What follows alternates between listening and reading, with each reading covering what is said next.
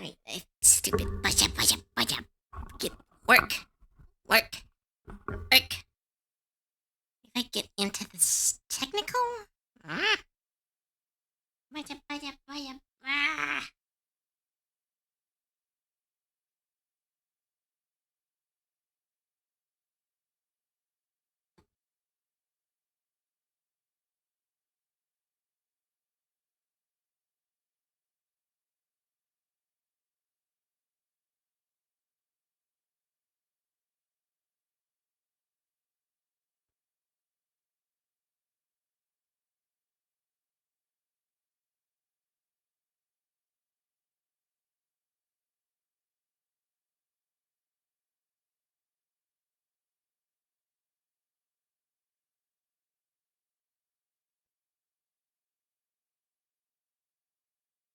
Right, right, right. It's working. Hi everyone. Is everything working? Hello? Hi. Oh, thank goodness. That was so weird. I had to restart stuff, but I didn't want to restart OBS, so I was doing a bunch of workarounds. But hi everyone. Smash Cove. Ah. Hey. Hi everyone. Welcome, welcome. Mr. Gnome, congratulations on first. I'm gonna say hi to some people. Hi, Genie Problem. Hi, Uzi. Hi, Randomer. McBow, thank you so much for the resub. 16 months. Oh my goodness. Thank you, thank you. Hi, Wolf Scarab. Hi, Dyslexic Rune. Hi, Quintus. Good to see you. Hi, Uzi. Hi, Meta. Hi, They Who Are Bear. Hi, Katana. Hi, Napalm. And hi, Germ. Welcome, welcome. So sorry that took so long to start. I was struggling.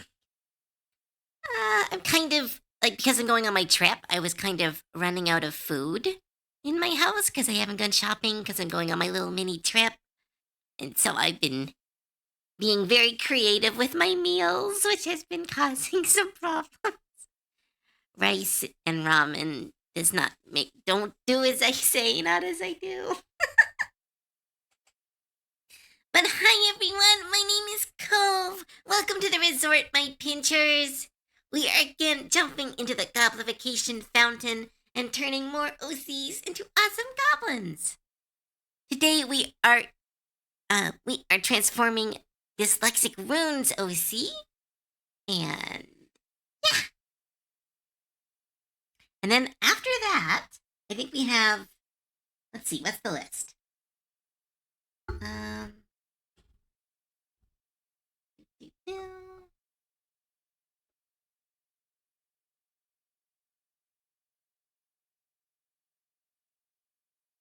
After Dyslexic Room, we only have 4 more left, which is either 1 month or 2 weeks, depending on how fast I get.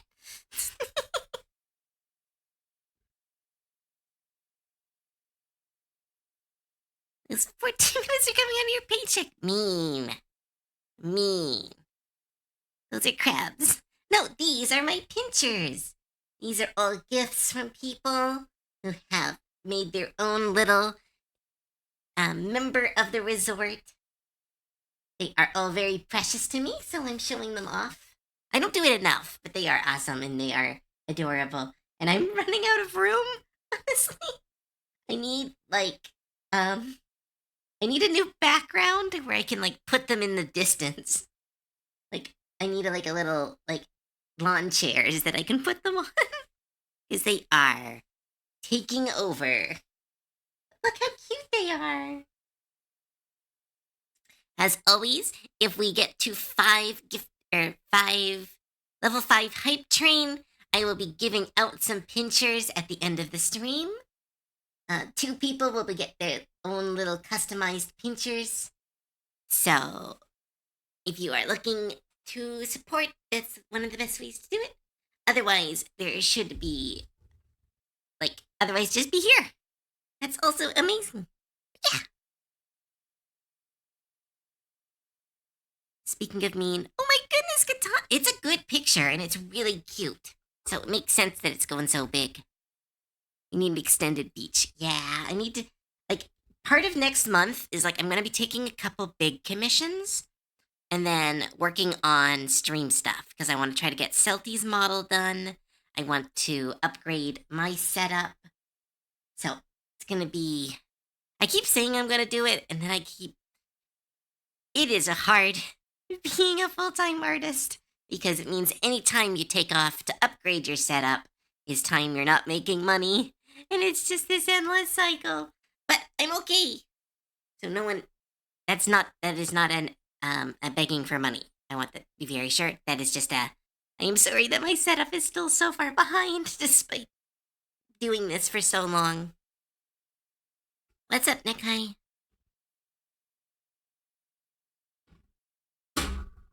Oh, what's that? Oh, regardless. Waiting to strike? Huh? Oh.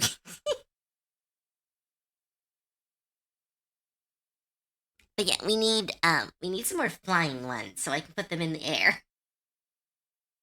We need some flying crabbies. But alright. But yeah, thanks everyone for coming. Let's jump into the art.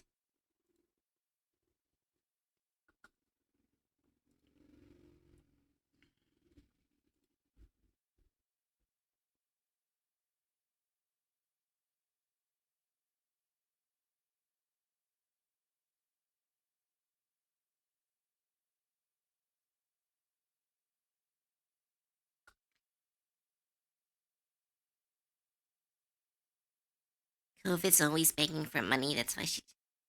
I just. Everybody's so mean. I just thought it was cute. Why can't I just dress the way I want? Hey, regardless. Have. Would make a cloud picture. Ooh, that would be good. Oh, I'm sorry, Nekai. Let's see what you were doing.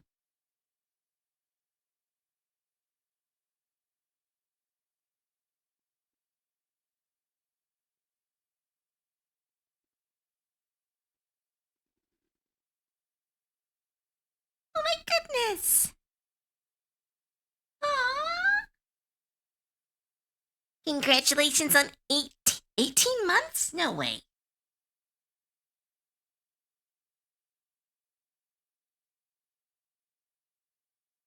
Have I been doing this for 18 months?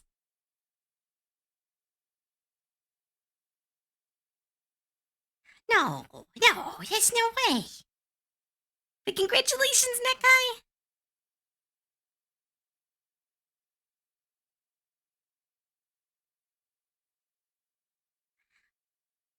Well, thank you so much, Nekai. Everyone, thank Nekai for being a loyal mod and keeping all this running.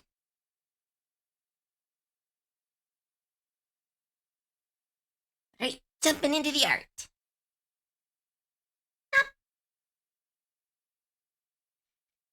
Alright, let's do some art. So, the character design we are working on, we got another noble character. At least it appears noble. Kind of gives me Ruby vibes, but I don't really know why. I think it's like the mix of kind of modern look and non modern.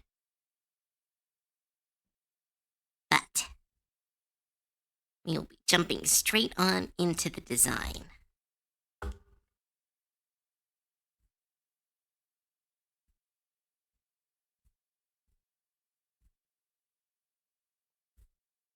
Get the arm all. Stretch out my arm. Hit this booby. No, Ruby! Right.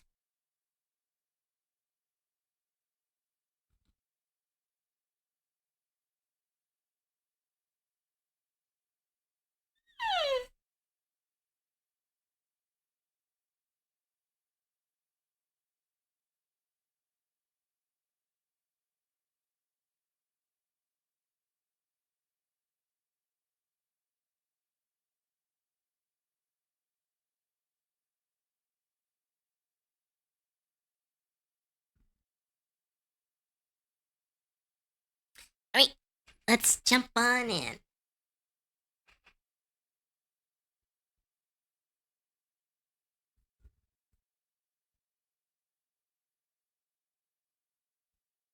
Hmm.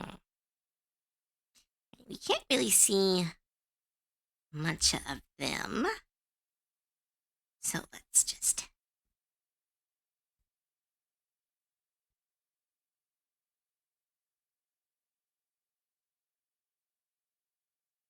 start really simple and we can adjust as we go.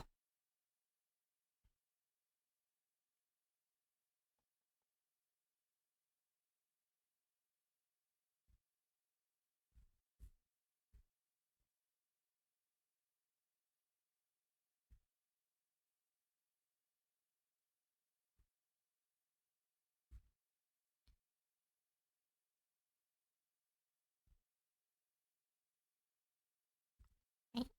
Got pretty small ears, so let's kind of emulate that a little bit.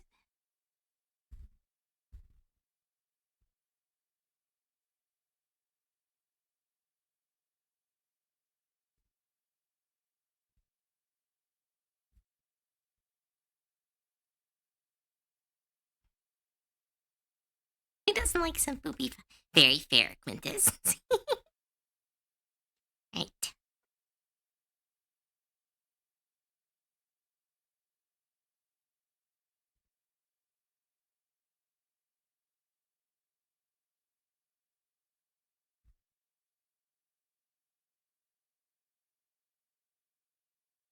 I don't know what kind of weapon is at their side. I think it's a sword? Yeah, it's definitely a sword of some kind. Hmm.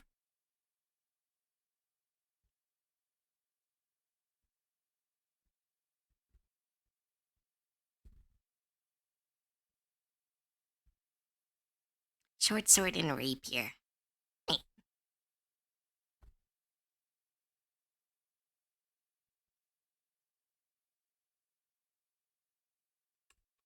Oh, erasers on the shading eraser. Here we go.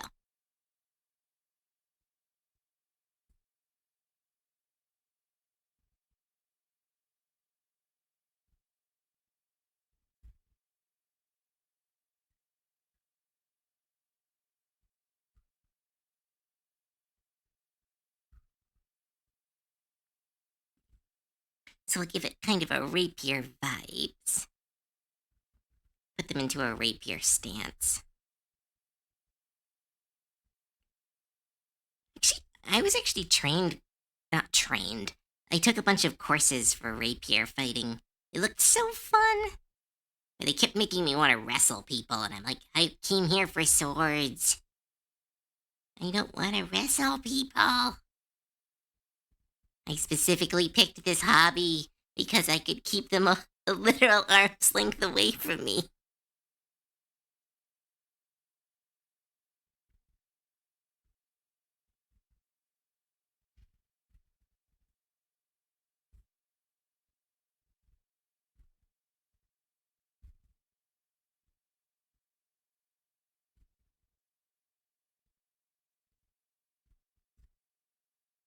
Cove's many quests on trying to be athletic have always led to similar like failures.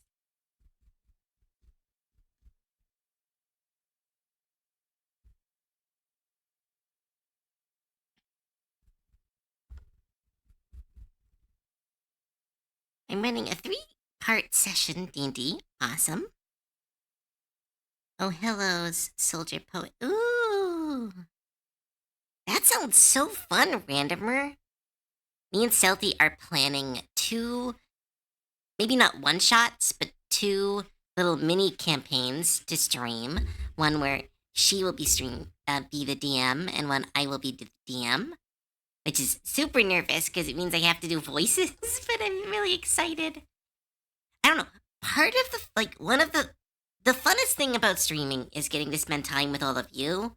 But the second funnest part is talking about my D&D world and having people genuinely be interested.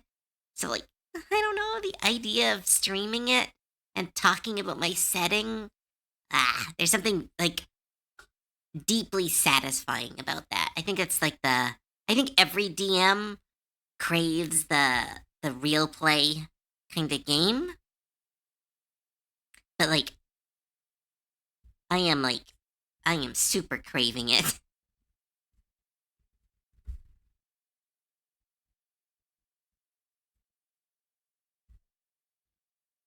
Give him. Now this stance turned out really good.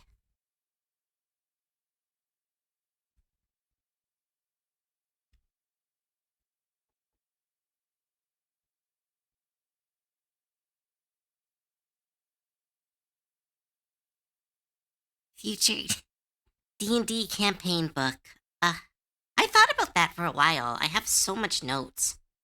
And like my current campaign is coming to an end, which means I could take all the notes and kind of build my setting, but it's like, oh, that's so much time. I'd have to like I have so many other projects because I've got my own tabletop game that's still in the works. The book is almost done. I just need to finish the DM section of the book, and then I'll be actually finished my my own TTRPG.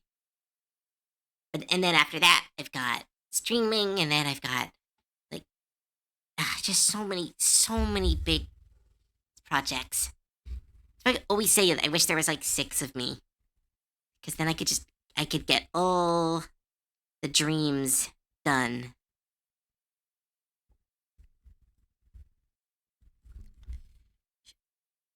What looks cooler, this pose, having the rapier up? I think I'll put it. Yeah, I'll keep the rapier up in guard.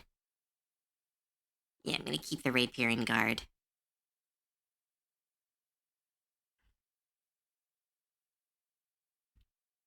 I would bully also. Yeah, but it's like, but then they could be doing work.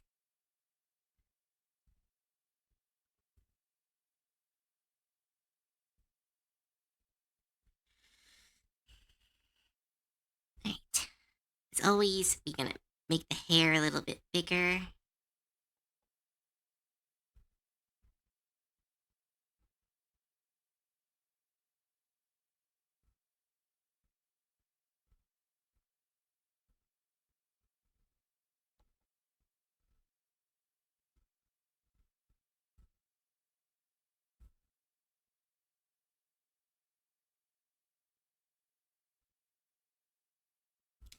Six skills would be so much chaos. Yeah, but they would get work done. Like, I have a TTRPG that is so close to being done. I just need to finish the document, and then I need to get it edited, and then I need to draw so much art to the point I'm thinking I might hire someone for the art. Which is like crazy because I'm an artist, but it's like it's just gonna take so much time.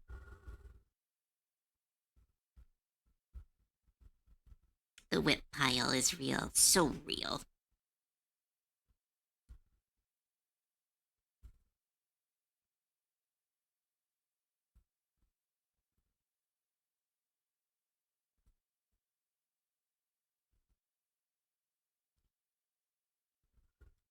Kind of going full like Alucard for some reason.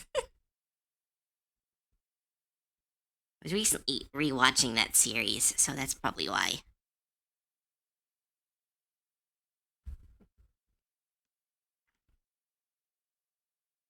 Oh my goodness, right, Katana? How did your first campaign or how your first session go?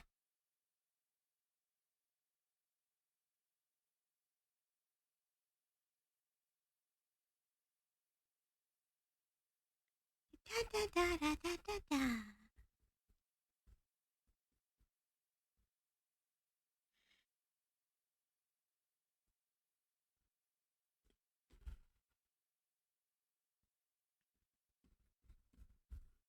Put the belt in. Very long sleeves. Do they only have one sleeve?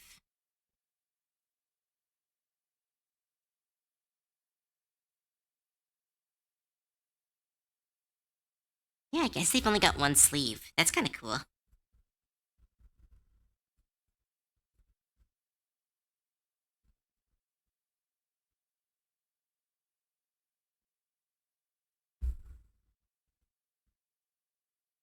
right. Let's jump right into the cleanup. Trying to go a little bit faster today. Not trying to do them, not trying to rush them. But, I really want to try to get this list done so I can take, 2 weeks off of this, do some fan art, and then jump back into some more goblins. Really well. I crushed it introducing Shane to the group. First roll was a nat 20. Nice! That's awesome, Katana! Congratulations. What fan art are you planning? I really want to draw something for Game Oververse. I want to draw something or I want to draw a proxy for Amazing Digital Circus. What was it? Oh, there was a card that I found that's really good for Amazing Digital Circus.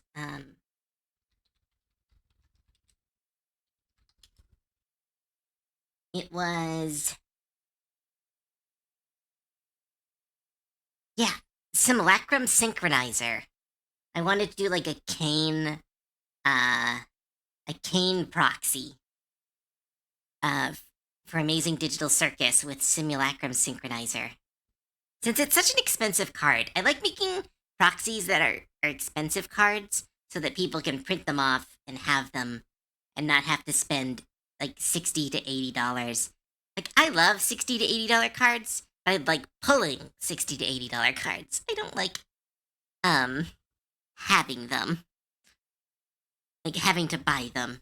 It always feels very antithetical to the game. But you can't have one without the other.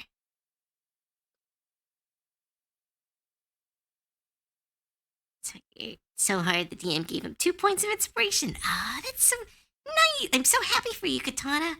It's so good when a first D&D game goes well. My first D&D game was a mess. I think I've told some stories about that, but it was, the DM was a bit of I would call them an elitist. They kind of did that thing where they were like, well, new D&D is not as good as original, traditional, first edition Dungeons and Dragons. And we were all like, yeah, sure, whatever. Just play the game. Play the game. And so there was a lot of insta-kills. There was a lot of, if you made a mistake, you were punished forever. There was, losing limbs. So that it kind of felt very, what's that starvation game? What's it? Madness and Starvation or something? Starvation and It was very dark. It wasn't very, yay, exciting. It wasn't very, yeah, no. I have a lot of stories about that DM. I've talked about some of them on stream, but he was a bit of an egomaniac. But he was an egomaniac who really didn't have anything to back up his ego. So he kind of obsessed about certain things. And if you were like, oh, I didn't really like this music, he'd be like, well, you're factually wrong for not liking this music. And here are my long list of reasons why this music is better than any music you enjoy. And you should enjoy it. And if you don't, you're stupid. And I was like, oh. I'm not exactly the strongest mind person. So he had a pretty large control over our friend group. Since a lot of us were very introverted and they were very extroverted. So it was very much what they said was right, and we all just went, okay, yeah, sure. Because, well, we're all very introvert, and so when an extrovert talks, introverts listen. Oop, hydrate. Thanks, Game Lycan. D&D is okay, so much fun as you make it fun. Yes, very true. But, yeah, this DM, though, he didn't make D&D fun. When we finished, the campaign, we finished. We were done. And he ended it with, oh yeah, you betrayed a god, so she hates you and is going to curse your bloodline. Now let's end the game. It's what? So we're ending the game and I get a bad ending? Yeah, pretty much. I'm like, oh, okay. Like that kind of shit. Like he would do that a lot, where it's like if you gave him control at any time, he would always pick like the worst options. Like I went away for a week and I came back and he's like, "Oh, I'm sorry, you're not in the campaign anymore." I was like, "Oh, why am I not in the campaign?" And they were like, "Yeah, your character. It felt right that your character would go home after all the trauma, so your character's gone now." I'm like, "Oh, okay." Like shit like that. Like he was a very oh hi Kumori, welcome welcome.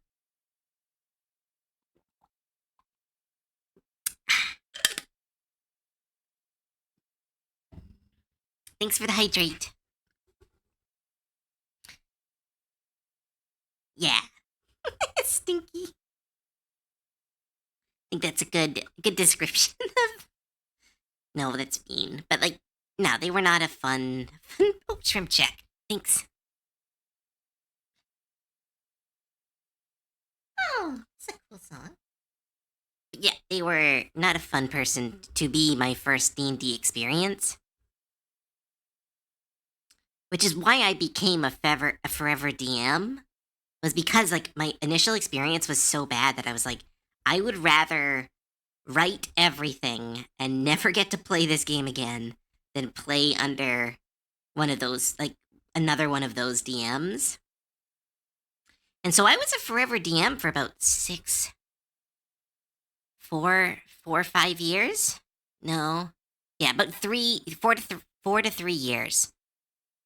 I got so lucky though with my new group because my new group offered to DM multiple games. I've gotten to play 2 characters, which is something like I never thought I would get to do after everything. So got so lucky. D&D is really one of those things where your group matters so much.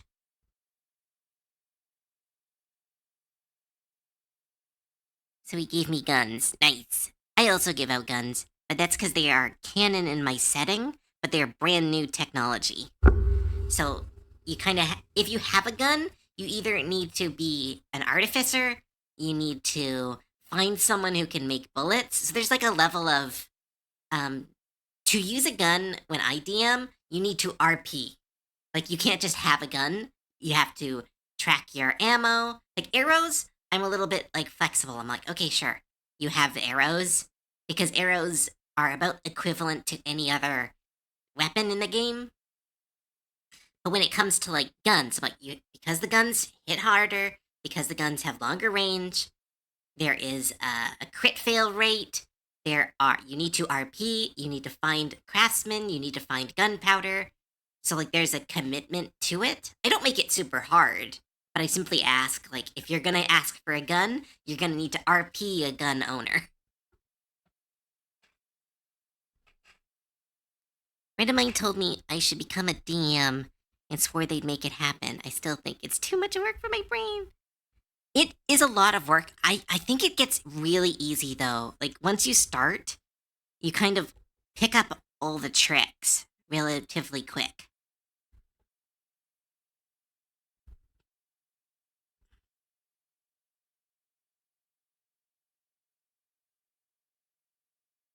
I kind of want to give them really small ears. I've been drawing goblins with like really small ears recently, and they've been really cute. Like little stubby ears.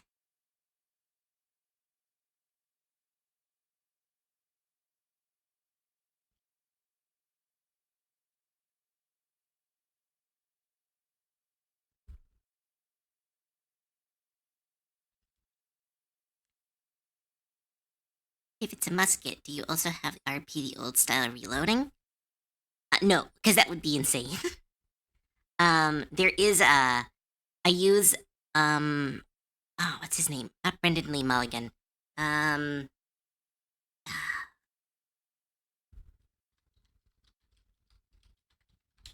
Um.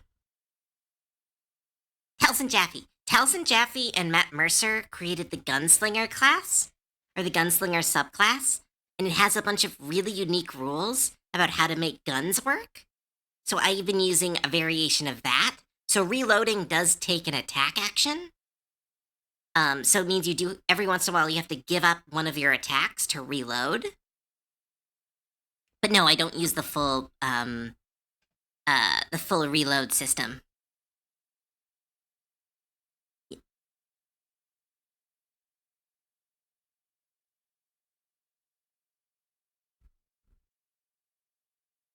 Yeah, Percival. Yeah, I use the Percival model for my gunslingers. I also like Percival is a huge inspiration for my settings artificers and like how technology works. It's why I like keeping guns as new technology because I really liked how they handled Percy and like the introduction of guns to this fantasy setting. So I did borrow, I will say, my setting heavily borrows from specific sources. And I think it borrows the most from the series Unexpectables and Critical Role, as well as Adventure Zone, where these like three things were like, I love the comedy of Adventure Zone, I love the deep world building of the Unexpectables, and like that cool middle ground that is Critical Role. And I kind of mix those three together, as well as every single anime I've ever watched, every single fantasy novel I've ever watched or read. Hi, Silver Sweets! Welcome to the stream! Gunslingers that throw revolvers like boomerangs. As I always multi-class as a ranger and artificer, either for infant ammo or you go armor for infiltrator armor, because infinite lightning launcher. Ooh, yeah. We had someone in one of our campaigns do that combo, and it's so strong. The lightning launcher is such a fun build.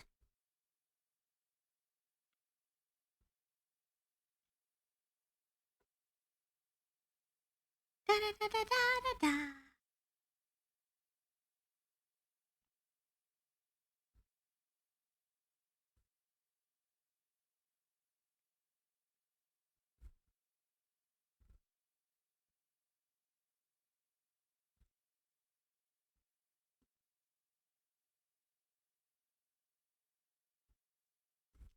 Look at their little ears.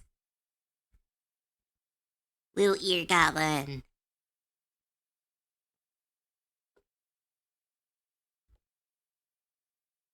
Their hair kind of reminds me of like, I think his name was Garth.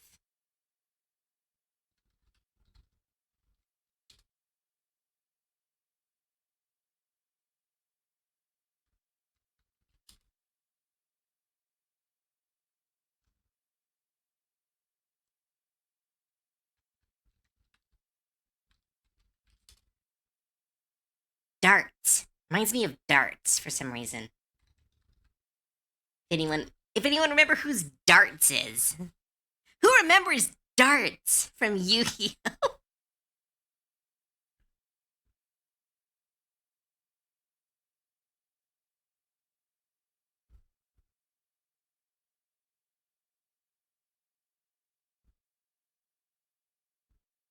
Fucking nobody. I play the seal of Oricapopopatawa. The seal of Oriel Malabacamamos. You sing duel or do? We will find Yugi Moto and we will do him. Sorry? We will do him.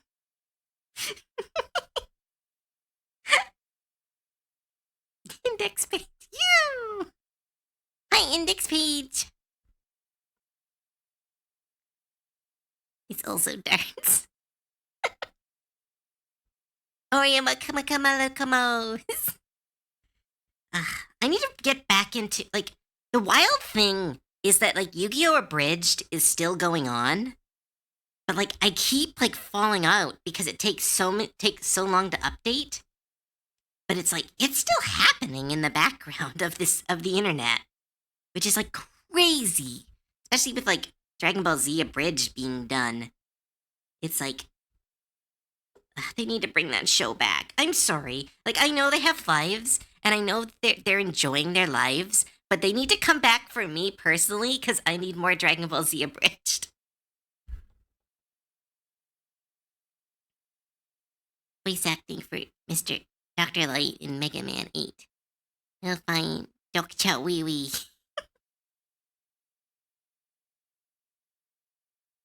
Yu-Gi-Oh! Bridge changed how I pronounce draw. Dwa, Monstocado.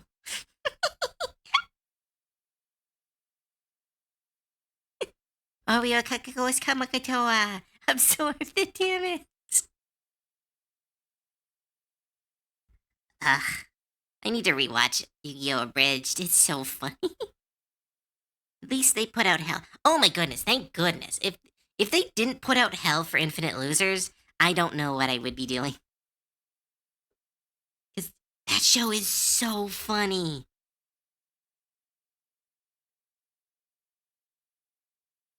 Someone at Dragon Ball Z needs to talk to them because like some of their concepts that they put forward are so good that I'm like, how is this not already like a canon event?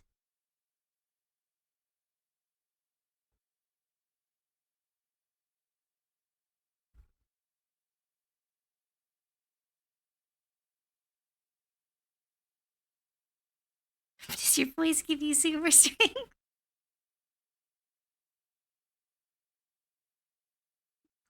Playing Berserker Soul against Weevil. All right, yeah, I remember that one. Monstacado. Monstacado.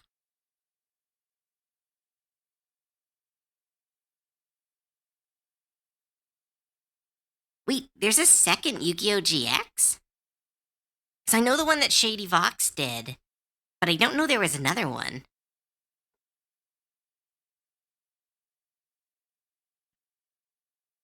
The death battle between Cell and Metal Sonic. Holy yeah, we'll just take a moment and pause here.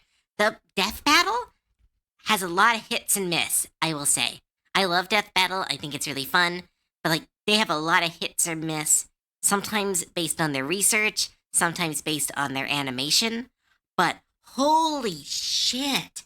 The Cell versus Metal Sonic was like the one of the hands down the best anime. Like people keep talking, some people mentioned like the Goku versus Superman fight had nothing on the Cell versus Metal Sonic. That animation was beyond amazing. They literally need to hire the person that did those videos permanently. Like that just needs to be who they go to because like after that they released the whole Gru versus Megamind fight. First off, very dumb. I disagree with the ending. But like it was bad. Like nothing against the animators. I know that they're working on a shoestring budget, but it was like comparing the two was like really rough. I'm like, oh, like you showed me the best you could do, and it's like, ugh.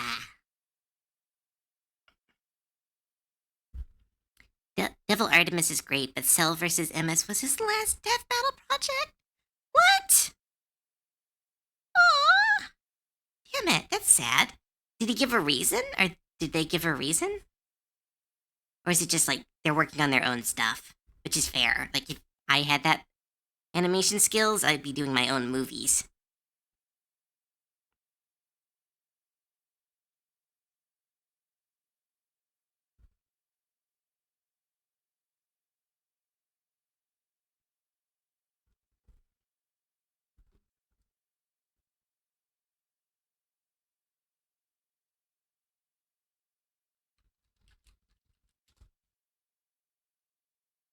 Weekly Cell. Oh, it's the same person that does the Cell and Kermit?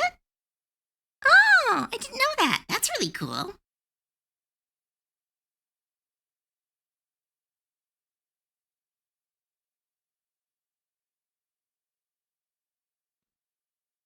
That explains it. Those are really well animated. The one with Ben 10? Oh, wait, Ben 10 versus Kyle Rayner, was it?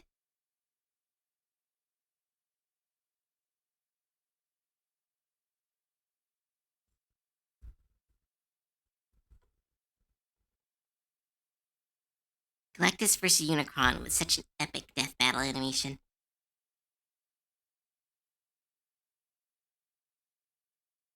I don't know. The research they gave was pretty. Like, here's the thing. You really can't win against DC. Like, DC has so many writers and so many canons and so many different universes. Like, I like Ben 10. I'm maybe not the biggest fan of them, but like, I don't think they could have won against any of the Green Lanterns. Especially because weren't they? No, they were against Hal Jordan. Actually, maybe they could have beaten Hal Jordan.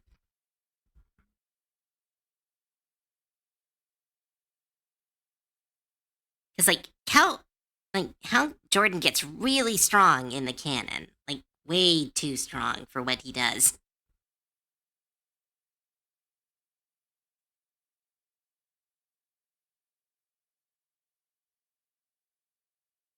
Had a failsafe too. It should have saved Ben. Oh, I don't know about that stuff, but like, you can't. I think for Death Battle, you can't say that a character can't lose.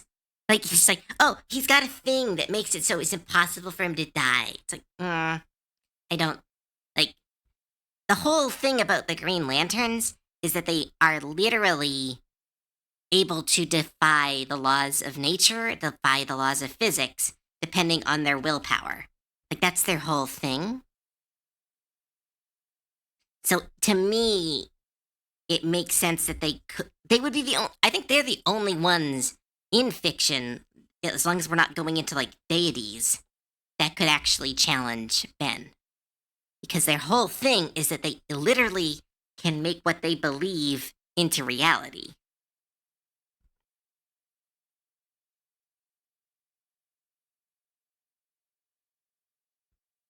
They didn't use Ben's stuff, like saying all of that of Green Lantern and not using it. I don't know. Sorry, I don't know anything about Green Lantern.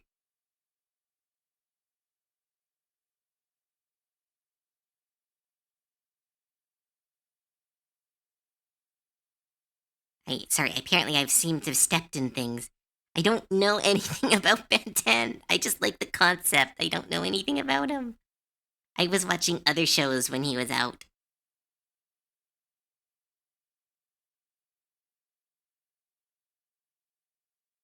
I'm just saying DC is crazy. I'm not saying that Ben couldn't win. I'm just saying DC as a content is insane. Like, they have characters casually pushing around suns. They have characters casually picking up the concept of infinity. Like, it's like, okay, yes, I understand that. What? Yes, I know, but like, that's okay. Sure, whatever. I'm not gonna argue. I do not care. You know who could beat Ben? Probably a lot of characters. But who? Who do you think? 'Cause I mean, like, Superman would be an easy win. Not an easy win because he could copy kryptonite or copy. Because right, any alien would lose against Ben. So you'd have to be some magic users. Magic users would. Oh no, but he can copy magic too. Wow, he is really strong. Arguing about death battle results is dumb. That is very true. That is very true. I am falling into the trap of anyone who enjoys death battle, which is arguing about it. I said, you could beat Ben? No. Level 2 Goblin. Can't do shit.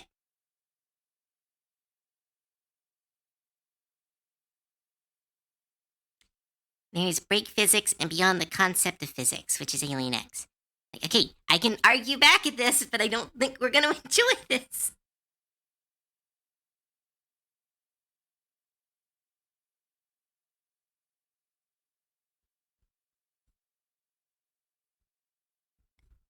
Nikai, you do know that the animations are not an accurate representation of the fights in Death Battle, right? Like, the animations are just fun. Like, they just make those for fun, and then they try to cover all their points, but they don't need to. The death battle is not a representation of the thing. It's just well, we've figured out who would win according to our discussion, and so here is a possible fight. It's not like they use that fight as the example of who would win.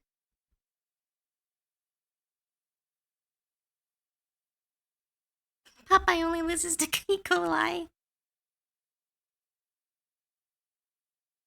Ooh, Popeye versus Saitama was really fun. That one was really fun.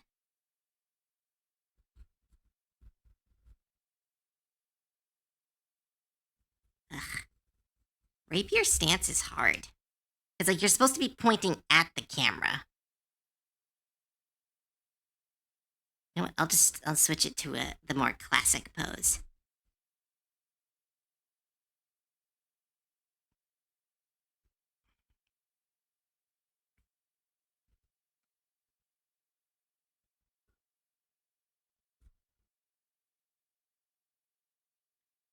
All the battles they did years later, Ben versus Green Lantern is still the most controversial.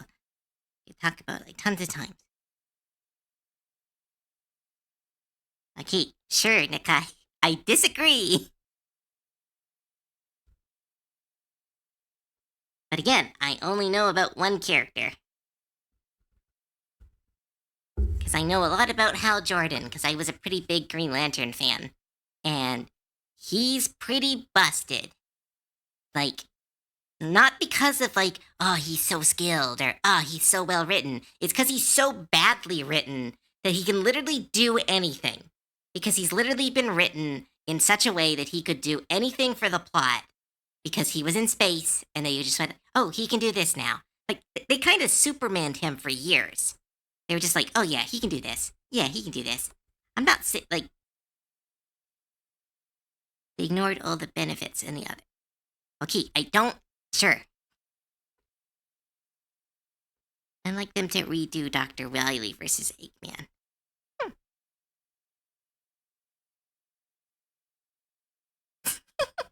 Kratos versus Asura was more infuriating.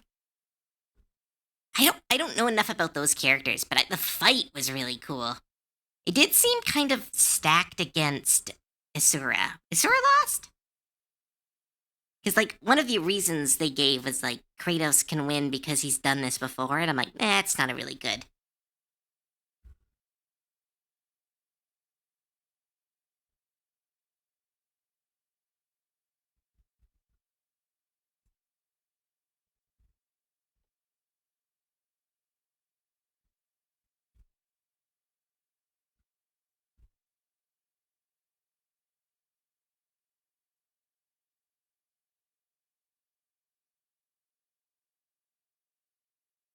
Right? Sure, Nick, yes, sure. Like, I don't know what you want from me, Nick.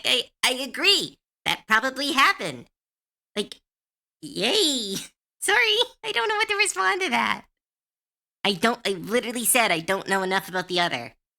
All I'm saying is, like, seemed fine to me.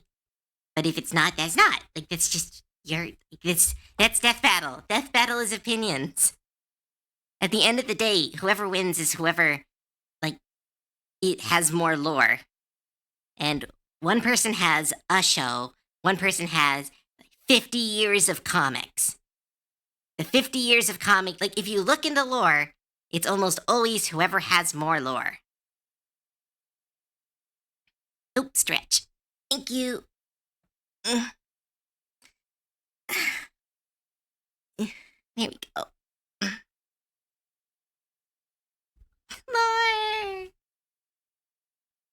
Series beyond ridiculous. If you want to watch peak fiction, watch cutscenes of Azura's Wrath. I've seen some of them. I really like the animation in them is so cool. It reminds me of like Trigger. I wonder if Trigger was kind of inspired by those games.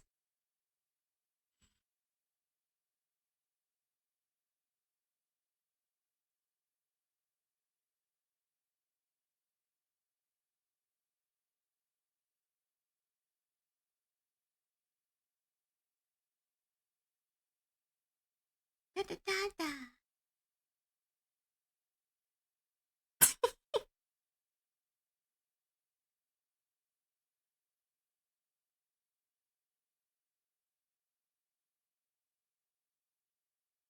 wow, long post. I have a complicated opinion about guns in medieval setting. Alright, I might have to skim this, McBow. Sorry.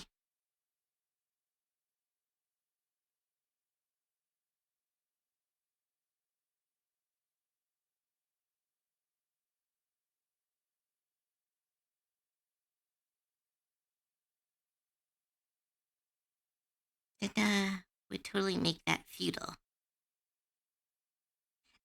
I disagree, McBow. I think that's a very good opinion, but like you're comparing guns in our world to the guns in a fantasy world. That's just not the case? Because like let's say you've got a gun and you shoot like a troll. It's still not going to work. You shoot a wizard, the wizard blocks it with a shield. Like they can still cast shield. A wizard shoots a gun like a warrior can shoot like 3 times. A wizard casts shield and blocks all of them. Like it's not a guns aren't this like wizards like people dodge lightning in the D&D world. Like there's literally lightning bolt is a spell and you can roll to dodge lightning. Like it's a very different world. So guns in my setting, like one of the names for guns is like wizard slayers.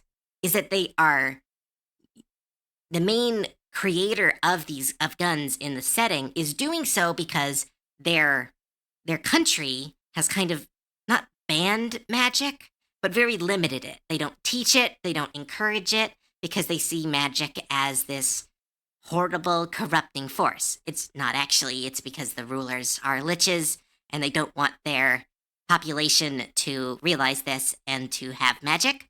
But like, they made guns so that peasants can shoot a wizard. And it wouldn't be just like one peasant. They need like 100 peasants all shooting at a wizard. And hopefully one of them gets through. Because like, it's just a way to train people to fight a more powerful force. But like, guns is just another weapon. Like, there are swords in Magic in Dungeons and Dragons that can cut people's heads off instantly. And those just exist. They're called Vorpal swords. They can be made. They're very powerful and very expensive, but they are something that exists in like the Dungeons and Dragons canon. So like guns to me in a fantasy setting doesn't change the dynamic. Because if you can dodge lightning, you can dodge a gun. It just adds another weapon and another weapon. Yeah, it just adds another weapon to the arsenal and allows a player to live out a fantasy. Because a lot of people want to have a character with guns. And so you can be a stickler and go, there are no guns in my setting. Or you can be creative and try to find a way that they can be happy. One gun, even peasant versus one wizard is fine. But the cost of a level 20 mage is the same as 500 guns having peasants. Yeah. And that's the problem with wizards. Is that because wizards are solitary, these gun-toting peasants can fight them. That said, a level 20 wizard will win. Because as soon as the level 20 wizard sees all the peasants, they cast Prismatic Wall over the firing line and instantly kill them all. Or they cast Meteorite, which they cannot dodge because they're peasants. Or they cast Arcane Visual Eye, which completely changes the environment so that the people can't see them. Or they simply cast, like, there's a barrier. I can't remember the name of the barrier spell, but it literally makes you immune to damage. I think it's called the Orb of Immortality. The Sphere of, not immortality, intangibility?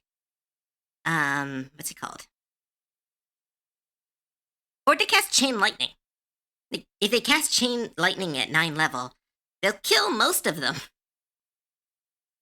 Oh yeah, also they can cast Wish. Like, no, like, guns are a crutch in my setting, and I think they would be in most others, because, like, once a wizard gets to level 20, they become a natural disaster.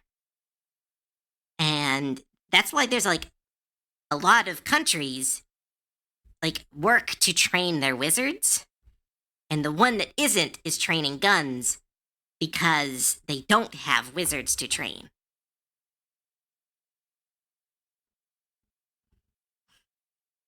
I feel like casting Wish and making all the guns misfire would do the trick. Yeah, I don't even know if that would, that wouldn't even cause a problem with the Wish. Also, you could just cast Invisibility, then cast Crown of Madness, and let them start murdering each other. Aw, thanks, David Dino. Man, we should ban wizards. Yeah, wizards are broken.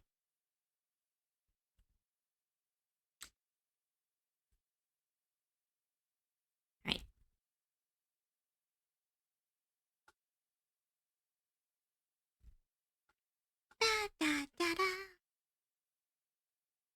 What's the bad example? How about 500 guns having peasants versus one level 20 fighter rogue? Alright, let's do this math. Alright, let's say each gun does 2d8 damage. That is...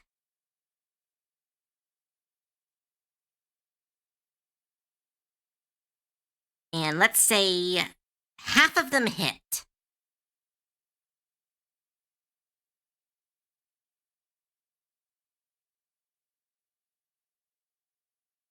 So that's potential 2,000 damage. That said, that is assuming half of them hit.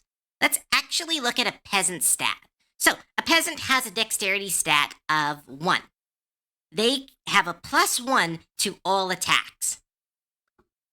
We're talking about a level 20, let's say, fighter to start. Level 20 fighter, you're dealing with an AC of at least 23. At least, if they're a good fighter. So that means every peasant would need to roll a critical success to win, which means the likelihood of any of them actually hitting and breaking the armor of the fighter is, well, 1 in 20 per each one. I don't know the probability of that. If someone wants to look it up, that'd be very fun.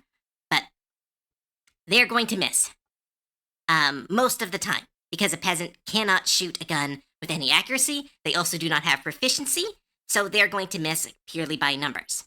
Rogue, they're going to miss even more. Rogues have a lot of abilities to give things disadvantage when they attack. So it means even if they roll a 20, they're going to miss because they have to roll again, which means they have to get 2 20s to hit a rogue, which is they're not going to miss. They're going to miss every single time. So the rogue is going to completely dodge all of that. A paladin?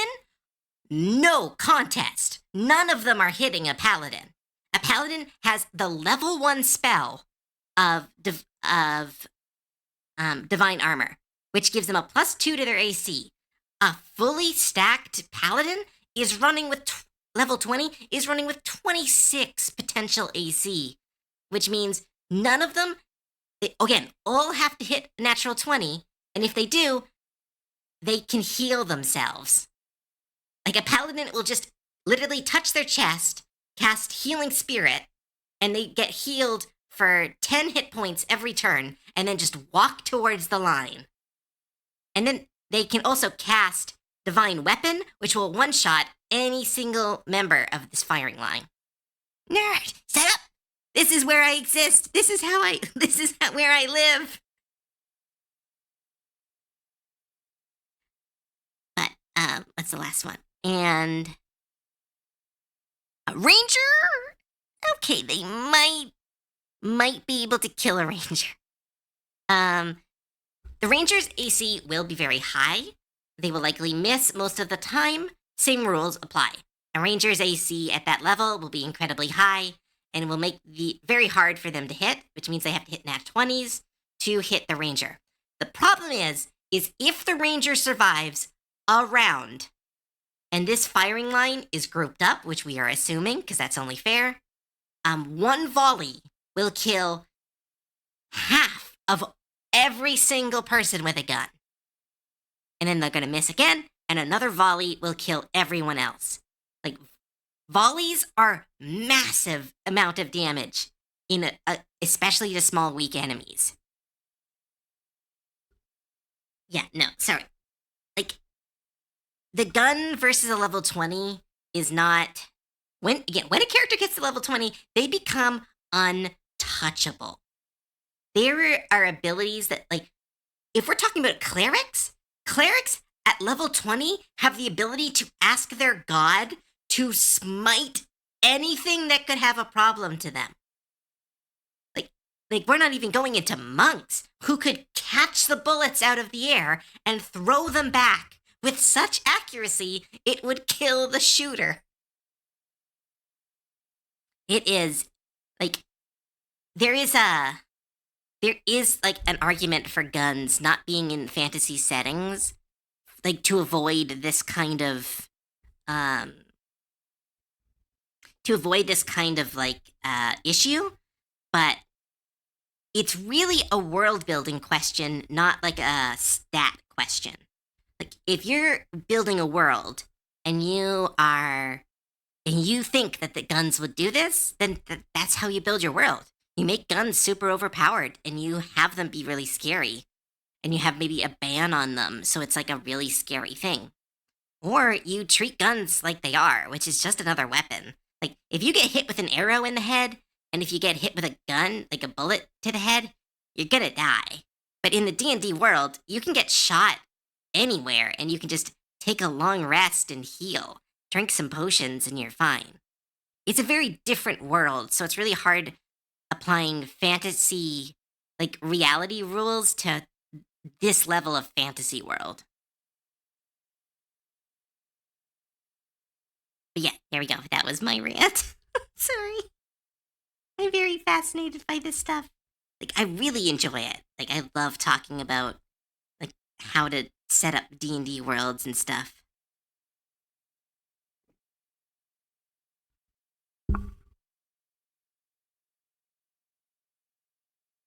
That was great. Yeah, that's what happens when you ask a forever DM a question. Our brains are filled with this, especially since my sisters keep wanting guns.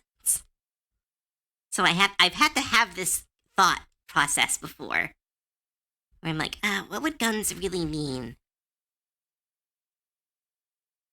Only crits hit. 1 in 20. Do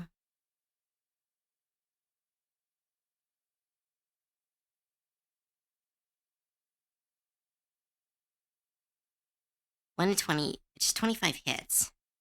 That's, I don't think, well, okay, we're dealing with pure probability here. Also, guns don't do 4d8 damage.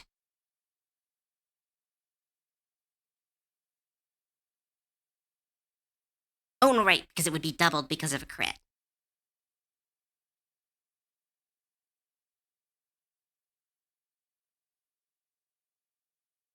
Hmm. That is interesting numbers, but I don't think that would work. So let's see. First off, you're assuming a lot because of the probability, but that's fair. The damage would be quite high. Oh, I wasn't considering the damage height. That's very interesting.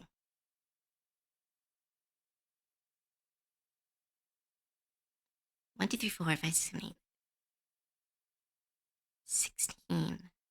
Hmm.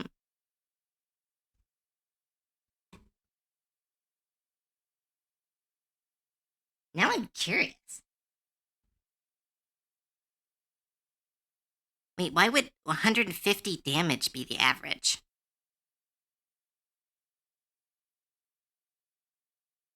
Regardless.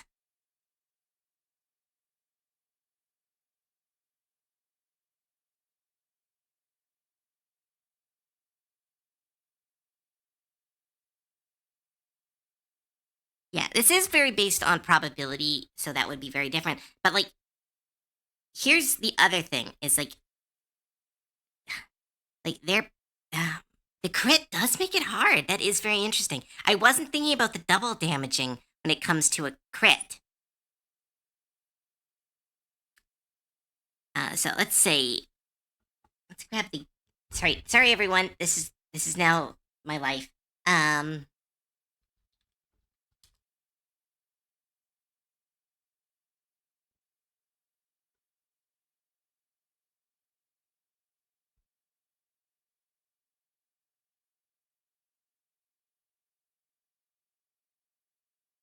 right, so if we're using rules by written and we miss out on the crit chance, because here's the other thing that you're not considering, which I think is very interesting, is the amount of, if we're thinking about how many nat 20s happen, and let's say that means there would be 25 nat 20s. There is also 25 nat failures, which, depending on the DM, could completely cripple this group. We're talking guns exploding. We're talking about accidental friendly fire. A large group of these people will get shot. And as well as, again, you're not thinking about spells. There is literally spells in the game that prevents critical hits. There is armor that prevents critical hits, as well as there is simply spells, especially for a level 20, that could just block all this damage. Like, there is literally the spell Prismatic Wall that would destroy the bullets before they even get to the wizard. There is the spells Intangible. If you're saying that all 500 of these peasants can sneak up on a level 20, that's insane. The level 20 will have prep time, because there is no way that, unless like another level 20 is helping these peasants, there is no way that they're not being detected by the level 20. You had to add special rules. Not special rules, I'm using the rules as written. There are 2 rules as written in D&D 5e. There is the official book rules, which are not really good. They are not usually used. And there is the Taliesin Jaffe rule set, which is more primarily used for firearms because it makes sense. It also has nat 1 failures. It has repair rate. It has a bullet cost ammunition, which is just more helpful than the actual rules as written for guns, which are more put in as a afterthought. They are not actually guns in the setting, at least that would be used. But yeah, sure, make it out. Like, this argument is kind of one of those ones that is very is not a factual argument. It is an opinion-based argument, because facts and opinion in this case is, well, you had to nerf the guns to make it work. I don't think adding a crit natural 1 failure to guns is changing the rules. That's just the DM. Every DM is going to be incredibly different. So this is not really one of those, oh, this is right, this is wrong. This is like, a DM could literally say, oh, well, they all shot you and you died, I guess. Clap, clap, clap. Sorry, campaign over. Or a good DM goes, okay, you know this ambush is coming. What are you going to do? And if you want to just say it's a fantasy world thing, then again, let's say they're sneaking up on, let's say, a wizard. 500 people sneaking up on a wizard. First off, the wizard is going to hear them. Just factually. At that level, you're going to hear them. And then you cast Meteor, centered on yourself, and then you Dimension Door out. The 500 people jump up to shoot you, you're already gone, and a meteor hits the spot. Like, if we're just talking, if they're standing in a field? Yeah, if we're just standing in a field and the wizard has to wave at them as they all get ready to shoot, then yes, the peasants are going to win. But, like, if we're actually doing, like, let's say they're raiding a mage tower.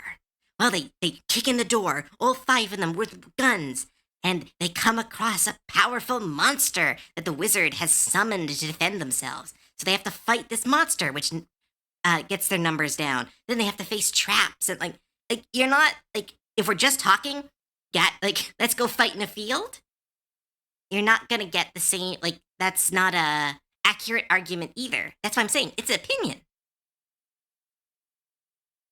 I mean, Nerf guns to how they work in IRL. I mean, yeah, everything's nerfed in a D&D world. You can get shot in a D&D world and take a nap, and you'll be better the next morning. It's a magical world. If we're talking about in fantasy versus D&D, that's very different. That's very different, because if we're talking fantasy, same things apply, but it completely depends on the game balance of that world. Like, if we're talking pure fantasy, like, let's say someone has a gun in, Lord of the Rings. They're going to do quite well. Lord of the Rings has a very difficult magical system. It's kind of a low magic setting, despite having a lot of high magic aspects. And like you're going to do quite well with a gun in that setting. In Game of Thrones, if you have a gun in Game of Thrones, you get to be the new king. You get to be the new king because their magic does not work. No wizard is going to come out and defend you in that world. If you have 500 peasants with guns, the North wins every single fight. But then, like, let's throw them into, like, that's a different high fantasy setting. Let's throw them into, trying to think, what's a good high fantasy setting? Oh, yeah, let's throw them in, like, let's throw them into, like, yeah, Warhammer? Oh, that doesn't work. Yeah, we throw them into Guild Wars. There's a good one. Or World of Warcraft. Oh, yeah, you throw guns, like 500 peasants and guns into World of Warcraft, they're not surviving the day. Heroes fight that on a regular basis. You throw 500 into Guild Wars, zombies, monsters, you're gonna summon, like, swarms against these. It's 100% dependent on the world. So if you're saying, oh, they're nerfing guns, everything's nerfed in a fantasy setting. People dodge lightning in a fantasy setting. That doesn't happen in the real world. It's not like, and if you say, okay, let's say 100% reality. Let's take a fantasy world and 100% reality it. Like 100% hands on the ground. Everything in our world applies the same in a fantasy world, but they have magic. It means that every fight ends instantly. It's whoever shoots first, forever. Every wizard with lightning only needs to point and shoot, and then they win. And it's just about who gets that first attack off. And that's the fantasy world. And you could write a fantasy world like that, and some people might enjoy it, but it's just like this is the problem of the whole, this kind of 500 peasants with a gun can kill a wizard. And like, I'm also just realizing as I'm saying that, if you have enough resources to hire 500 peasants, arm them with like high-tech weaponry, and then send them after a wizard, like it's not just going to be 500 peasants. It's going to be the noblemen. It's going to be whoever is arming them. Like, there's so much that goes into this argument. I don't even know if it's an argument. It's kind of more of a thought experiment. Point and shoot and then win. Because, like, let's say if we're putting it purely into a fantasy setting, and, like, let's take it out of D&D, then no damage is going to be done, because they're wearing fantasy magical armor that blocks damage. None of these guns are going to hit. The only reason they hit in D&D is because of Nat 20 rules. Like, there's so many layers to this that it's not just like a I cast die. But yeah, you can have your opinion. Like, you can have your opinion, Bao. It's 100% valid. And yes, you can say, yes, they're technically reskinned bows, but that's just game mechanics. Bows are reskinned guns in video games. It's all just reskinning.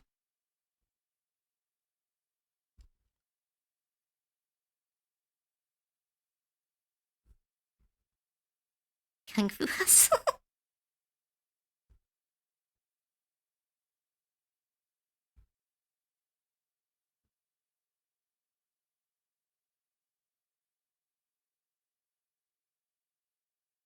Bow is just a dagger that can sit high from a distance. Yeah, exactly. A staff is just a reskinned sword.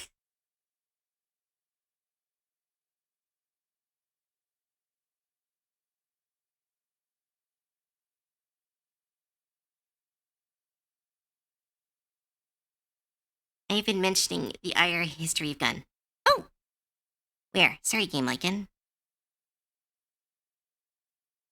Oh, right, yeah. Most armor can block bullets. That's also true.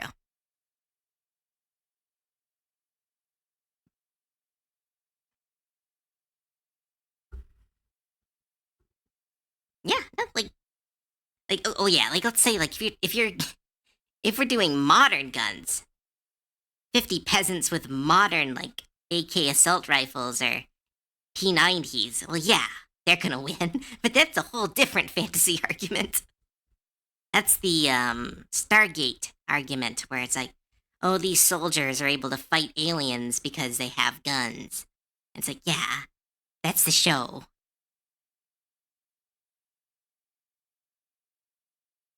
Gonna get popped through plate. Modern guns are level 20 guns. when a gun gets to level 20.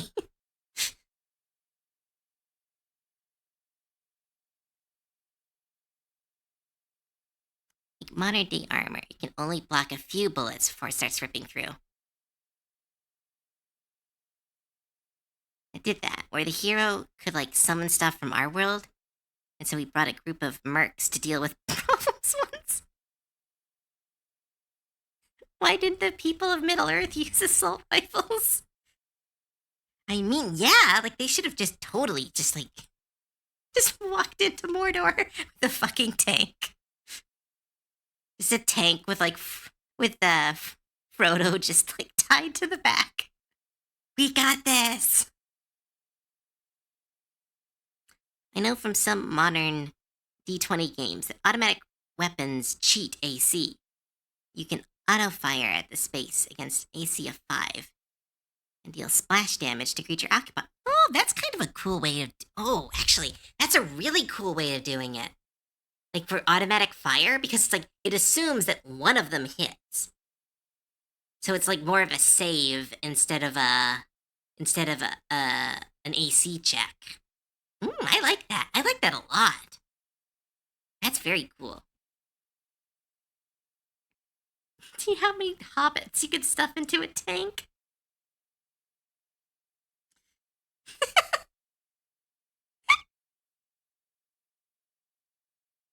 These are the kinds of what ifs my Tism loves to listen to. I love this stuff too. Like, I hope McBow, I hope you're not like offended. I know this conversation kind of went hard, but like, this is genuinely just fun. We're all just having fun here. Situation in a campaign I'm playing as a level 20 paladin. I got punched by a mining worker halfling with a mechanical arm. And I could not notice that he hit me with a higher bonus to attack than I would have had at level 20. More damage than the ones that going Nova.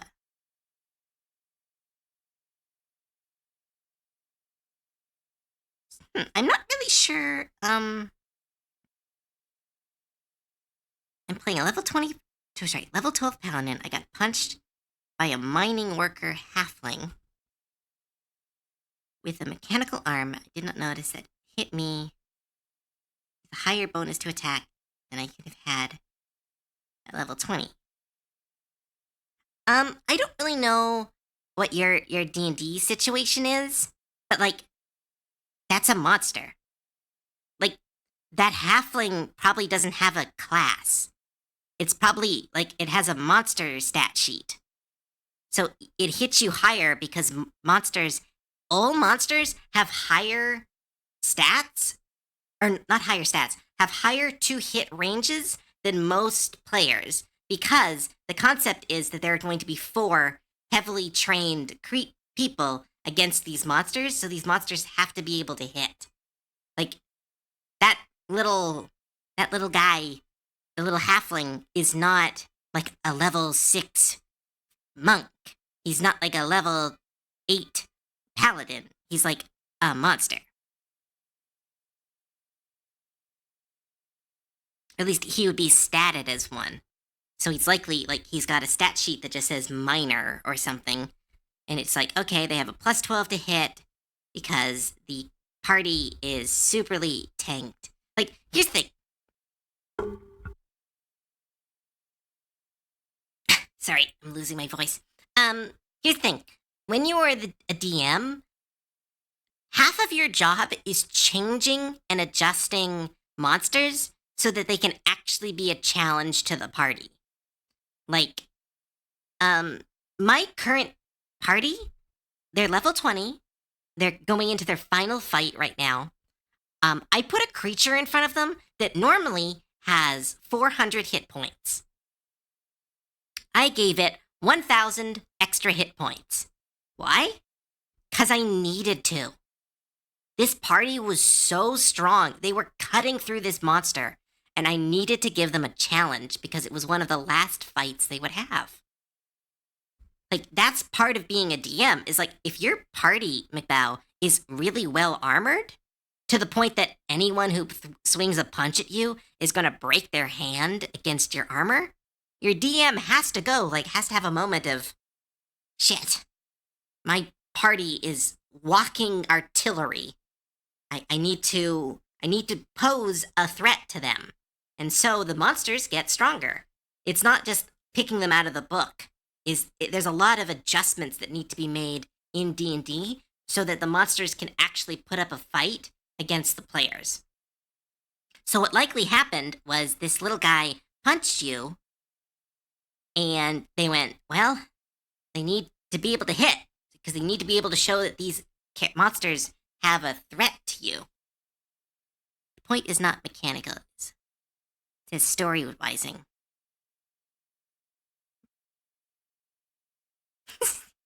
Thanks for the conga line, Kamori.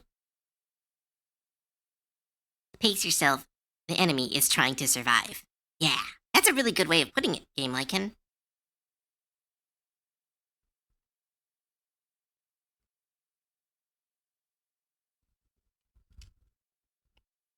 Why is this? I was so confident in this rapier pose, and then I talked, and now I'm looking at it, and I don't like it.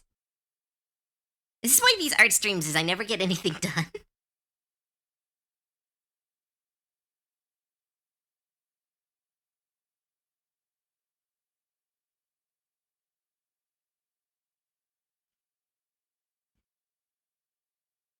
This is why I started using 0.5 for character stats. Ones I am making for one-shots. Some of the roller stats are way too broken. Oh, no, my characters are broken for other reasons. Cove likes making magical items. Cove sometimes doesn't think about the balancing of these items. Cove then is too nice to take away these items from my players.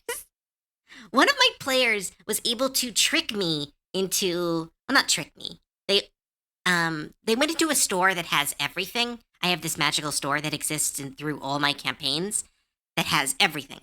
It's kind of like a end game kind of get yourself fully armored kind of thing. And so they went in there and were like, how much is a belt of cloud giant strength? And I was like, okay, that's like one of the strongest items in the game. It's let's say 500. I gave them an amount of money that I knew they didn't have. So it's like, oh yeah, it's 500,000 gold. It's like, oh, this rare item. And they pulled out a 50% off coupon that I had given them as a Christmas gift 2 years ago. And they were like, oh, okay, then I'll buy it for 50% off. And I was like, no. And like, they own it now. They have a strength of 29. They fight, they murderize everything in front of them. And it's like, that's being a kind of the vibey, chill DM I am, is instead of saying no, I'm going, okay, yes, and. So I gave them the belt, but monsters universally got a little bit stronger that day. But it was very much, like, that's why my players are overpowered, is because I keep going, like, I really like making magic items. I like them finding really cool treasures after they beat a big monster. I asked my DM to give Shane did they give you a ring of dimension door? That would be so fun.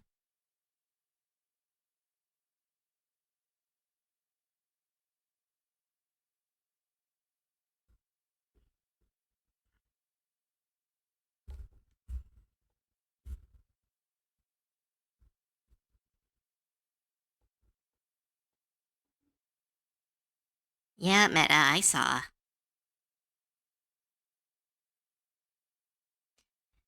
Nakai is a good girl, and I like when she's hyper-focuses. There. buff enemies, but the choice of which type of creature to buff is important. Buffing a dragon or a giant is fine.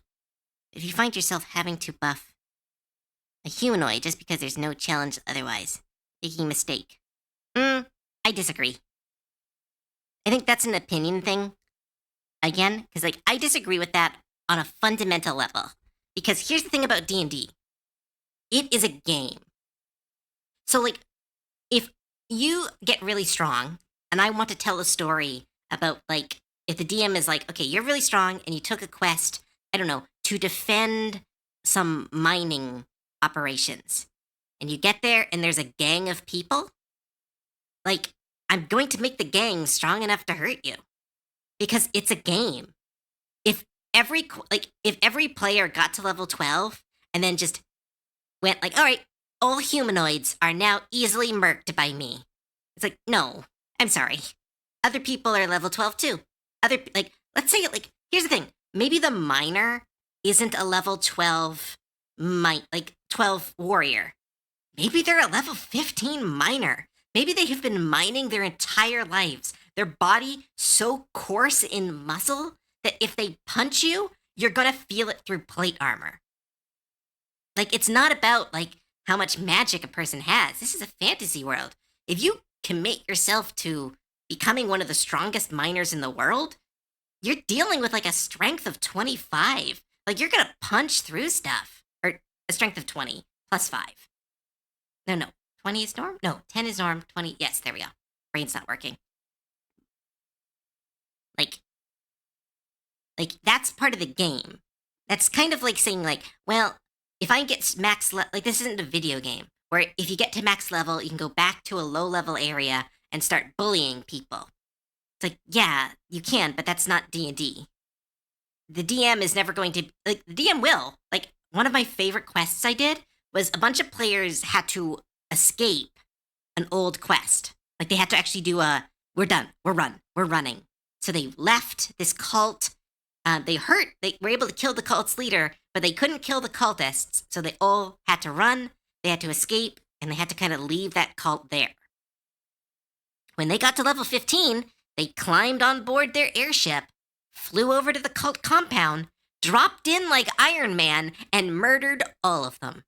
And yeah, I made the cultists a little bit stronger, but I knew what they were there for. Like, they're there to have fun. They're there for vengeance. I'm not going to buff them to the point. I did give them a new boss that gave them a challenge, but, like, it's very dependent on your DM. So, like, if those miners are supposed to be a threat, they're gonna be a threat, regardless of your level. Ooh! Hi, Cat Mage! Welcome to the stream! Thanks for your first time chat.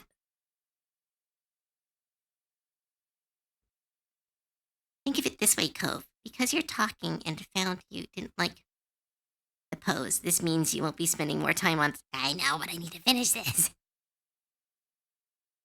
Why not give them a curb stomp, especially if it's an opponent that caused trouble for the team, level 3? Oh no, like, it was a curb stomp. Like, when they dropped in like Iron Man and killed everyone. I then gave them a fun boss to fight, but they killed all the cultists. I didn't, like, make the cultists a challenge. I made the boss a challenge because it's fun. It's a fun game. This is why you're playing Dungeons & Dragons. If you want to play Dungeons & Dragons for a pure curb stomp, that's something to talk to your DM about. Like, if you want to play Overlord, like an Overlord-esque campaign where you're a bunch of level 20s murdering everyone, that's something to talk to your DM about. I'm not really a DM who does, oh yeah, you can murder all these people if you want. Like, I'm very much a DM that goes, if you want to do this, there's going to be an adventure. Like, I don't do easy tasks. Like, if a player is like, I want to build a sword, I'm like, okay, well, you can build a sword the easy way, or you can go on this epic adventure, find the components you need, and craft it at a mystical forge. Or, you could just, buy a sword. Like, I like to make everything an adventure. That's why it's very going to be dependent on your DM. Like ODST. Oh, hydrate, thank you. I like that this has become a talking stream. Fire Alert Ozu! Oh, Fire Lord Zuko. I read that wrong. I read it as Fire Lord's Zuko. Fire Lord Zuko. Thank you so much for the follow. Welcome to the stream. Excuse me. Yeah, I read it's like Fire Lords. Lords. But hi, Fire Lord Zuko. My name is Cove. I'm bad with words.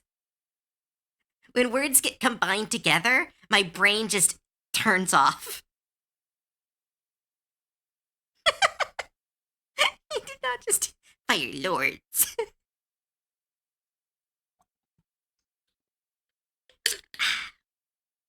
Thanks for the hydrate.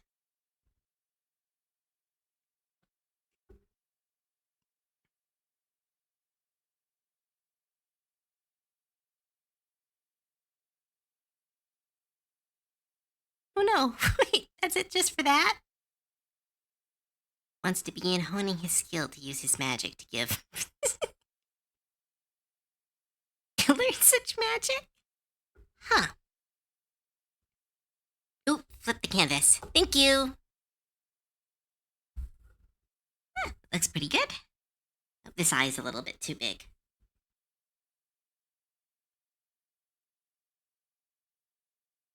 There we go. Thank you. Right.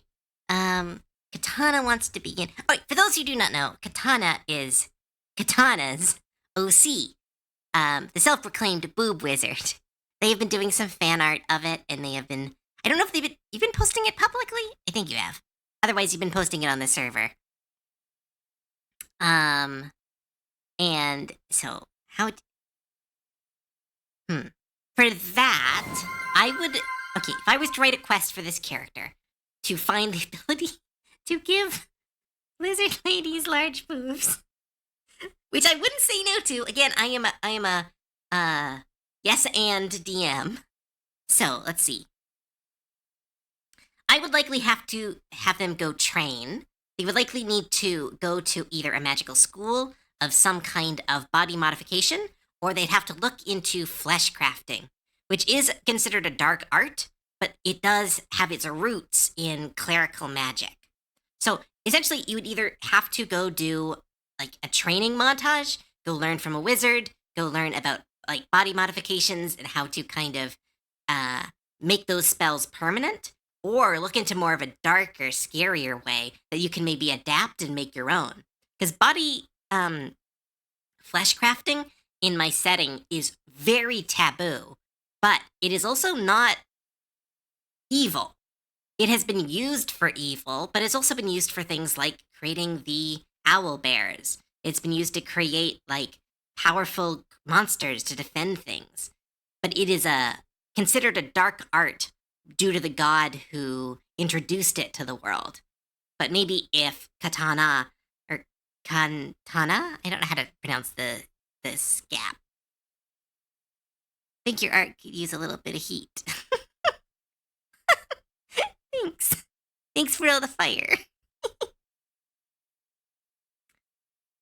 But yeah, like would be the two quests I would put them on. Flesh crafting is such a cursed sentence. We're gonna go to school for this. Yeah, like learning how to create permanent spells and learning about like the change shape and polymorph and like I think it's abjuration school of magic. I mean burn it. I mean, no, I'm not gonna burn it. This is for somebody. Let's see. Yeah.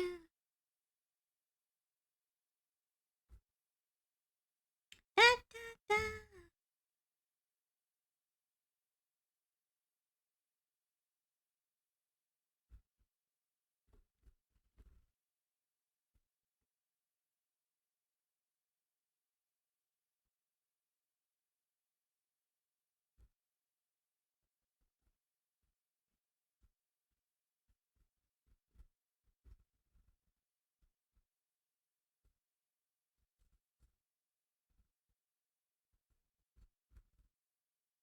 Ooh, that's cool. I like that.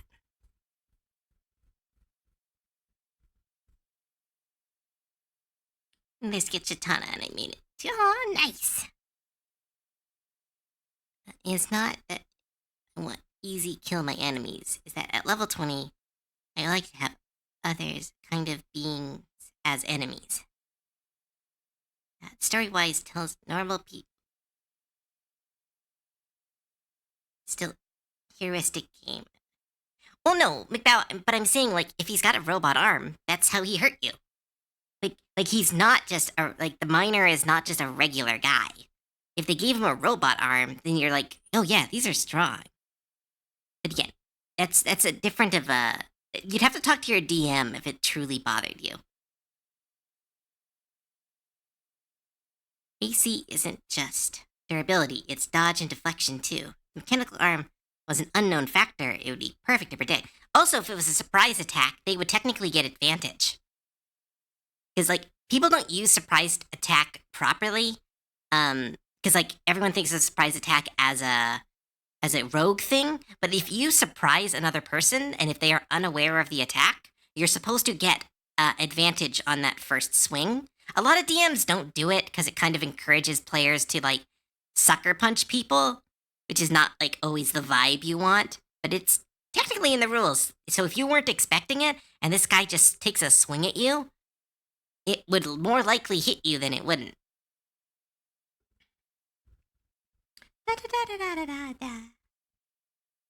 Ooh, Heat Mage, thank you so much for the follow. Welcome to the stream. I already saw some comments from you, but I like saying welcome when people follow.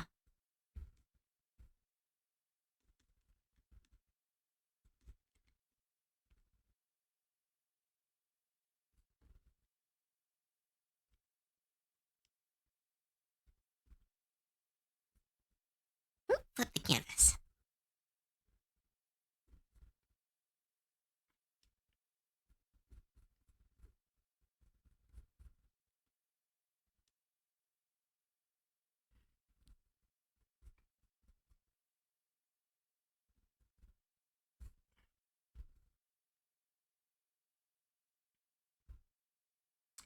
Hey, King Heart.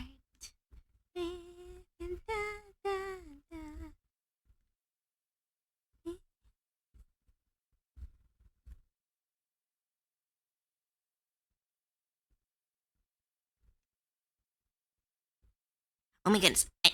Super unrelated, but I finally got to watch all of Konosuba. Or Konosuba. Holy shit, I love that anime. I love that anime so much. I need figures. I need toys. It's so good. It's one of my favorite animes now. I can't believe I sat on it for so long.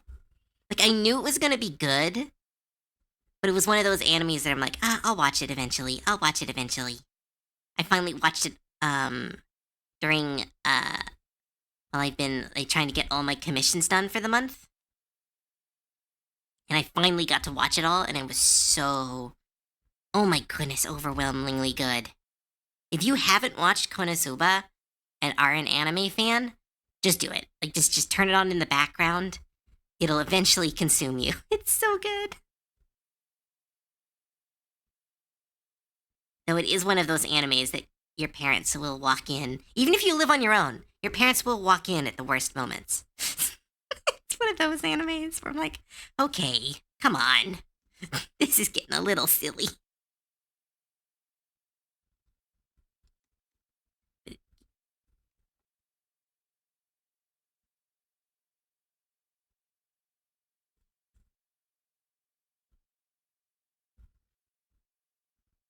Gives me very Percival vibes. I think I'm trying to. I should watch it again. Everyone should watch it again. Have you looked for My Love Story? I try to watch those stories. Like, if it's not fantasy, it's really hard for me to get into. Like, it sounds silly and it sounds like a very, like, narrow-minded, but it's so hard for me to watch non-fantasy stuff. Like I was also watching, like, We Have Nothing in Common as a romance, like as a romance anime, and it was really good too. But I don't know. When it comes to Cove Brain, like if it's fantasy, I can just watch. I can marathon anything for fantasy. If it's romance, I can watch a lot of it, but I usually kind of go like, "Oh, that was nice," And then I'll just walk away from it and I'll forget about it.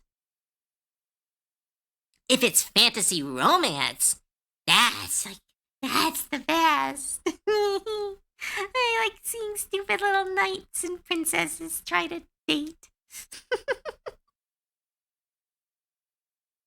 I experienced that with Food Wars. Mom comes in with a question when the food gasms happen. Oh my goodness, I love Food Wars, but that's another one of those animes. Again, it's not fantasy enough. It's so close to fantasy, but it's not fantasy enough that I've picked up and put down that series like 3 times.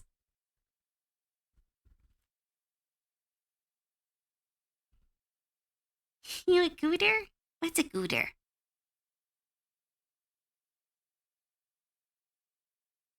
Oh, it's goober. I DM'd you Katana Whip. Alright, cool. I'm gonna look at it really quick. I like that people can send me stuff. During game streams, it's a bit annoying, but during art streams, it's very fun. Holy shit, that man is handsome. Oh my goodness, he got like soft baby eyes, but like super strong cheek. And like super strong. The horns are so cute. Can I show this on stream? Can I show this on stream, Katana?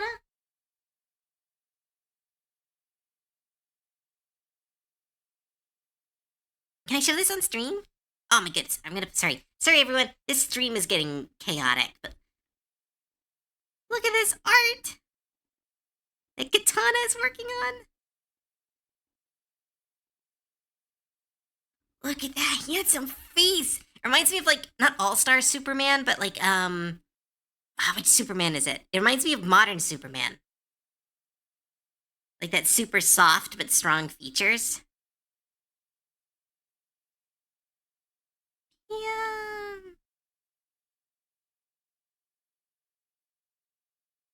The hair swoop is really cool too. Very, very pretty. Very pretty man. I gotta get back to art. I need to get this piece done. Oh.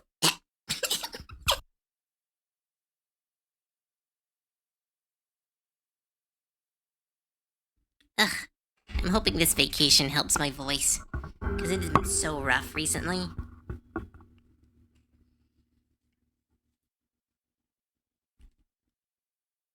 That's how I look in real life, too. I'm sure.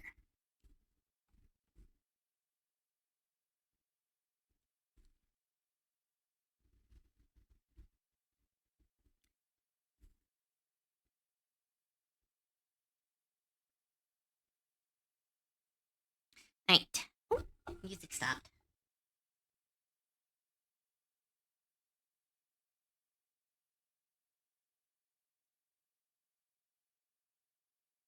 I need to find a new music playlist. I'm getting tired of these music.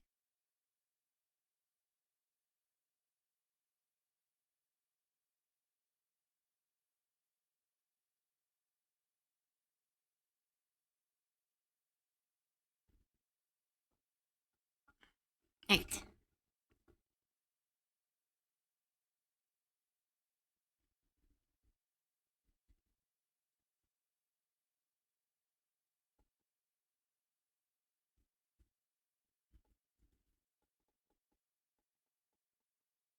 Now let's clean this up. I think I've got enough now.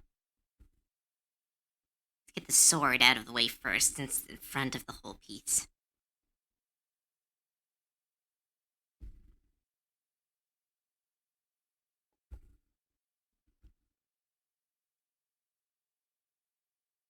I can recommend a couple bands? Sure. I need some metal again. Right now I'm just listening to like some YouTube playlists that YouTube's built for me, but it's starting to get infected by the same songs over and over again. That's good, thank you. Unfortunately, your gobification keeps getting interrupted by very interesting conversations.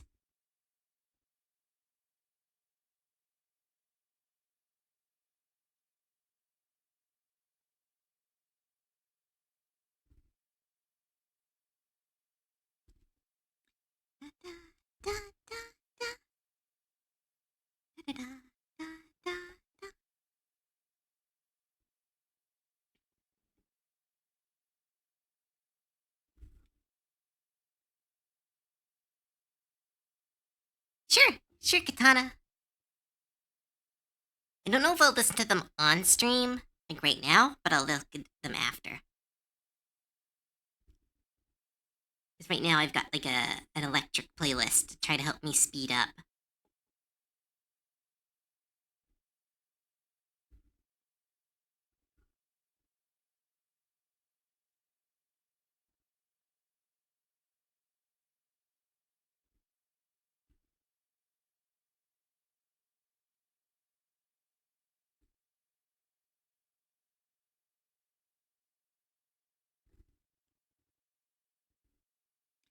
Left me broken, I'll stay high with hoping. Da, da, da, da, da, da, da.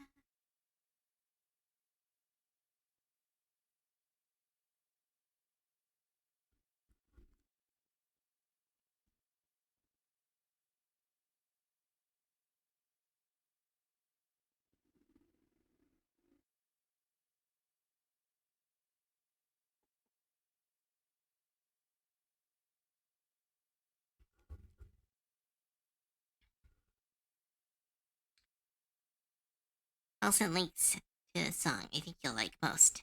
And you can go from there. Sure, thank you. Da, da, da, da, da, da, da, da.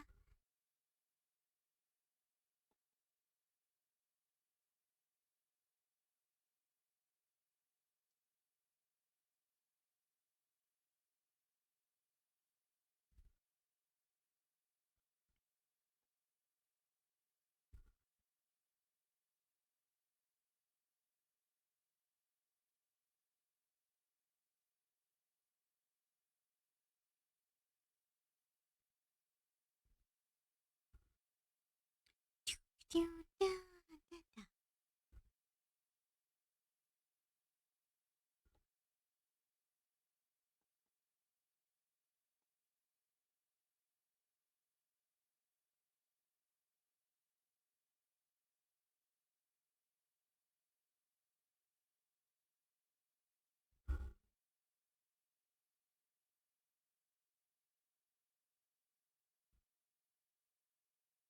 Yeah, so much for an electric playlist.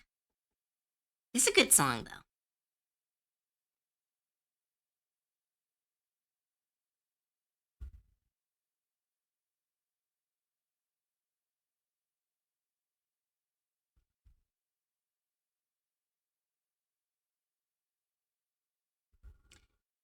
Da, da, da, da, da.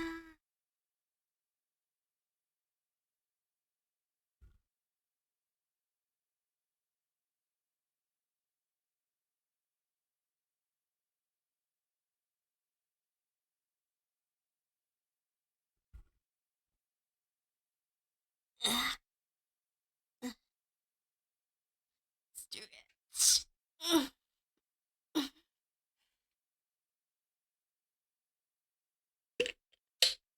Doing my own stretch and drink redeem.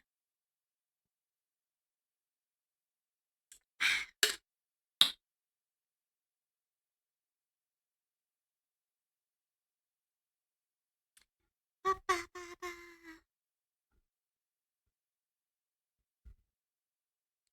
Till I get some fuck you money.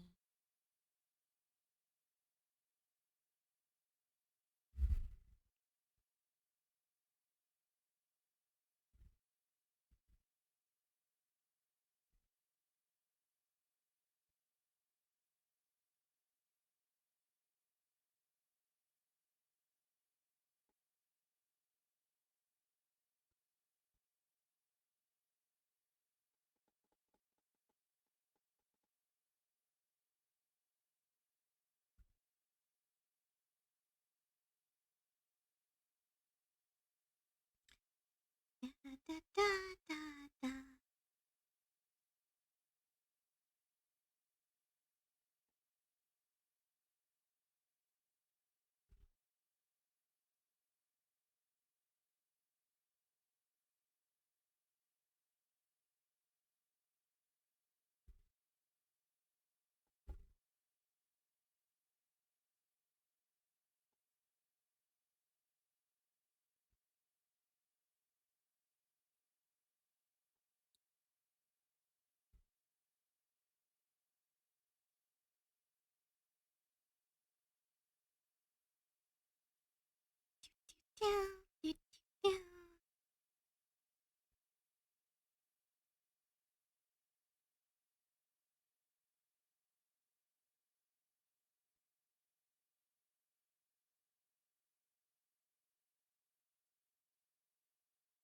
this song.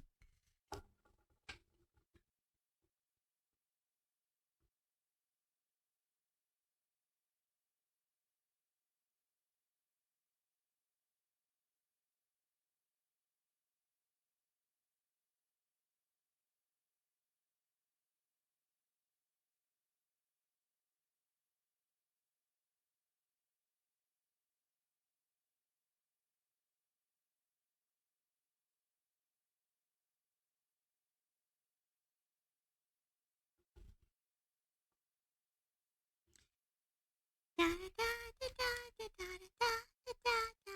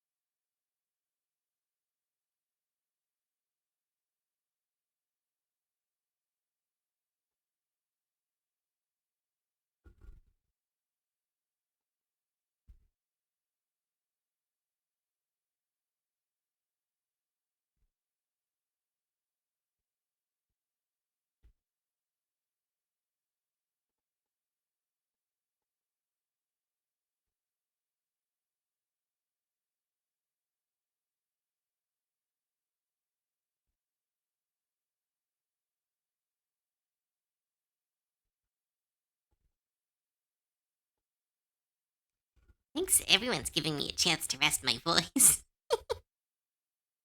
Yeah, let's work on the swords.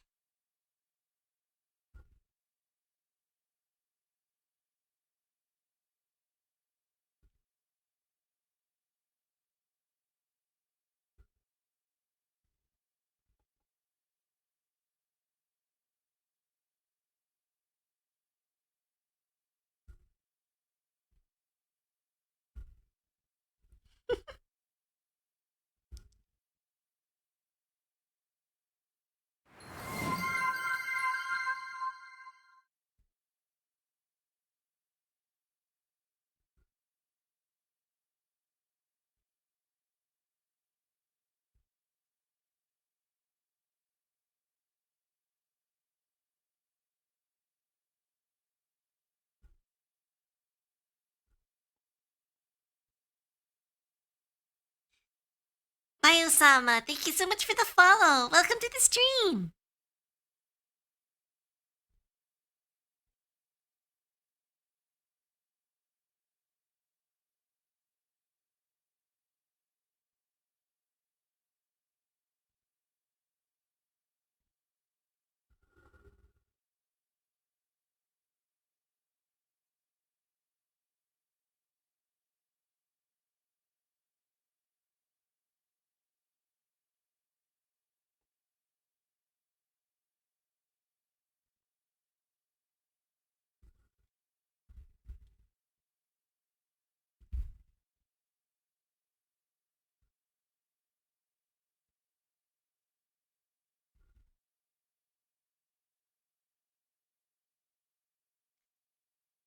Da, da.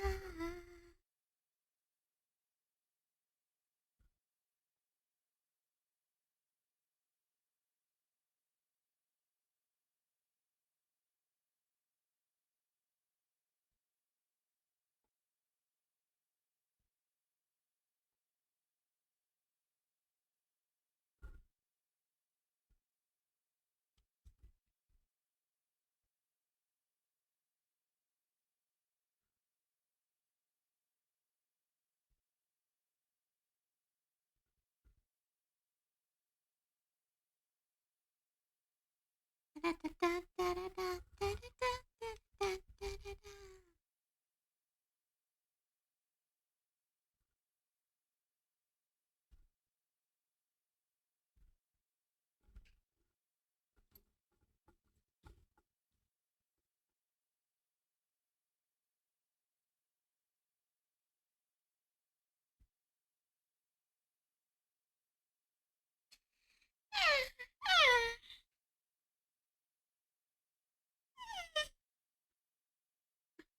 Welcome back from those who were on the ad break. So, anyone have any D&D questions? Any more conversation starters? Because that last one was fun. The death battle one? Less fun. But still interesting. I didn't know people were so passionate about Ben 10.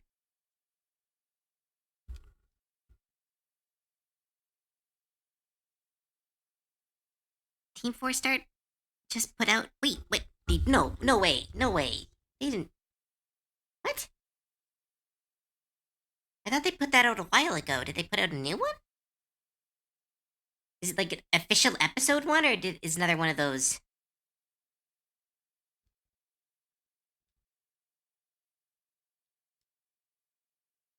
Oh my goodness, they did!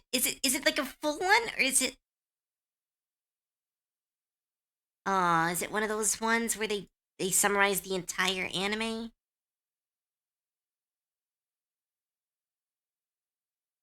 I don't like those ones. They did those with the Sailor Moon, and I really didn't like those.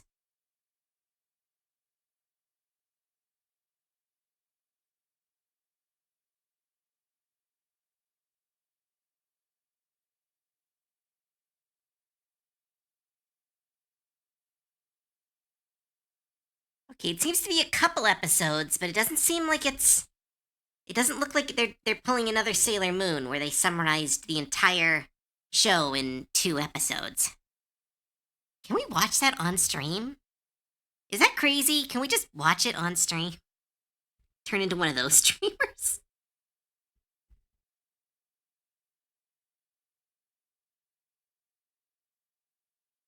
I know it means that we can't post the VOD.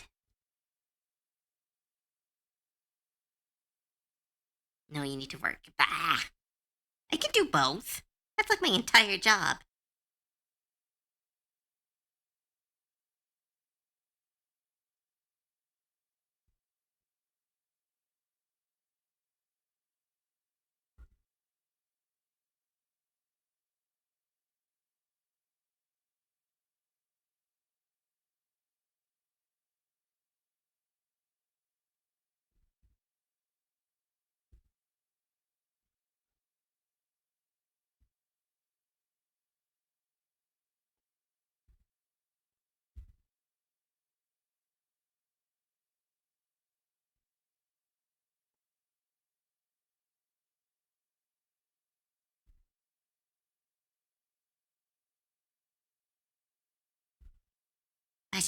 Pasha. Mm.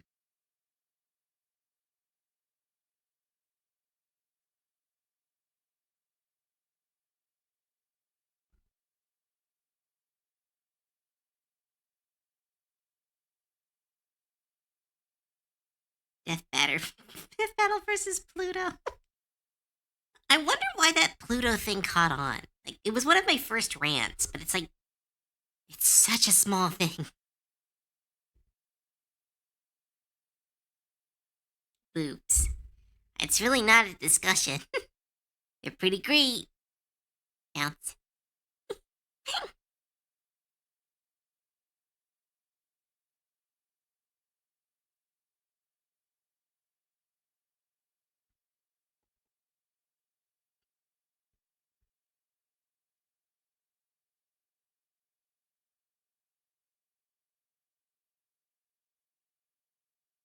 This is not an electric playlist. Yeah.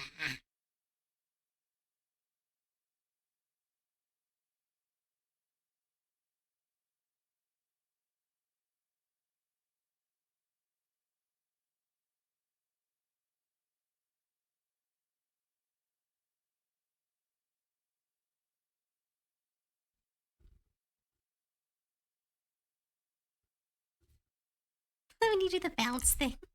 Bounce. Bounce. Bounce. I can't wait for my new model. I just need to find the time. There was a part of me when I first started this, I was always confused when I saw like artists who would have like, look, I got my model made by someone. I'm like, but you're an artist. You just make it. Now that I'm an artist who streams, I'm like, it takes so much time. I still want to make all my own assets, but well, not all my assets. Nekai helps a lot. Weirdly, I'm not great at emotes.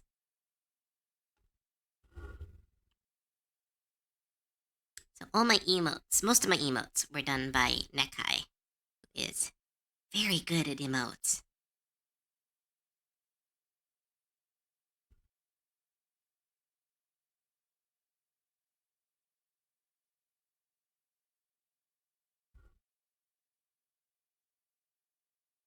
Oh, thanks, Katana.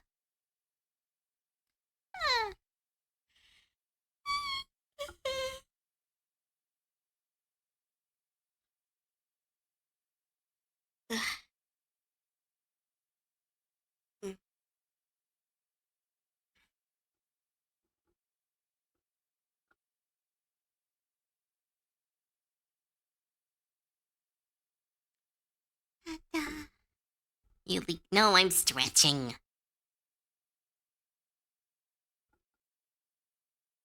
I haven't been able to work out for a couple days due to trying to get all my stuff done, so I'm very sore. My body is very unhappy with me.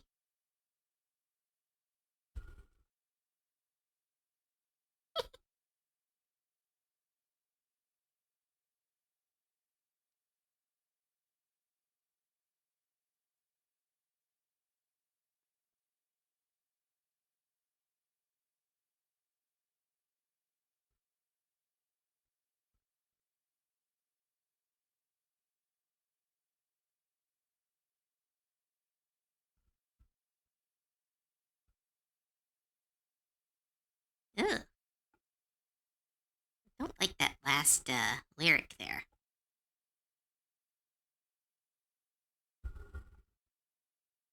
Hi, Tootsie. Welcome to the stream. Long time no see. Welcome, welcome.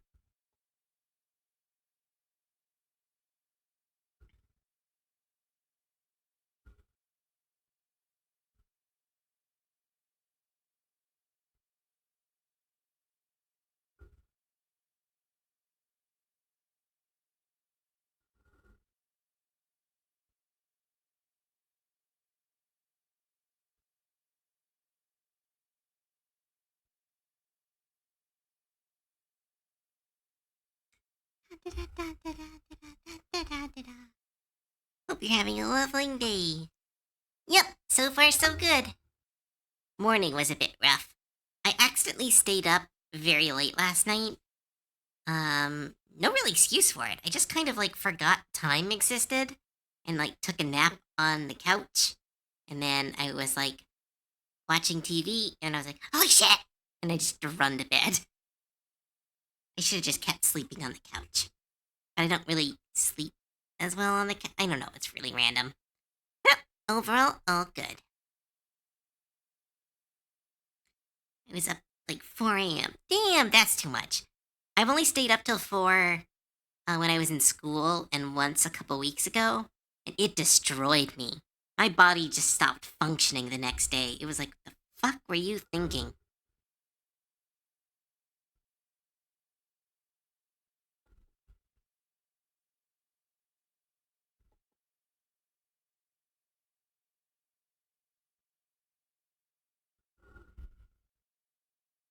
I mean, it's so tired. Yeah, my brain's always tired. That's my secret. I was up until 5. Don't do that! Go to sleep!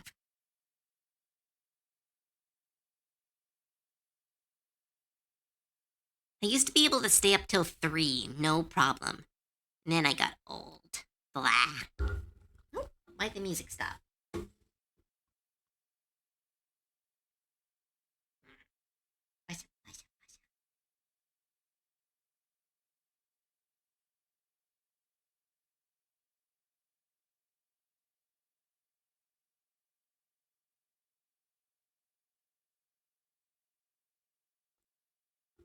Why did sleep?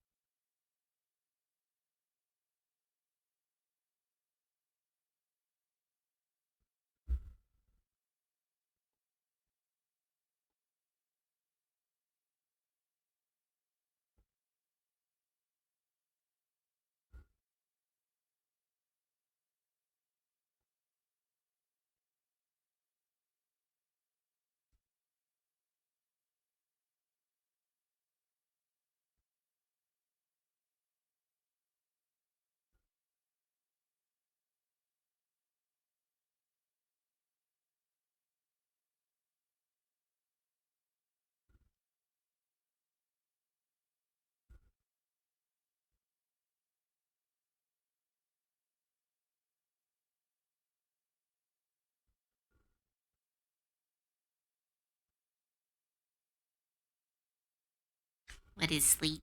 Sleep. See, here's the thing. I always tell people to go to sleep, but I'm like, I don't like sleeping.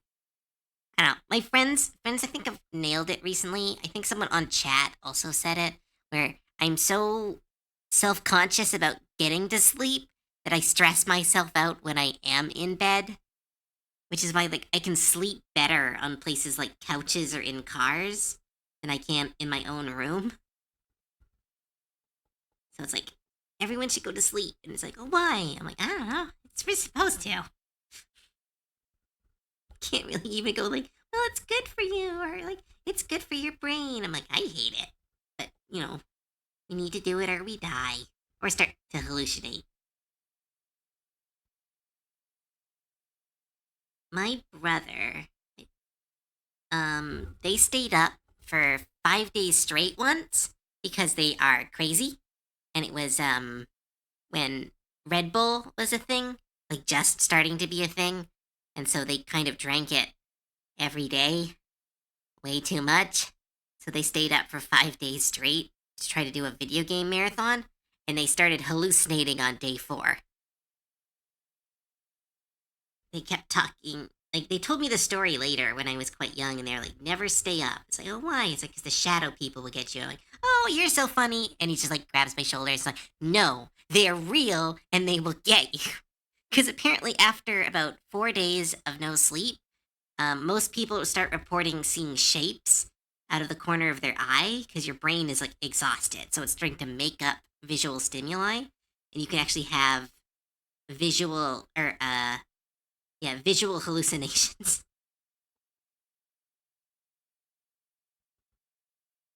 So he was trying to hallucinate by day five.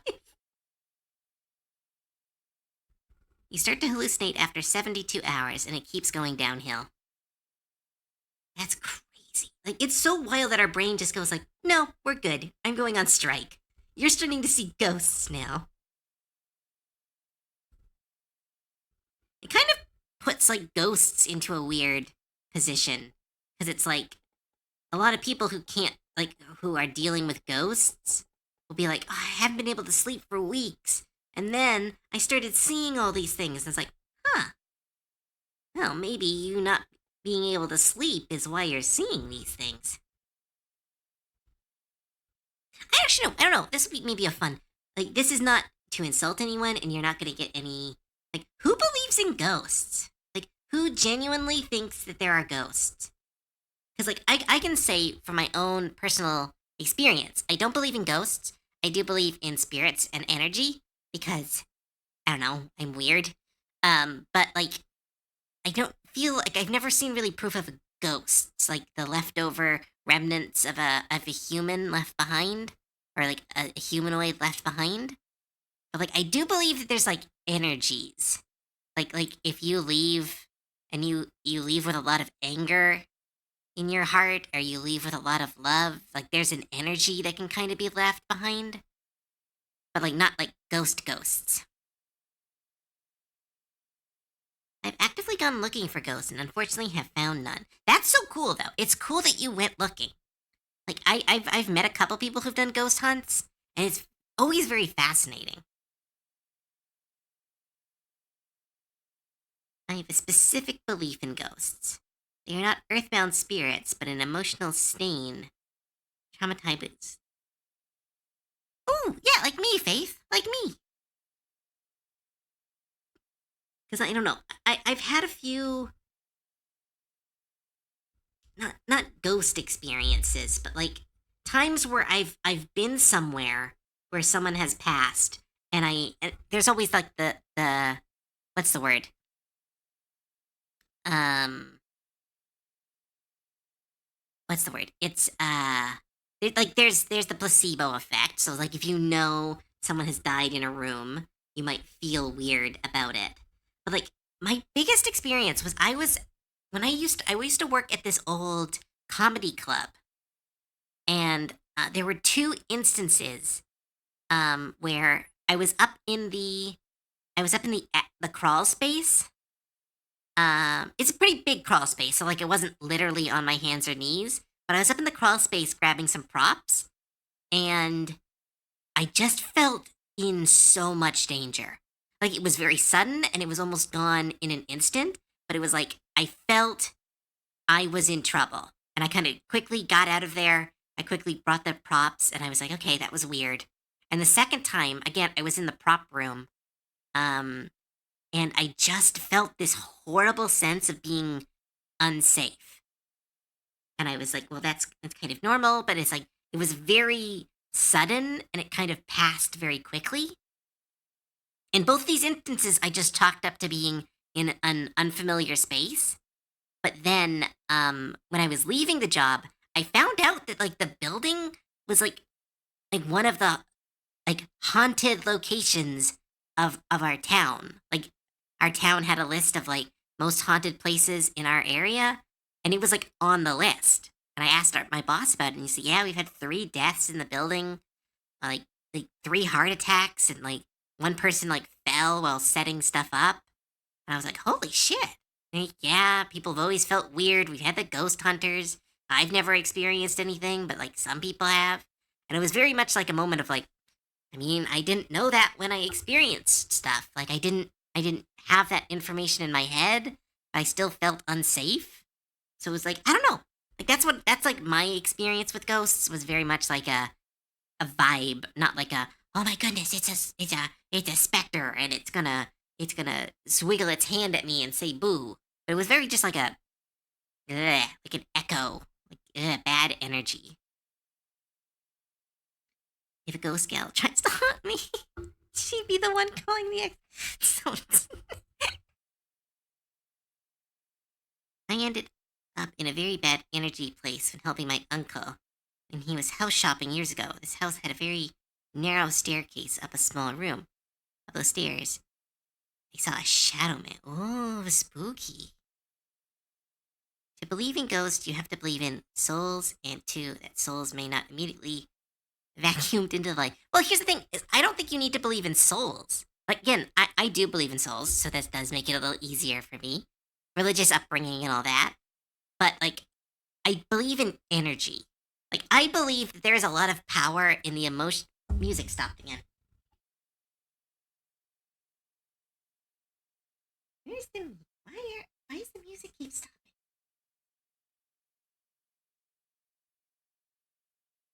Right, but like I believe in energy. Like I believe there's like a lot of power in emotions.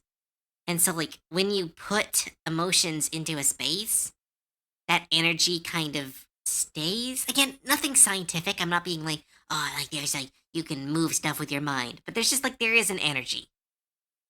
Like sentient things put out an energy. I don't know why. I just feels like it, and I think that that energy is what we leave behind. Like I'm a big believer that objects hold energy. It's why like I always kind of I'm a bit of a pack rat.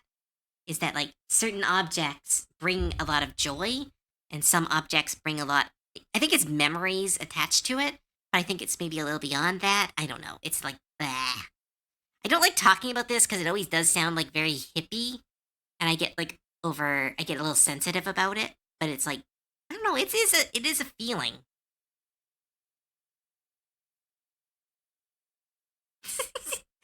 The object of the mind is beneath the vacuuming. I was just thinking Ghostbusters when you said vacuuming. I do believe in the soul, but I don't believe in ghosts. Huh. That is interesting, Katana. That's like it feels like 3 contradictions, but they're technically not. Shadow Man, like all black figure. Never seen a manifestation of energy before since, but I did not appreciate that sighting. Huh. That's really interesting, Faye. See, like that's the thing. Like I don't want to say like if because here's the thing. A lot of like okay, I will say this. Ghost shows, anyone who is saying that they will find a ghost on TV, I 100% bullshit. I have never met like an actual ghost hunter who is trying to be famous, who is a real ghost hunter. I have met ghost hunters who do it as a hobby, who are very genuine about their beliefs and looking at this from a very scientific mindset of just like, Like this is my hobby. I don't think I'm gonna be the scientist who discovers the afterlife, but I am someone who likes visiting old homes and discovering stuff. And I'm like, you know what? That's awesome. But when you're on TV and you're like, oh my goodness, guys, I totally know there's a ghost, you guys. I totally found a ghost, you guys. I don't believe those people at all.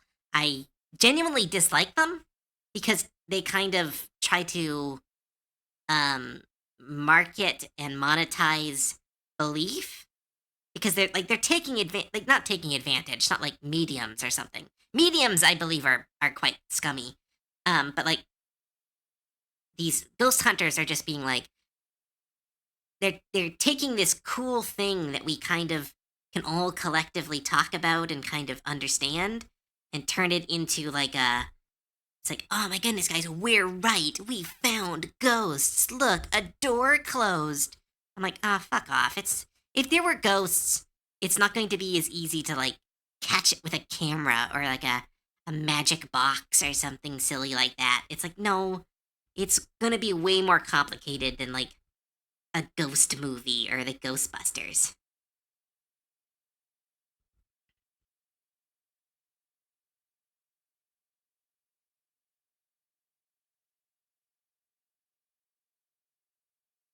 Like it was really malicious. Yes, yeah, Faith. Me and Faith have had that. Yeah, that's the my ghost experience too. It's just that incredibly malicious feeling where you're like, I don't like this. I don't have any reason to dislike this. I have no evidence to dislike this space, but I want out of this space.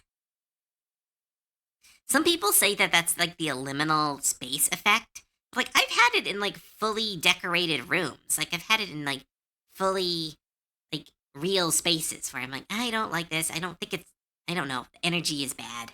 Especially when I was house hunting. There was a couple places that I visited where I'm like, this is a totally normal building. And then a couple other ones I visited, I'm like, I I hate this. And then there was others that I visited. There was one, and it was like the floor was like wobbly, and it was like everything was totally fine about it. It just felt wrong. Like I didn't like being in it. I didn't like being near it. It was just like gross. But like I don't count that up to as a ghost experience. Just kind of a eh. That has all again. Has all again? I don't know what sorry, you don't know what you mean. But yeah. Oh, music again. What is wrong?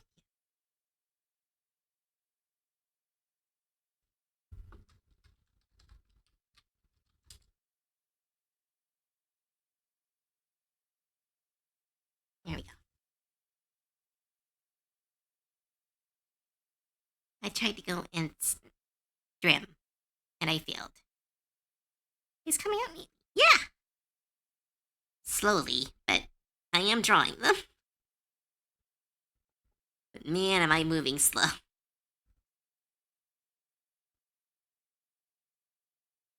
That's because we've had some really fun conversations this stream. I was actually pretty worried about the stream because I felt like I wasn't doing a good job the last couple art streams, but this one has been really fun. Are they a D&D character? I don't know much about their character.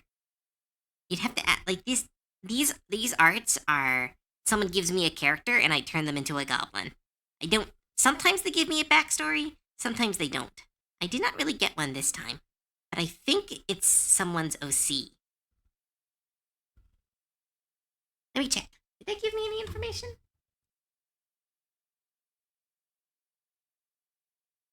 Not in their message.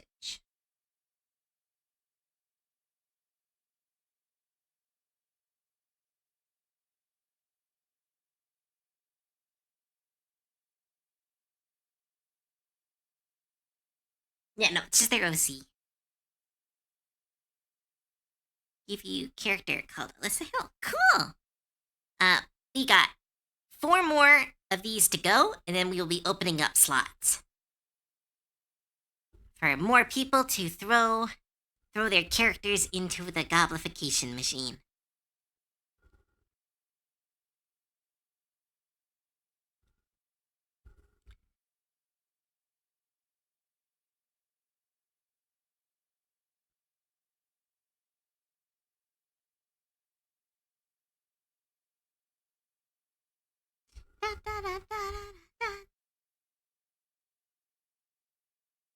I will get a cobalt. Yeah.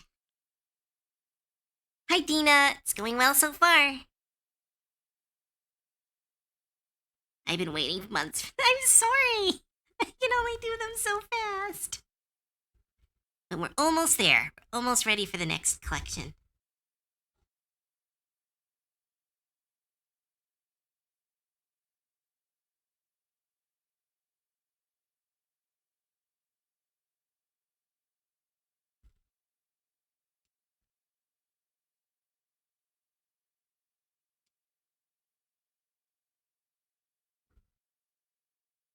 Gotta go fast. I'm trying, but people keep talking about cool things. For a second, I thought you said opening up sloops. That's sloops.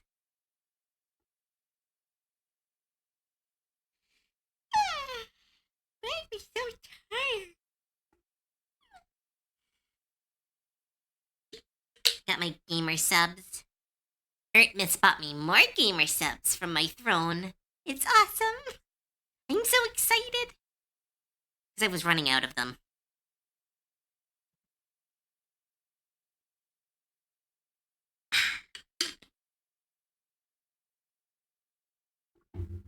Gamer subs, please sponsor me. One day. One day I'll get big enough. I have to keep telling myself that because each time I tell myself that I'm not gonna get that big, I get yelled at. I have my friends or my mods go like, "Yes, you are. Stop being so negative." I'm like, I want to be negative. Negative is safe.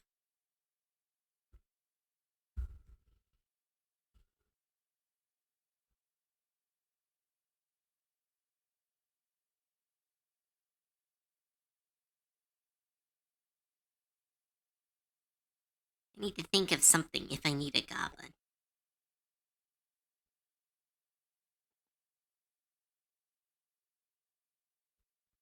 Oh, I also do kobolds. If you have a goblin OC, you want to be turned into a kobold.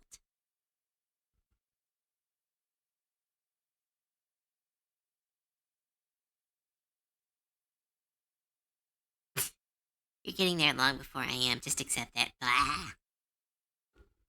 How dare you make me accept my successes?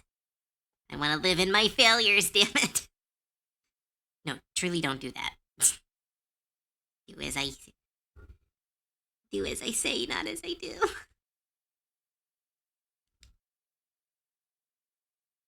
You are pretty big. I know, but like it is that someone called it I think someone called it like the creator paradox, where like a creator can be successful, but because they're not like Iron Mouse successful, they'll never acknowledge their excesses. And I'm like, it's so true. And I know this. I know this is true, but I also do it. I also do it every single time where someone's like, "Oh my goodness, you have so many followers." I'm like, it's fine. Like, it's not, I mean, it's not like big numbers. And they'll be like, someone put it like this. Like, one of my friends took all my numbers and went, "All right, so this is what one of the biggest stadiums in the world can hold. You will fill about like 50, or he's like 75% of the stadium would be filled by your followers." And I was like, it's a lot of people. And they're like, "Yes, except that you're doing well." And I'm like, "But I'm not though." Like, it's just like, it's such a weird mental paradox. Would want Iron would want Iron Mail success though, because that's a lot.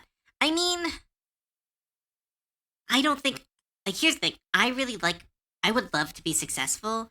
Not really for me personally. Like, my whole thing is God Mode Studio. Like, my dream has always been to have a studio. So my hope is that if I ever get successful enough, I could extend that success to others. Like, it's why like Celti and Nekai and even like Ralva and Sir Elk and sometimes Meta, where like I'm trying to like uplift other people. Because like, to me, that's what success is. If I was like a manager of a studio and I could lift other people up. So like, if I was Iron Mill successful, like I would be like I would be like tossing fully designed VTuber models at every friend that I had, being like, all right, you're a VTuber now. I'm going to advertise you. Let's see how you do. You're a VTuber now. Just get all my friends out of their shitty jobs. But like, I really like being a small creator too, because I like knowing almost everyone in chat. Like I knowing the person who bought me the gamer subs, his name is Ertmus. Like I got to make his OC. I got to hear about his job struggles. I've got to like connect to him as a friend and like be happy for his successes, which is something you don't really get to do as a big creator. As a big creator, you kind of have to keep your fans at an arm's length because there's just too many of them. As a little creator, you can really kind of be more embrace your fans, hug your friends kind of creator. So it is a very, I don't know, like I'd love to be that big to help others and to be, financially safe and not be stressed every month about getting commissions. But like it would be sad if I suddenly got that big and I had to like step away from some of the amazing people I've gotten to meet and or tried to keep connections and try to burn myself out as I gain too many connections too quickly. Oh my goodness, Ertmus, you're here. Sorry, I didn't mean to call you out like that. I didn't know you were here. Hi. You want to reach that size, but not the weight. Yeah, which is unreasonable. Like that's why like a lot of people are like, oh, the big VTubers are lazy because they don't have to do all the little work anymore. And I'm like, there's a lot of emotional like strain that goes into being that big and having to run a community. But no, to be that big, it comes down to financial and passion, as most things do. I am passionate about being a small creator, but I am financially interested in being a big creator. Like if I could never worry about money, I would not try to increase my numbers because I really like the little community I've built. I like having the people around me who are really cheering for my success. But at the same time, it's like when you're doing this as a full-time job, which I am, there is a financial level of I need to keep making, I need to keep growing, yada yada yada. If you ever get that big and you get full of yourself, I can knock you down a peg or two. I've said that multiple times. And you know what? 100%, no joke. Thank you, Katana, for the offer, and I 100% accept. If I ever get big, like too big for my britches, I want anyone, like 100%, like bullying is on the table. Like if I'm ever a person who is like, oh, I got someone else to do my art for me because I didn't really need it. Like you guys don't need to see my art, and like if I got like I can't even comprehend what I would be like if I got an ego. But like if I ever got to that point, bullying is on the table. Like I do not. It is a huge fear of mine is that I will ever is that I would. I've talked about this a couple times, but like I had to go to therapy for some time, and in therapy, they discovered that I actively do not have an ego.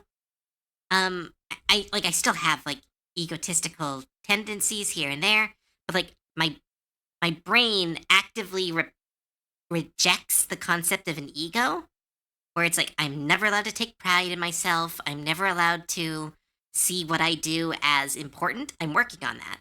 But like that's one of my fears is that if I ever gain an ego, I'll turn into a bad person.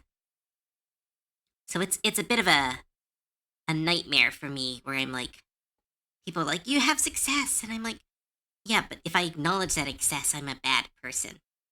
It's a very uh my therapist essentially was like, "Why are you like this?" And I was like, "I don't know. I was raised in a really religious household, and they just clapped their hands and went, "That's it." Unhealthy. Yeah, that's like there is a lot of good things about being raised religious. I will say that. It's hard to see that nowadays because religion is kind of being weaponized everywhere. But like, there's a lot of positives about being raised religious. There's also a lot of negatives. Being taught to constantly sacrifice can have some detrimental effects on your brain. And I'm a good example for that because I was told to sacrifice, sacrifice, sacrifice. I was the older sibling, so I was told to sacrifice, sacrifice, sacrifice by my church. I was told that I constantly needed to give everything up for other people. And I was told that pride was a sin. So like there was a lot of like if I perceived myself as attractive, then that was also a bad thing because that's pride. So there was a lot of stuff where like I turned into a really nice people, but it came with a lot of detrimental effects.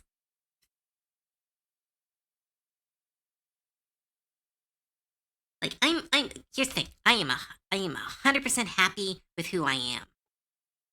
Like I like some of my neuroses because I think they do kind of make me me.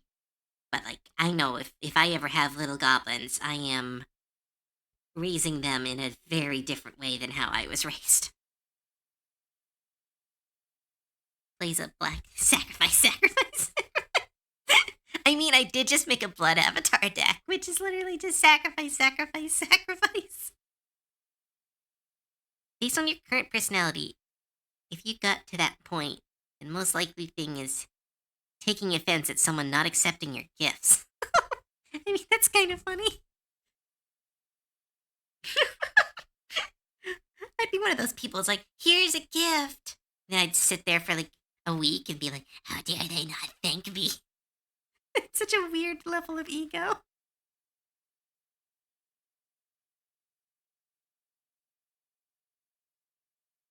Here's the thing about the sins. It's supposed to be those things in excess. Yeah. Oh, 100%. Like I learned a lot. I learned more about my religion outside of my religion than I learned in it. In it, there's a lot of pipeline I found where not in like the right wing pipeline, like more in the someone was taught something and then they're teaching someone who is then teaching someone who is then teaching you. So like the lessons kind of get watered down. There's not a lot of nuance when you're grow up in the church. Like I was taught, like I've talked about this before. I was taught that masturbation um, or thinking unholy thoughts about anyone would be cheating on my future husband. Like that's something I was taught. That is like those words were literally told to very young Cove. Like and I like there is a nuance to that. I'm sure at one point that was a nuanced version of, well, you shouldn't have immoral thoughts, yada yada yada. But it got watered down after years and years of retelling, and then it turned into like you're evil for having any kind of romantic thoughts. And it was like, oh, this is really gross. Says the preacher whose wife ran off with your mom. I mean, I mean,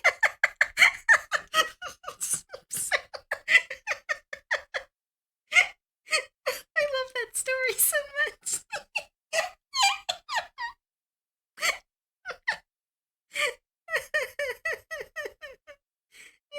I wish that would have been funny. He was a different preacher, but still.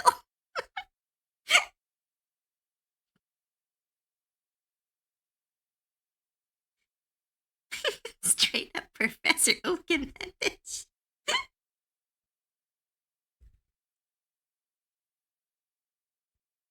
I love telling that story. My mom's always like, that's not how it happened. And I'm like, I mean, it kind of is.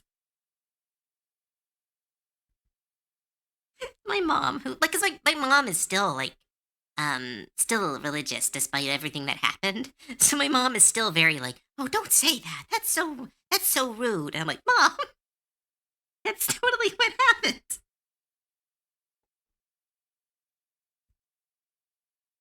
I so want to meet you. Everyone wants to meet my mom. Every time I talk to anyone about my mom, they're just like, "Holy shit." Like my mom is a retired marathon runner. She is currently walking across Spain because she retired last year and went, I'm gonna do walking. I'm like, okay, mom, what do you mean walking? It's like, I'm gonna get really into walking. We're like, oh, cool, that sounds really. And so she walks across countries now. She just starts on one side of countries and just starts walking. And I'm like, and there's like, so my mom in her retirement turned into a backpacker. And I'm like, that's so cool. Like, my mom is so cool.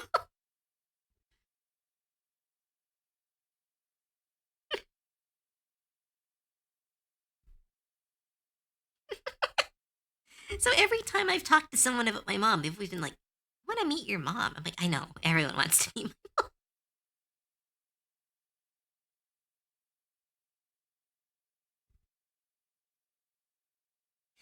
Most retirees take up macrame or something, but not Cope's mom. Like Forrest Gump. No, not like Forrest Gump. She keeps going on, like, she'll find a trail. Because a lot of European countries have these, like, really old trails, like old trade lines or old, like, shipping routes. And she would just travel the shipping routes.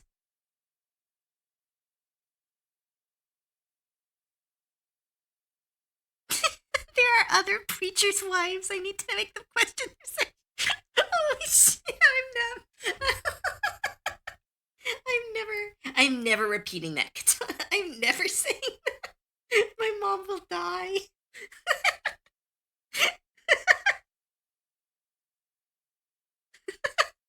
The priest may have run off with her, but I'll walk with her.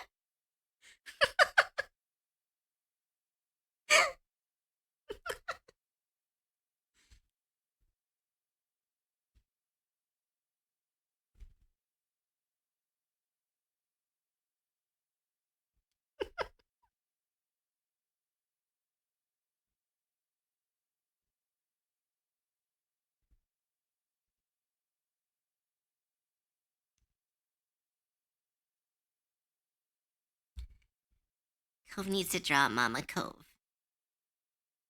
Ah, that would be so cool. I drew my sisters as goblins, but I never drew my mom. I need to draw my whole family, but it's like, so many characters. Maybe if I do it rough. Let's do it. Maybe, maybe do that as a stream where I just draw my family and tell stories about them. Because like my family, like I am considered like my job as a professional artist is considered the weird one in my family. Like my I have one sister. Um, she works on she works on submarines. Not as like someone on a submarine. She builds them. She builds and repairs them. My others is going to school in like to like for as a cancer researcher. And so cancer researcher by day and drag performer who is number 4 in our like number 4 in the country, not country, but like number 4 in our province. Like they won a contest. They're like it is I can't say more because that might dox me. But like they are like those my sisters are equally as incredible. Yeah, a submarine mechanic. Yes. Be careful about self-doxing. Yeah, no, I need to be careful about that. I just it's so hard when I talk about my family because I just want to share everything about them because they are so cool.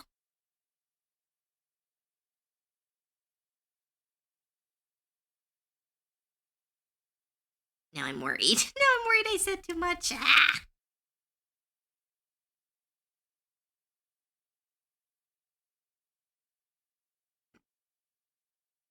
Da, da. don't think you did. Yeah, okay, I'll be fine. But yeah, like, oh my goodness. Every family's cool. Yeah, but I'm considered the uncool one. Not uncool one, I'm just the least cool one. It's so weird because it's like all of us have done so well in our respected fields, but like my field is like the is the weirdly the lowest stakes one. So it makes it feel a lot less impressive. Fuck you. Draw more than that. That is true.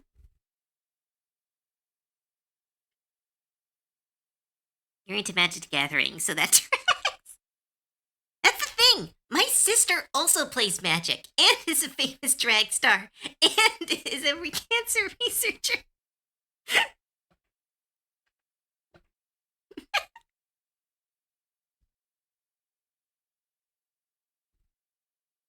My sister is actually better at Magic than I am. I'm just better at deck building.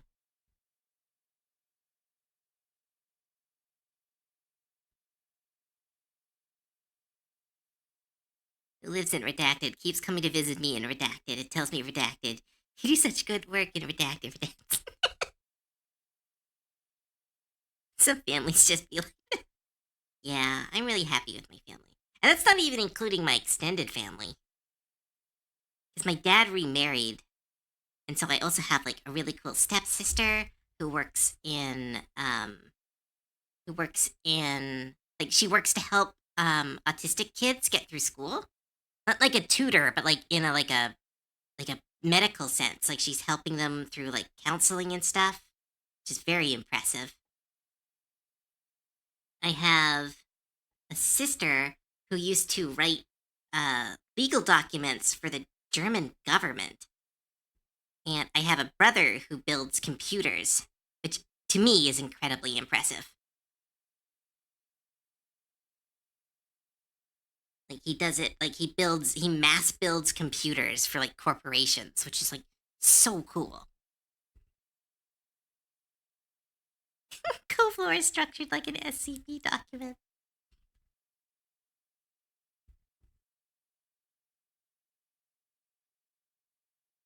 Got top 8 in a vintage tournament. No, I don't know. She's never gone to a tournament.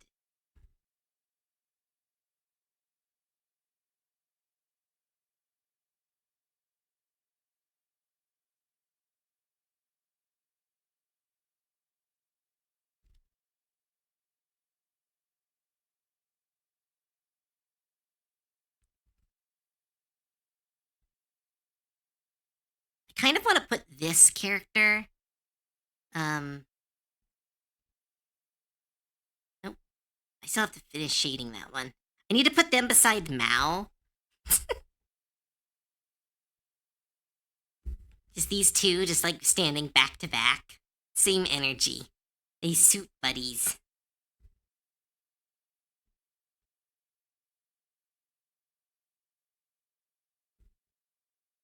There is no main character in life. Meanwhile, Cove's family. Oh my goodness. Holy shit, you're right. Almost everyone in my family is a main character.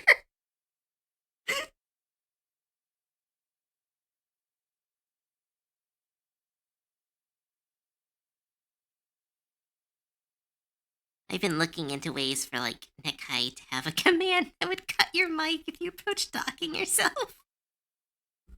I just need to get better at it cutting myself off. Like I pretty much trust I trust my community not to be like, oh, Cove said something. Let's go search. But I've also had people like in my life be like, hey, I found your streaming, and I'm like, don't fucking tell me that. I don't want to know. Like so I'm always a little bit paranoid. So I'm like, I people in my life know I'm a streamer, but I'm kind of like, yeah, like I'm a streamer. Don't look for me, please. Like just out of basic respect. And then I'll have friends be like, yeah, I found you. I'm like, why'd you look? I asked you specifically not to look.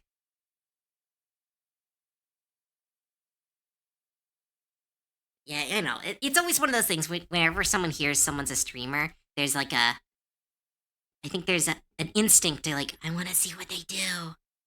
But like sometimes when someone tells you they're a streamer, don't ask. Because sometimes they're an adult streamer. Sometimes they don't want their family to know. Sometimes they do embarrassing things like say spicy stuff when people redeem things. Made you look. Yeah, no one IRL knows anything about me. I wish. Like, there's this one person at Magic. Because I talk about, like, I was sharing some of my proxies at Magic. And, like, I think he took a picture of one of them. And was like, I found your channel. You make such good art. I'm like, why did you fucking look? Ah. It's like, I've told some people. And if I tell people, then 100%. If I don't tell you, don't fucking look for me.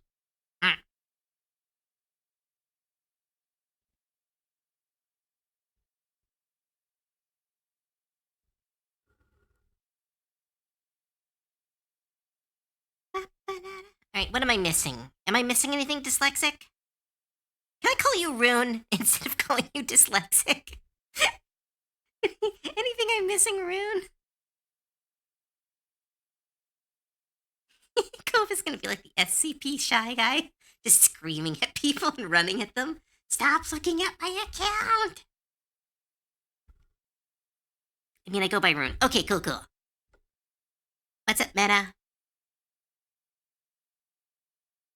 You know what? I'm gonna just make a little bit of announcement. I think to my mods. Please never start a sentence with Cove and nothing else. It scares the shit out of me every time. Just say Cove. Drawing makeup is fun. Like, just if you just do Cove, no stop. I am scared. No, don't do that. It's so mean. Oh my goodness. Katana, seriously, I was being genuine there for a moment. Please stop doing that.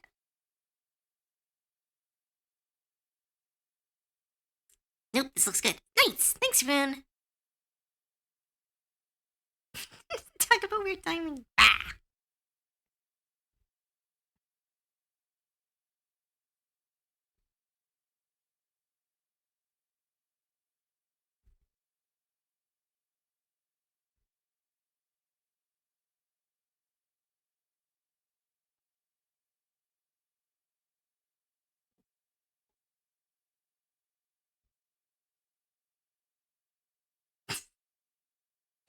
Cove.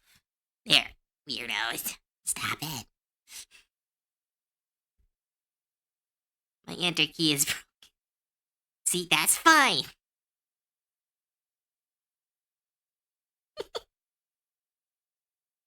Now to give others weapons against you. No! Stop it! One way to cast silence. You say something out of pocket, I will react. Like clicker training, I feel bad. It's just like, because like, here's the thing. When someone just says my name, like just Cove in the comments, it usually means I did something wrong. Like last time I almost doxed myself, Nekai didn't say, Cove, please be quiet, you're about to dox yourself. They just went, Cove. And I was like, wait, what'd I do? What'd I do? So now I associate that fear whenever someone just does, Cove. Like, what'd I do? But most of the time they're just trying to get my attention, but. Yeah, sure. Meta, send me your makeup. But also, when I say just your name, you actually pay attention. Yeah, I know, because I'm scared.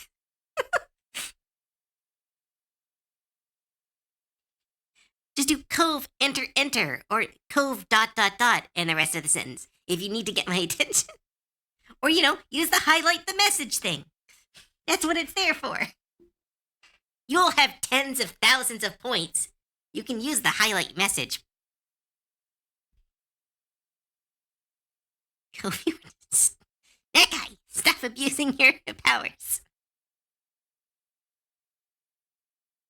Just give me crit blocks to erase singular instances of Cove. I will swing my sword.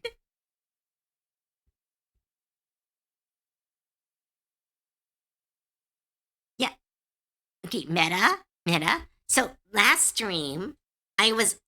Wait, which stream? Which stream did you? Because, like, you were on last stream. No one saw anything during last stream. Last stream was chaotic.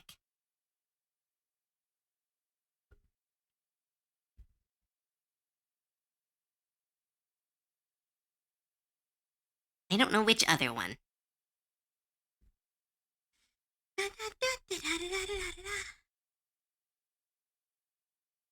Why are you scared? Yeah, I don't know what they're talking about.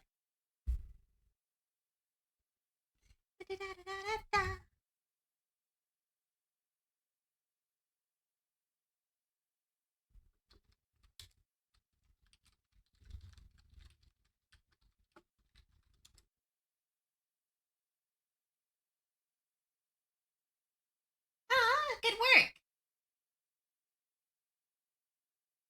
Really cute blush. Ah! Both of you don't. I pay attention on art streams. I can't pay attention on other streams. I've literally read almost every message sent to me this stream, except for, like, the ones that are, like, too long that they cover up my stuff. Easier if you made it longer, like Cove. Yes! Oh my goodness! Do what Game Lycan says. If you need to get my attention, just write Cove. Cove. Because that sounds funny and cute. I like that. If you just Cove. It's like, holy shit, what'd I do?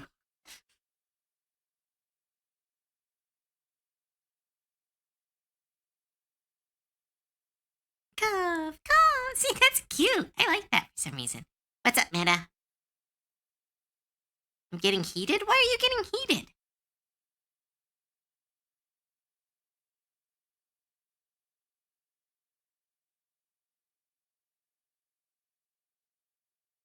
I don't know, seeing my name stretched out like that makes me happy for some reason.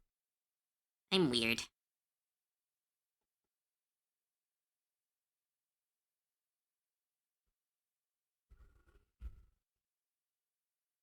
It was too long. I fainted. Cove. Cove.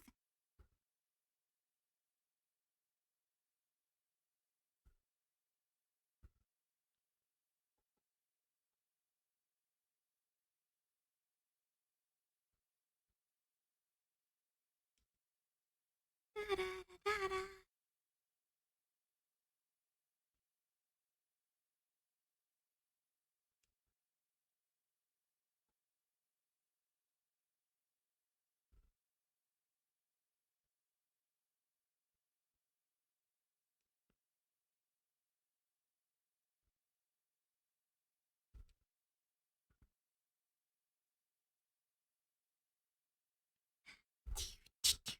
Cove, thank you for existing, because I'm fucking cooking with Katana and Kiki Designs.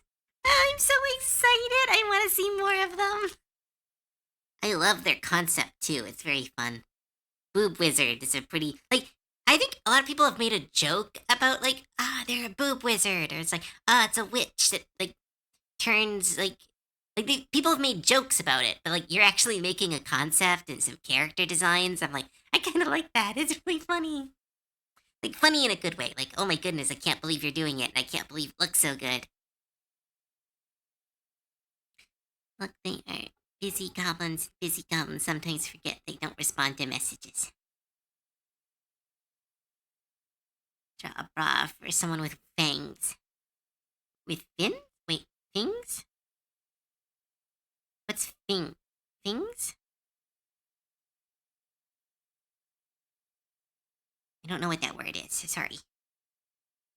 Wings. Oh, look up that. You can look up for it. There's a lot of really cool designs people have made for, like, undergarments and clothing for people with wings. It's really cool.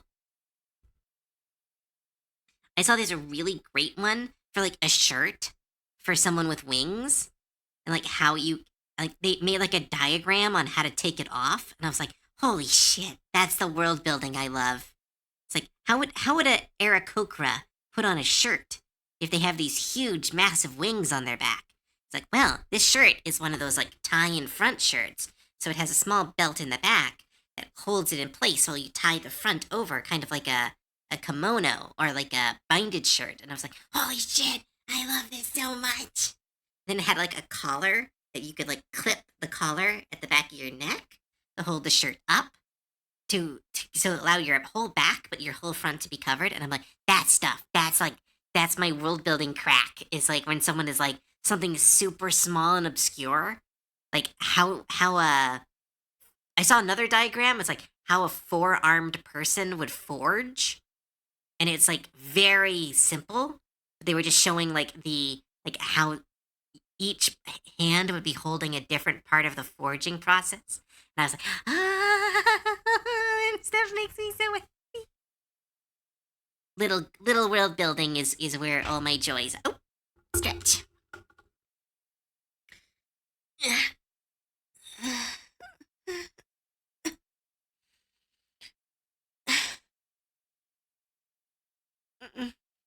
There we go. Big stretch.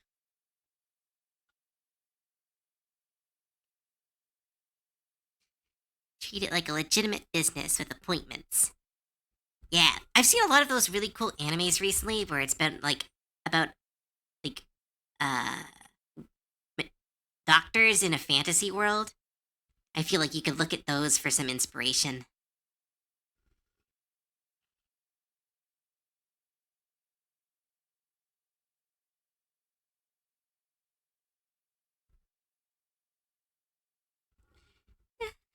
Da, da. The over the neck and under the wings situation. Yeah, like a swoop shirt. They actually kind of designed the shirt kind of like a virgin killer, but like one that actually covers stuff. And I was like, that's so cool. Little world building is like that's why I'm like, Tia was making fun of me last stream, but like, I was talking about like the birth rates of elves in my world and like the breeding tendencies and stuff. And it's like the reason like that stuff's really interesting to me is because it's like so small and not really important. But it's like that's what makes fantasy worlds really unique is if you talk about the little unimportant stuff. So like I don't know, like they were making fun of me, which is like again rightfully so. I'm easily made fun of, but it was like that's the kind of like that's why I love like world building is because all those little things. Oh, music paused.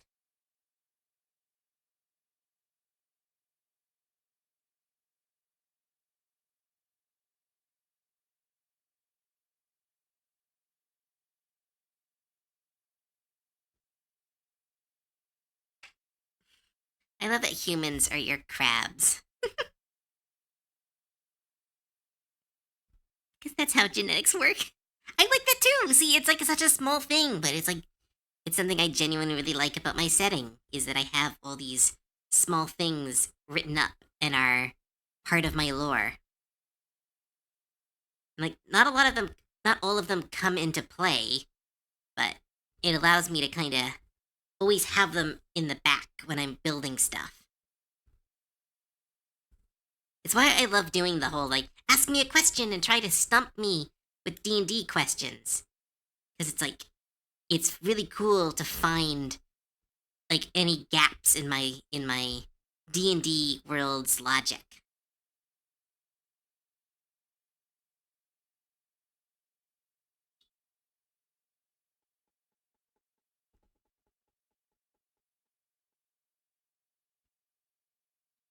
I'm very bad at building. Last time I did that, I got 2 C, so I'm good. So world building.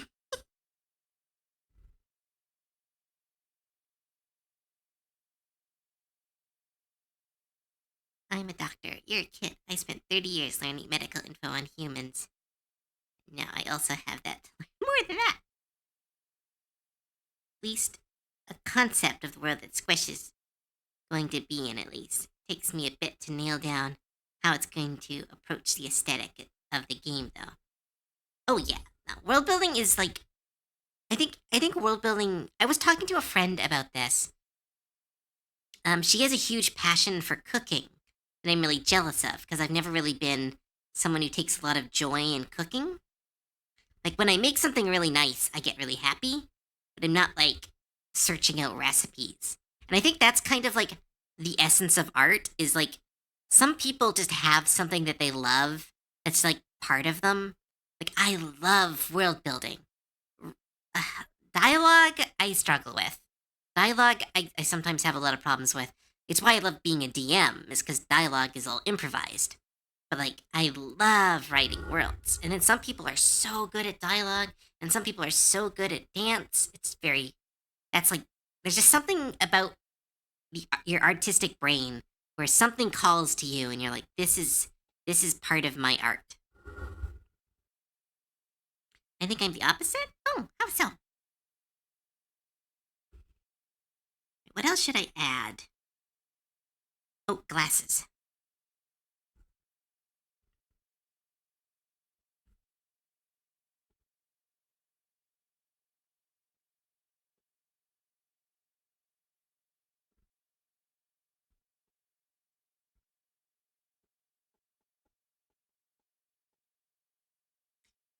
Da, da, da.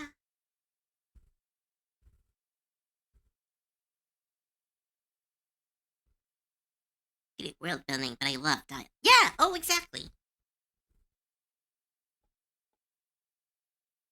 I can see that. Not in your comic. I think your comic's world building is very good because it's very visual world building right now. But like, your dialogue is definitely some of the better parts of your comics because they're very accurate dialogue. Like, it feels very real.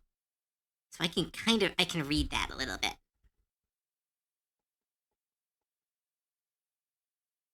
For those who do not know, because I keep plugging it, because this is why I do this, is so I can plug friends. Katana has a webcomic. If you want to see a webcomic, go look for Katana's webcomic.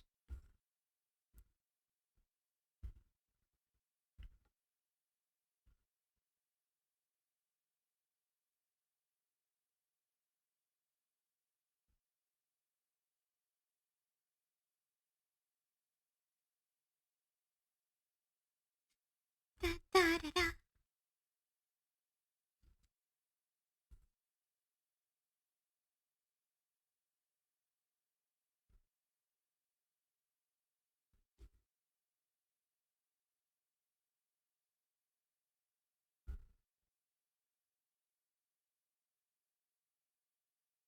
Keep meaning to, but my attention span is absolutely bunk. Recently focused enough to get through drawings. Ugh, attention span is rough recently. I swear it's because I got a Magic the Gathering app. It's like I can play Arena now, and it's like destroyed my ability just to sit. Because I'm like, I could be playing Magic right now. I could be playing Magic right now. I don't even like Arena. It's filled with some of the most toxic decks I've ever played against. But I'm like, I could be playing Magic right now. I could be playing Magic right now. It's like, ah!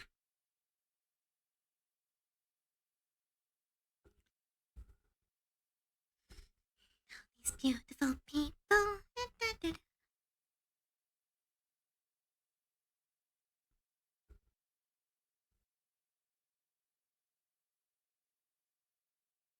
You'll be playing Magic tomorrow. Yep. I know what I'm gonna do for that. Ah. I think I'm gonna be just playing normal Magic tomorrow, but it's gonna be like I keep trying to find other like VTubers. And I got some people, and I need to reach out and see if they want to. But it's very like I'm so bad at reaching out to people.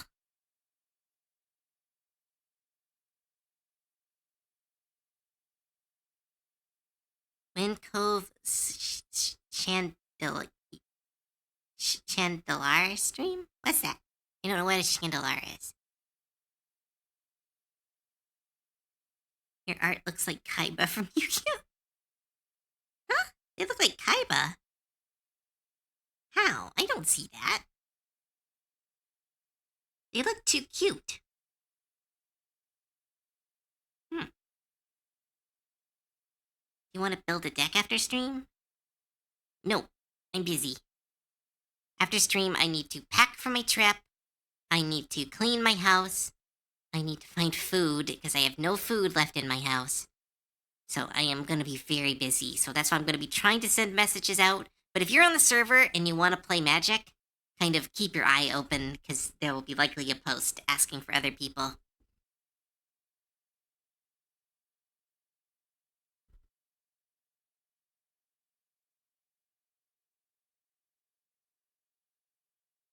Food is good. Yeah. I have not been. I've been trying to save money, so I keep trying to only shop once per month. And it is mostly working, but it does lead to me having, like, kind of struggle meals during the end of my months.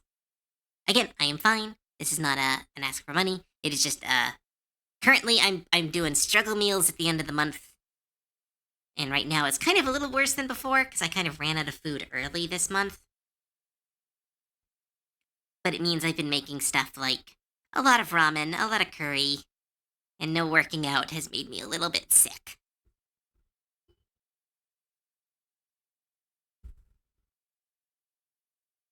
I miss you too, Ortmus. But I'm glad your job is going well.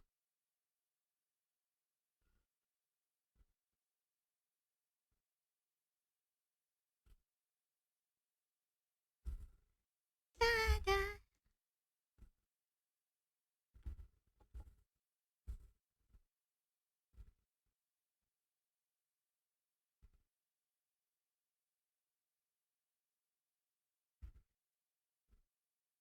Yeah, sorry, Meta. Like, I am always busy.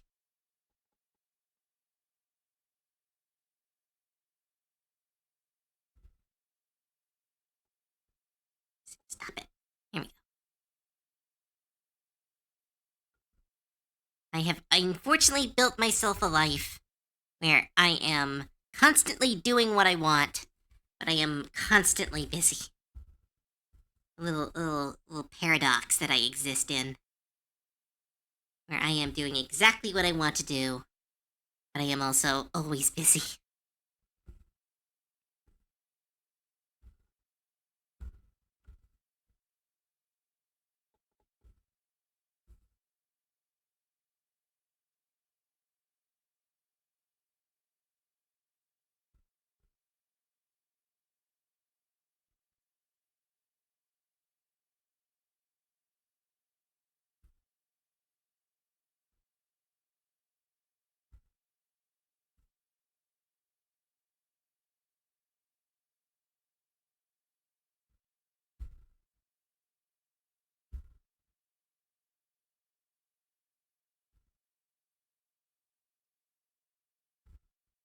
Their outfit kind of reminds me, maybe it's because of how I drew it.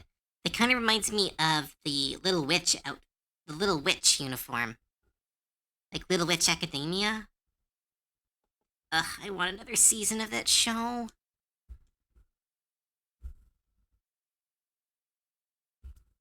I need more shipping.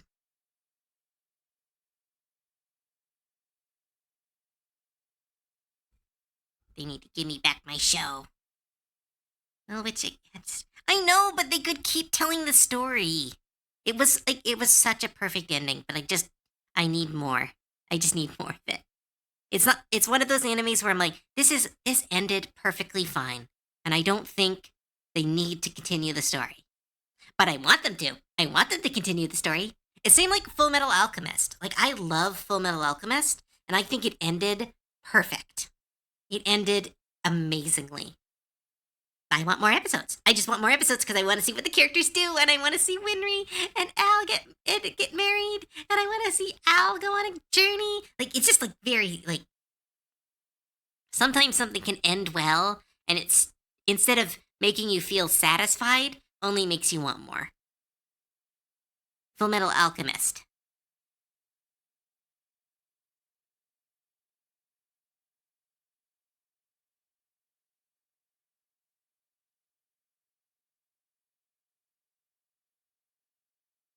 Have you ever seen the music video for this song? Yes, I have. I really like it. It's a silly one. There should be no Full Metal Alchemist. There should be. I want to know. I want to know what happens.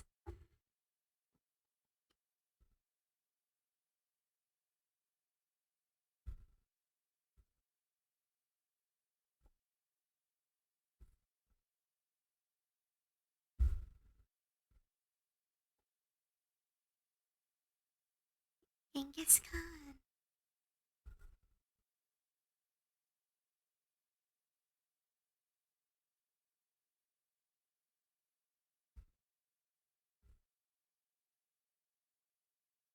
I thought the wrap up for Film Alchemist was good. It felt like sort of a climax of the final plot was a little rough. Well, it depends on which Full Metal Alchemist. Because I think the Full Metal Alchemist original airing, I didn't like the ending as much. I didn't really. It was a bit rough, but I liked it at the time. But like compared to the Brotherhood, it was a bit different. But like again, it's got a perfect ending. I don't see anything that I would fix in the finale of Brotherhood, except for I want to see more. Just because like I love the characters, and you want to see what they'll do with their lives. You want to see which character.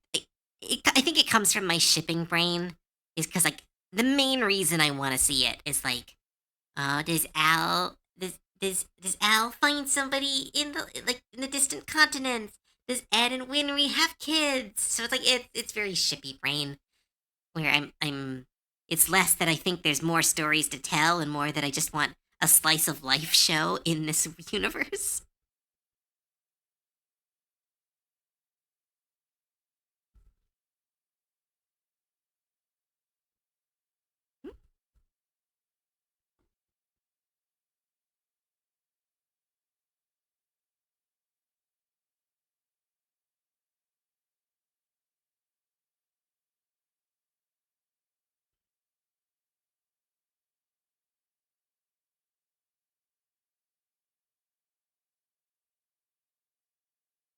Didn't they imply Al got get with the Chinese girl?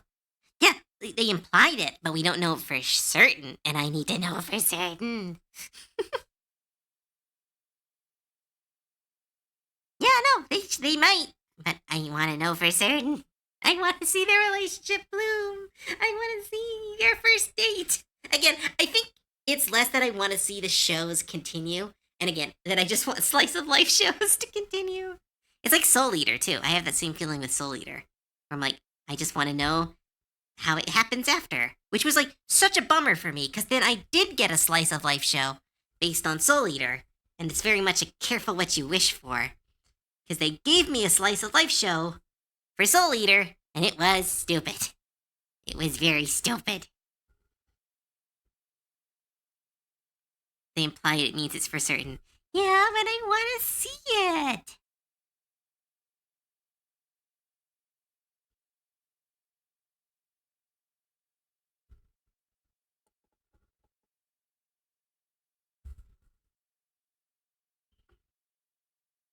In their 90s, sitting in a rocking chair, looking out at the porch. Did you know I was an alchemist?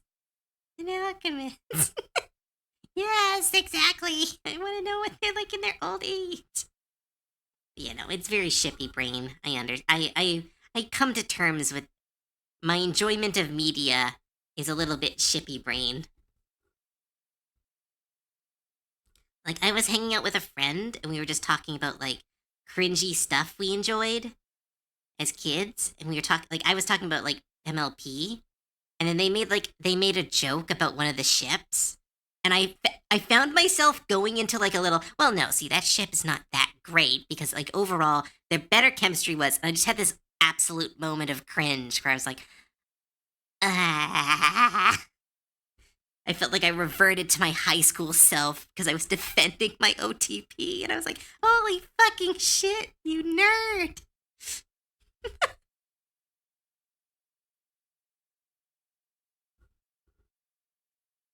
I took that personally.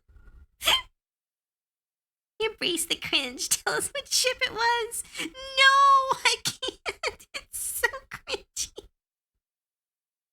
It's no. MLP ships for some reason are so cringe in my brain. Because it's like the only people still arguing about them are like the absolute cringiness.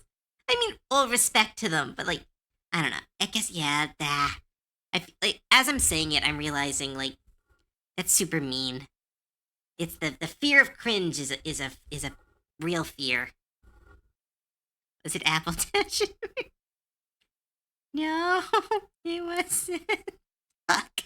Yeah, that was literally it. That was literally it, Dina. We should immediately. You should immediately guess it.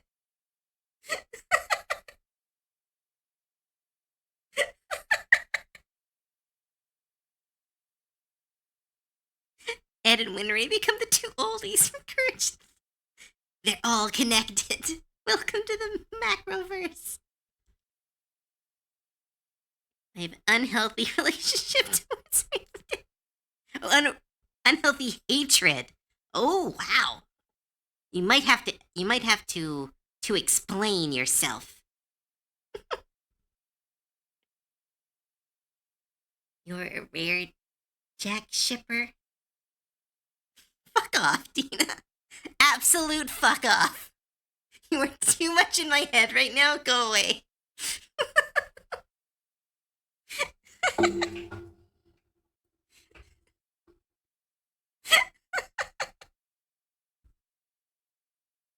Reading you like a damn book. Ah, too much cringe.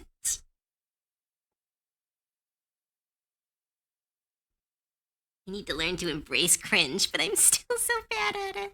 I think to embrace cringe comes with a level of confidence. You need to be like have some confidence in yourself, because then you can like be as cringy as you want and just like, yeah, this is who I am. But like I have never been able to be like, this is who I am.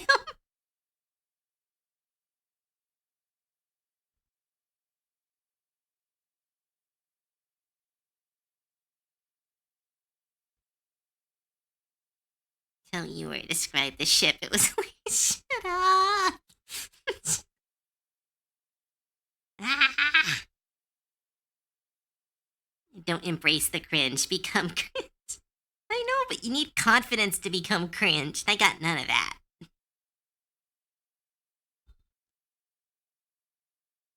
I am cringe, but I am free. Jelly. Being able to be cringe, I think, is what it takes to fully commit to role playing. Oh, see, I can be super cringe in D&D. I can be super cringe in D&D. I cannot do it in real life though. I can be the most pathetic little like I played we played a Strixhaven campaign that was turned into like school drama. And I was the biggest little drama child ever. I was full on like I was playing like Mega Me almost, where I'm like, I am this darkness, I have all this horror inside me. And I was playing it straight. It was amazing. But like real life, nope, can't. Can't do it at all. I used to be a Ruby fan, and I was a big White Rose shipper. Well, at least you're not. What's the shipper that's there was a I don't know the name of the ship, thank goodness, but there was that huge like Ruby and what's her sister's name? It was the Ruby sister ship that was like so prevalent that I was like, is this like are they adopted or something? Like how is this so prevalent? Oh, another stretch.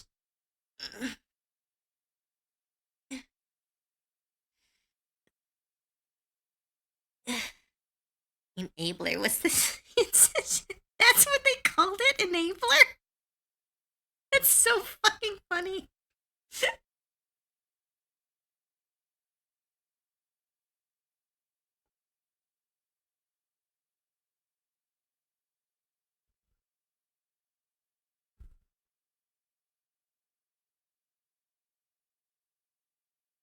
I have a friend who wants to watch Ruby with me. Got through like 2 episodes so far. Ruby is one of those shows that I think is so cool, but man, I am. It's not bad. It's just it is.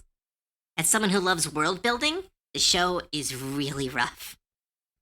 Which is like makes sense. Is because they were like it was an internet show. They were building it as they were going along. But it's like one of those shows where I'm like, oh, if they made a remake of this show and like with all the knowledge they have now, and they could like foreshadowing and build world building into this, it'd be such a fun show. I mean, it is a fun show, but like it would be a better show.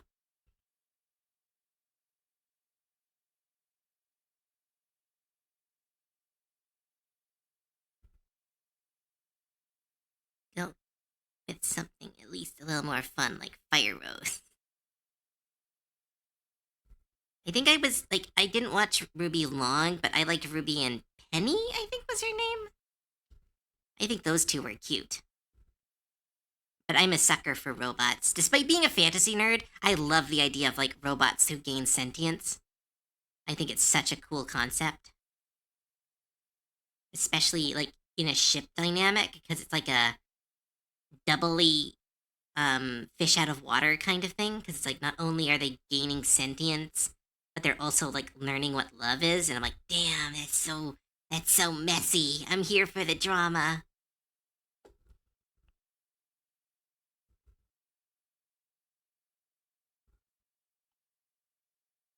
Oop, hydrate. Thanks, Jonas's water. Also, welcome to the stream.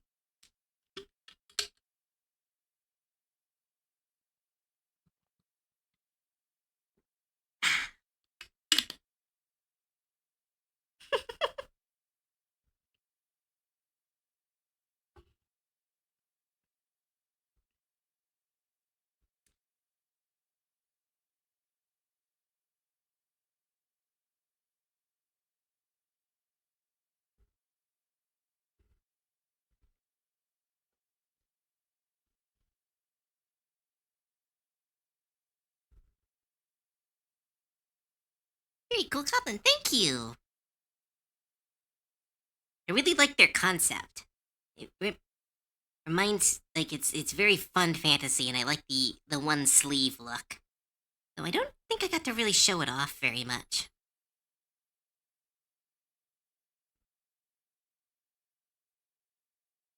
I randomly decided to doodle something scary because horror was becoming a major part of who I am. This doodle has turned into a full-on terrifying drawing. Techniques I had no idea I was using. Ooh, very cool. Starting to learn the art. The art inside you is escaping.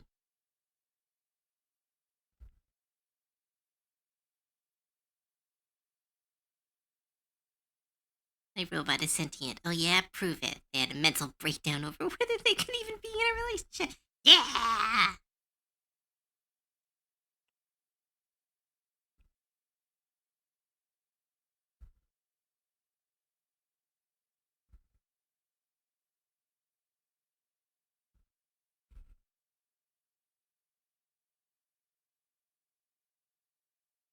Da, da, da, da.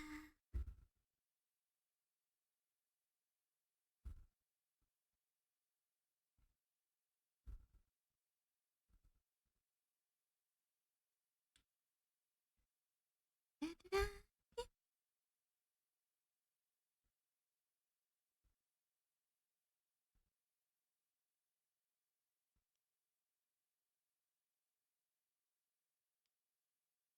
Oop, ad break. Sorry, everybody. Hope it's a quick one and the ads are not shit.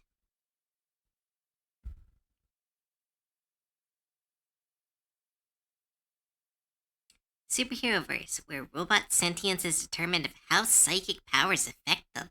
Ooh, that's kind of interesting.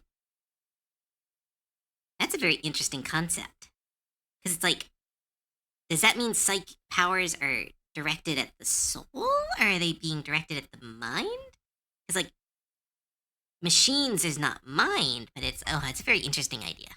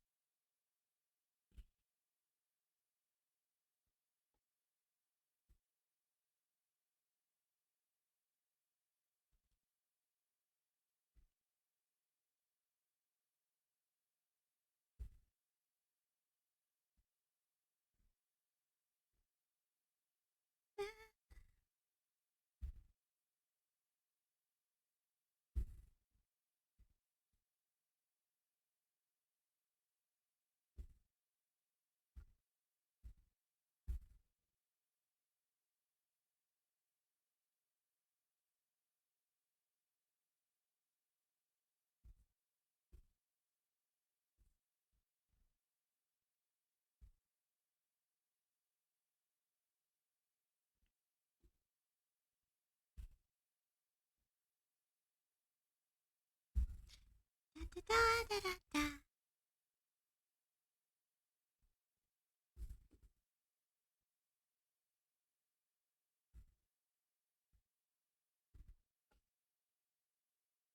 Oh, Beckman. Didn't respond? What did you say? I just laughed. I thought it was funny.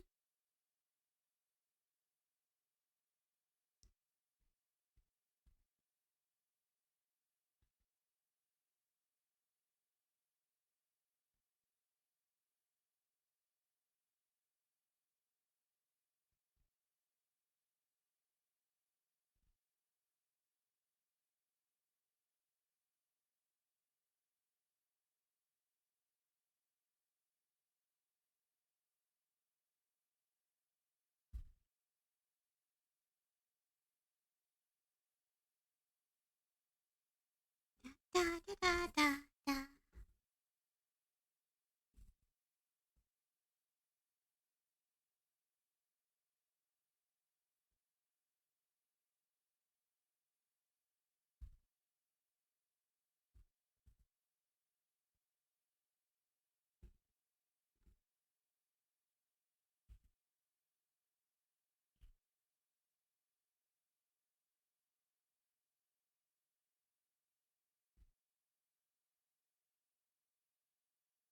Da-da-da.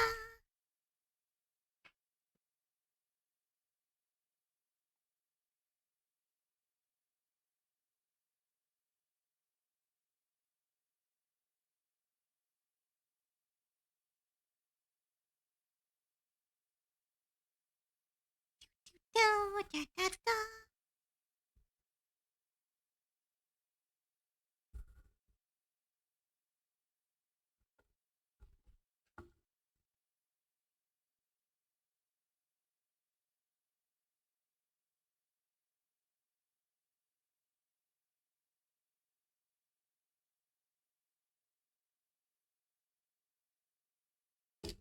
Stupid arm. Ugh, my poor wrists.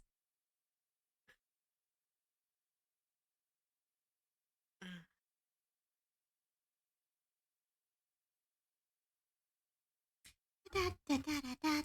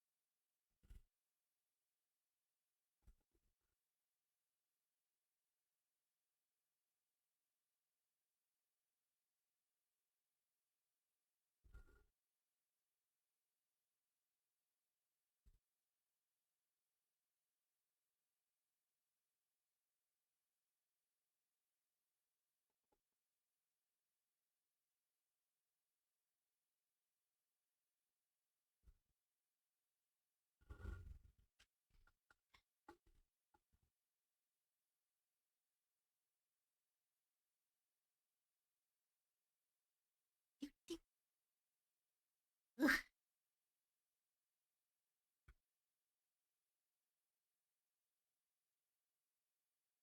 Ba-da-da-da-da.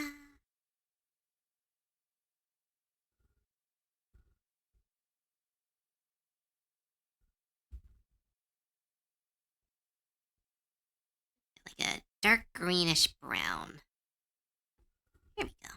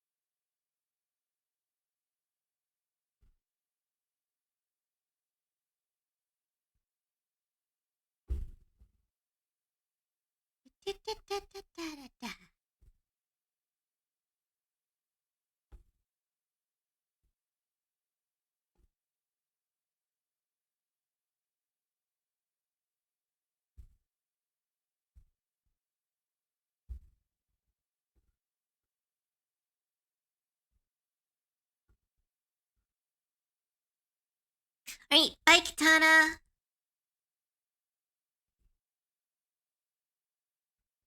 Have a good rest of your day.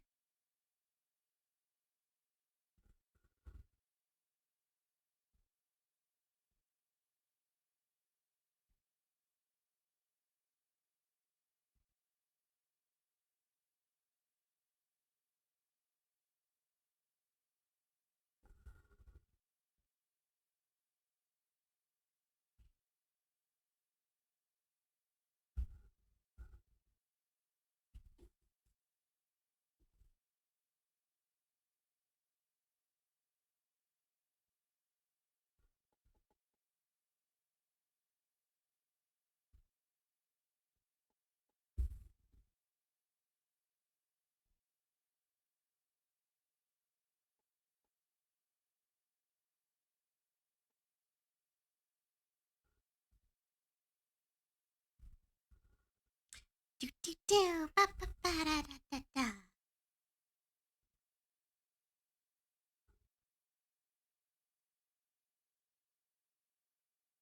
Alright. Rune, am I missing anything? Do you want me to add the cape? Do you want me to add anything small little touches? Because I think I am done.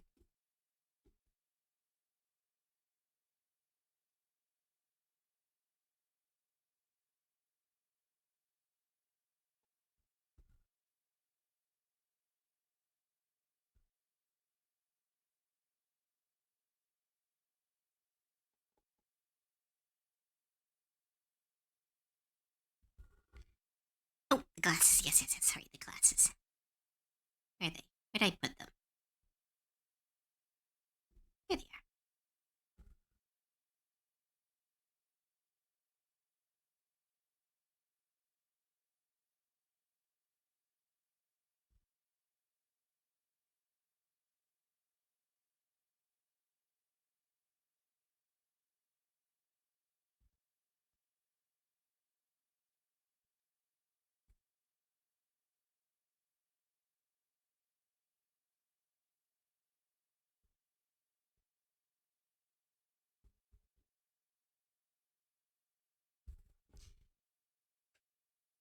Da, da, da, da, da.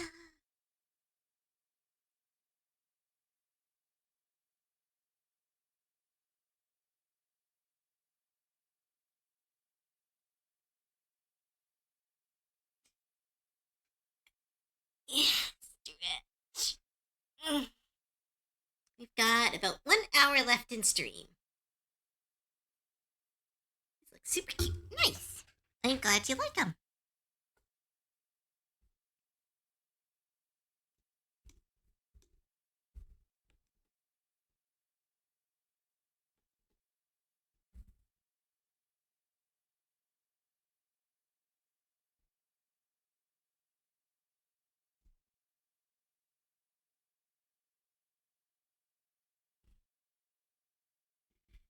Da, da, da, da.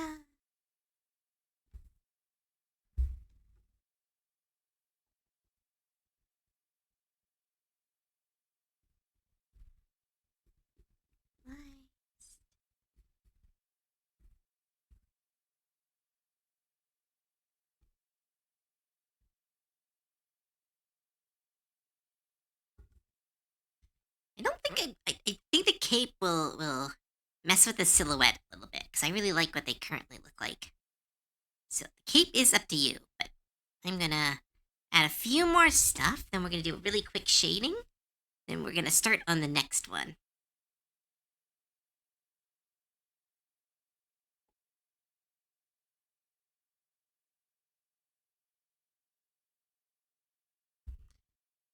Like so, up with you.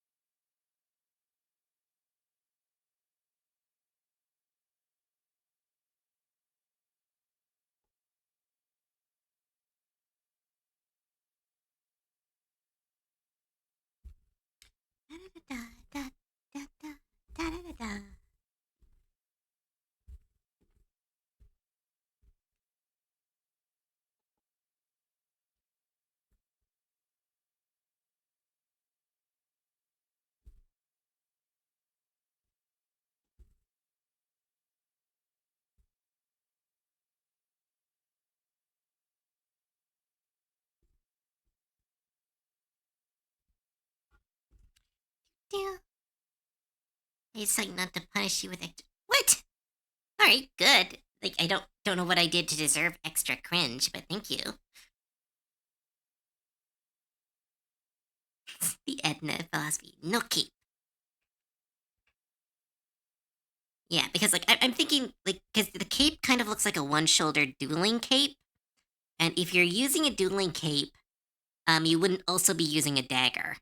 So if you toss the dueling cape to the side, then you would be using the dagger. That's my thought process.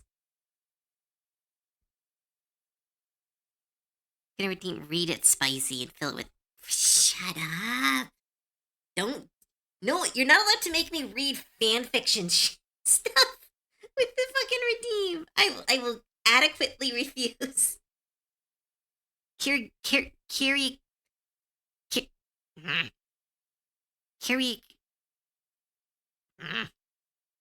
I will categorically refuse to read fan fiction.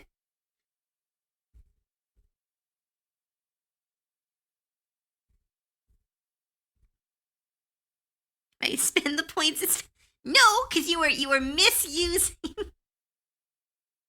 you were misusing the concept of the thingy. It was for funny Magic the Gathering card reading, and it has been turned into something it was never intended to be.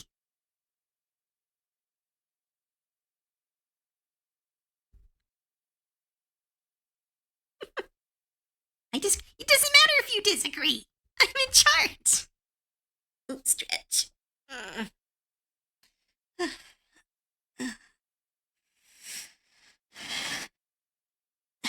There we go. Oh, and flip the canvas. Ooh, actually, that looks really good. I didn't fuck up anywhere yet. I think one of the glasses, though, is a little bit off. Again, the glasses in the original are a little bit. Yeah, it's fine.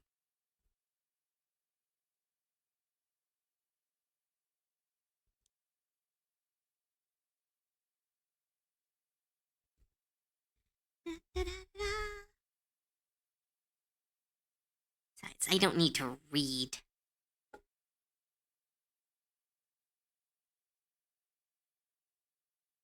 Rarity is a Magic the Gathering card. That's technically true, but not as intended. And again, as someone who has written some fan fiction about those characters, I don't need to read more of it. I've already embraced the cringe. Those fan fictions will die with me.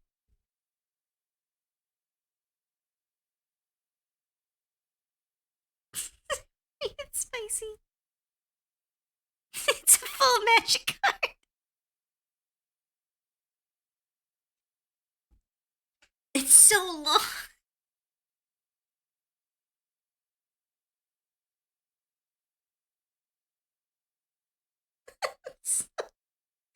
It's so funny. Alright. Blubbering muck. Sorcery. Until the end of the turn, whenever a player taps a swamp for mana, that player adds an additional mana.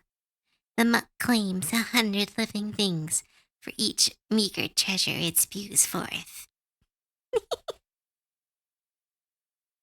I didn't read the last bit. You didn't trap me.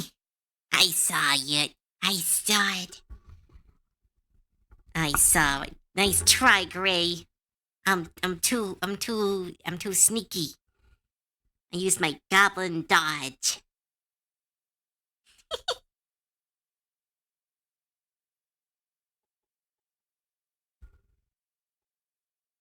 Shut up.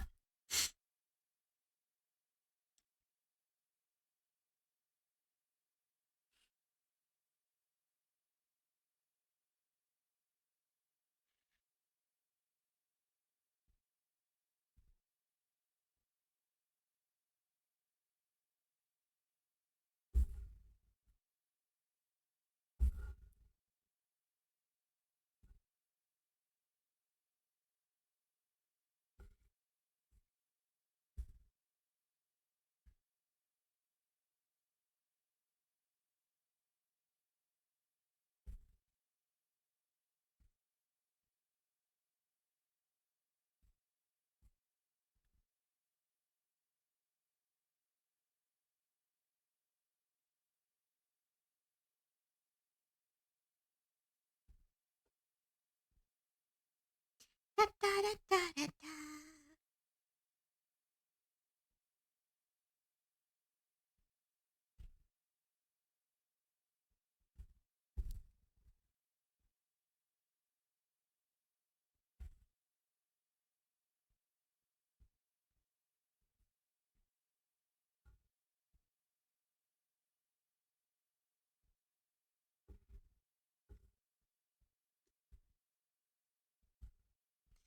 Da, da, da, da.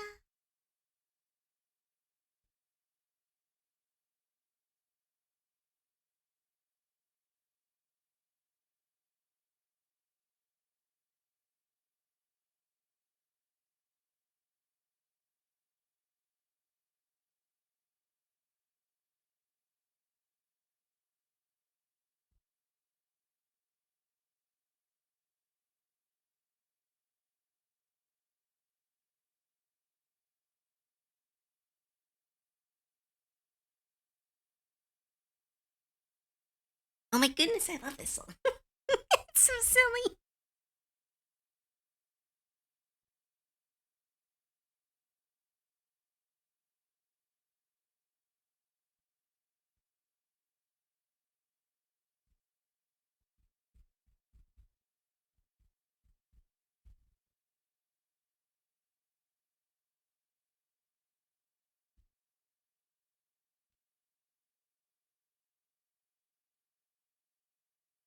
Magic the Gathering unset.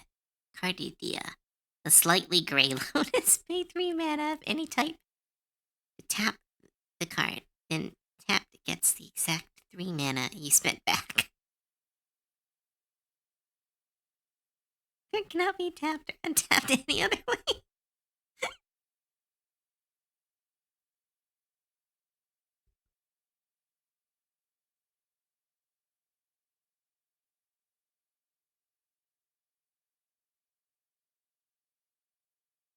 Da, da, da, da, da, da.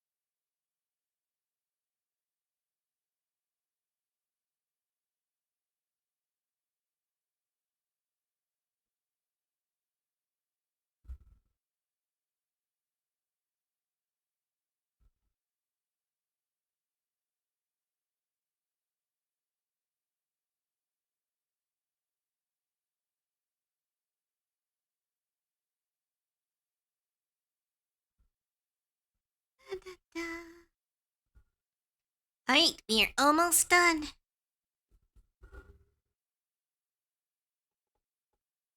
Anyone got any more D&D stuff or anything they want to talk about?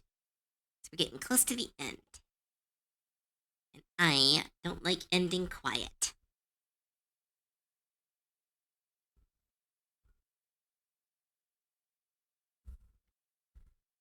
One.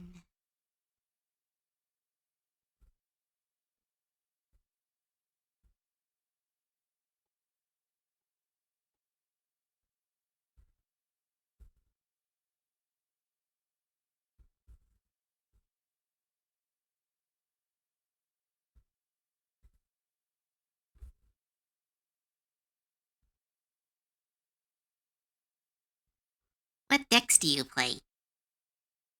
Got a 3-year campaign and oh my goodness! That's so cool! Tell me all about it! Also, what decks do I play? I have too many. I think I have 37 decks right now.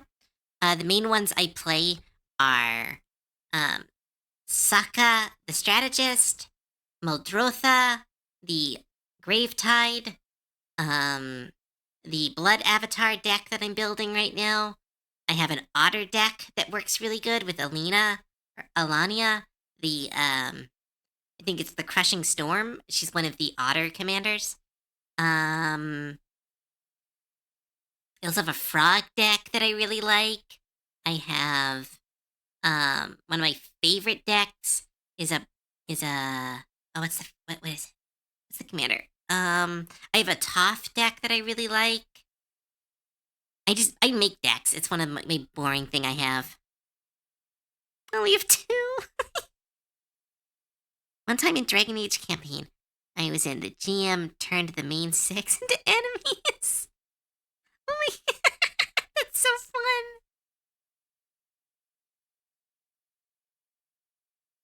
We're in a long-term based around a book series of mine. And I just finished the final fight against the Elder Brain and the heroes of the book series who've been brainwashed. I was gonna last twist them a betrayal, but decided to let them have a happy ending. Nice! As someone who has gotten the last minute twist, in a D&D campaign, it's not fun. It seems fun because it's like narratively, it's very fun, but as a player, it's very not fun. So you made the good decision, in my opinion, because players need to have happy endings after long campaigns, unless, and of course, unless your play group likes dark endings. So yeah, I did the whole happy ending, and then a DM goes like, "Oh, by the way, your bloodline is cursed because of like that agreement you broke with a god. Have fun with that." It's like, oh, that's mean. Sundrake, thanks for your 65 stream streak. Oh my goodness. Congratulations. That's so cool. Thank you, thank you.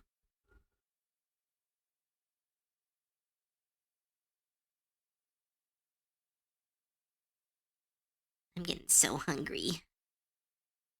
Just had some salted rice for breakfast, and it is clearly not enough food.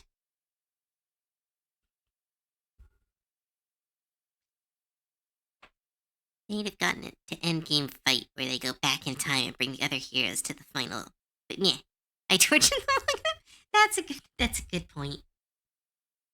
Sometimes as the DM, you just gotta go, you guys earned it. You earned this.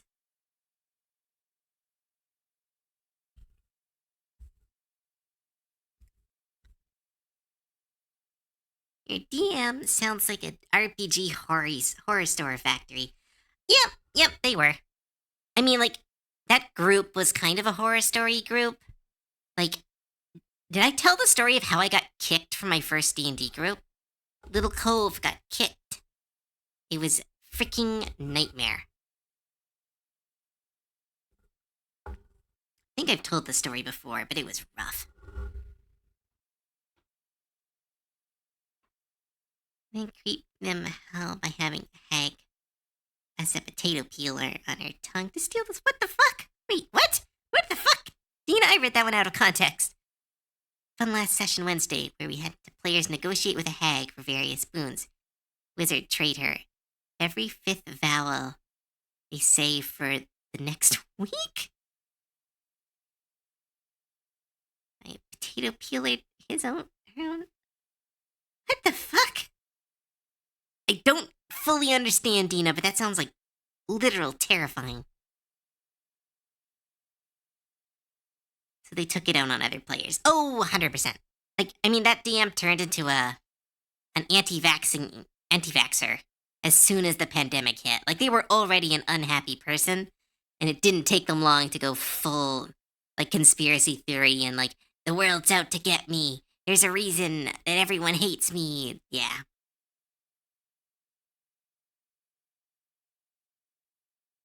Claire refused to trade her any of his skin. She was very.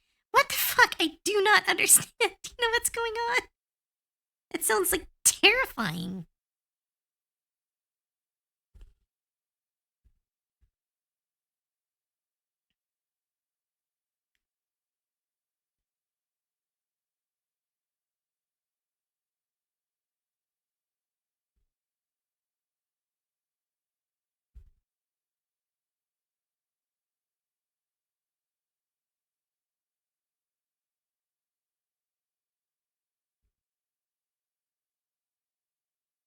We're negotiating with a night hag.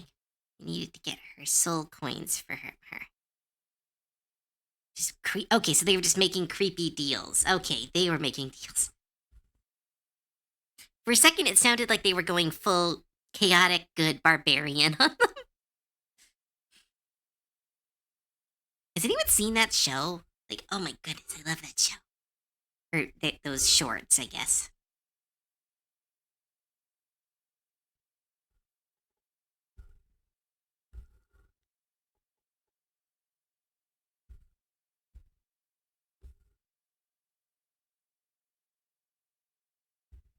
Miniseries. Yeah, yeah, miniseries. Still so good.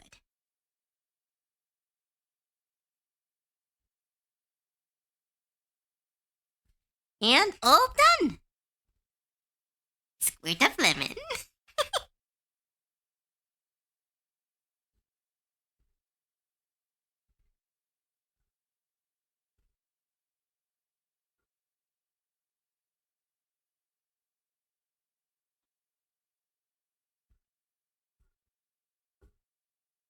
All done. Hope you like it, Rune. Next one, we are. I should go back and shade that one. Because then I can post all 4 of these when it's done. So I'll do that. I'm going to shade one, then we're going to start on eclipses next week. Or not next week. Next week I am gone. Because I'm on my mini trip. So next week. I'll try to do a makeup stream when I get home. To like, as a sorry for taking a vacation.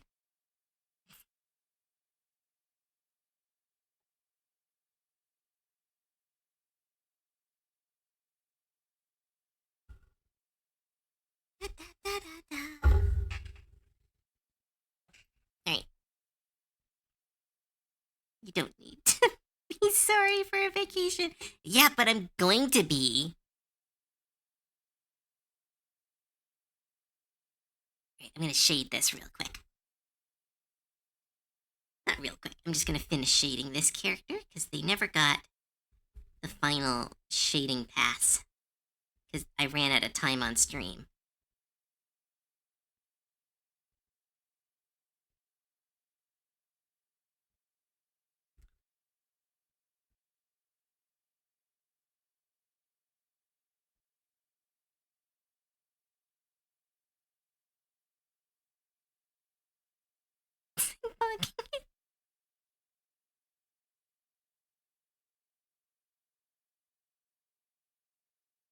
We're gonna have sauced up Cove.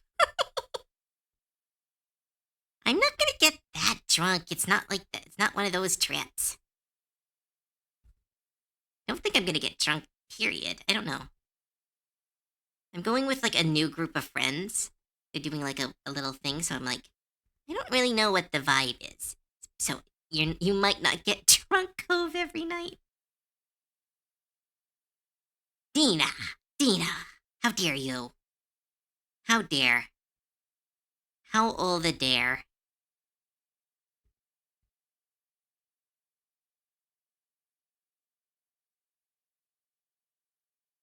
So spliced together everything she says after she gets that drunk.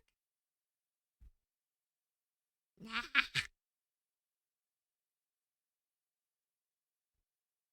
I'm gonna drink soon and no one gets. I keep wanting to drink with Tia on stream, but everyone keeps going like, "No, you're gonna dox yourself." I'm like, I only did that once. Mm.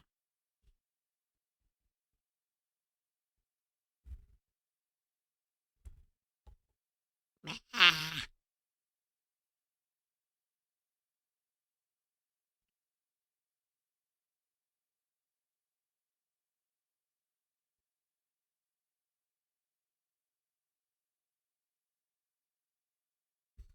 Da, da, da, da.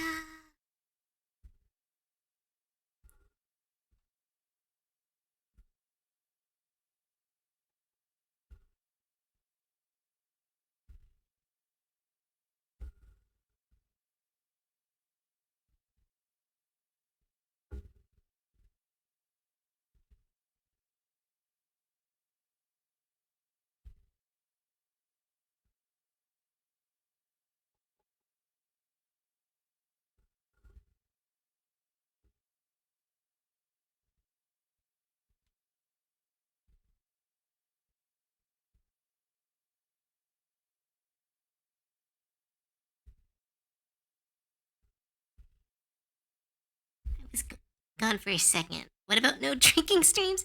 I'm not allowed to drink on stream because the one time I didn't drink on stream, but I got like, I drank like a shit ton of caffeine.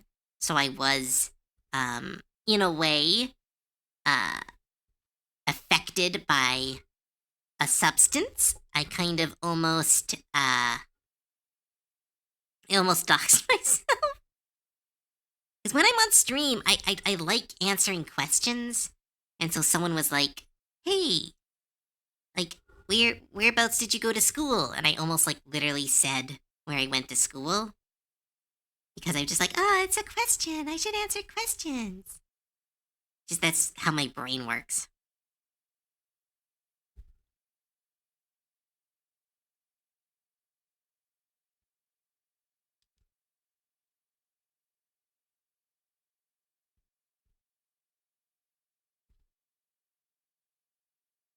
You folded from caffeine. When I got excited about moving and you almost said the city I live in. Yeah. I like answering people's questions. I'm very, um, I've been told I am very su- suggestible on stream because I'm very like in host mode where I'm like, I'm here to make you all happy. And so when people ask for stuff, I'm a little bit more, um, kind of like, oh, of course I can do that. And then after stream, I'm like, what the fuck did I do?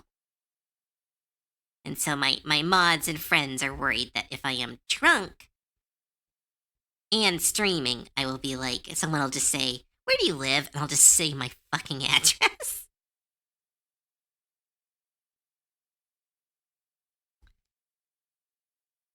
Makes it so Cove is more excited to answer questions. Yes, exactly, Faith. That's exactly it. Have a good one, y'all. Oh, okay. Bye, Rune.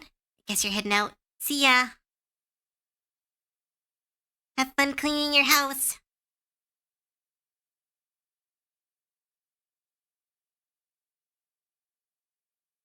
You sent me gnarly things? Oh, not yet. I was finishing up gnarly. I was going to post all of them today after stream because I got 4 of them done. So I was like, I'll post gnarly. I'll post this one. I'll post blobbers, runes, and mows all at like once. But yeah, ow! I'm fine. But yeah, I'll send you that Sundrake. Sorry about that.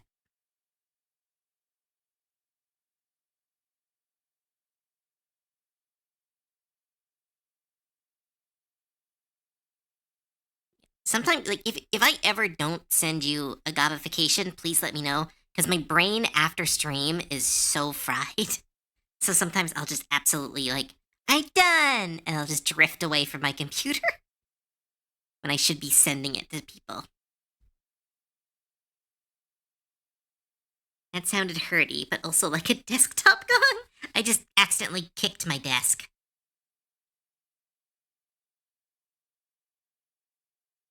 Been busy with stuff, haven't checked on my artist homies. That's okay. What was I doing? Right, I'm finishing blobbers.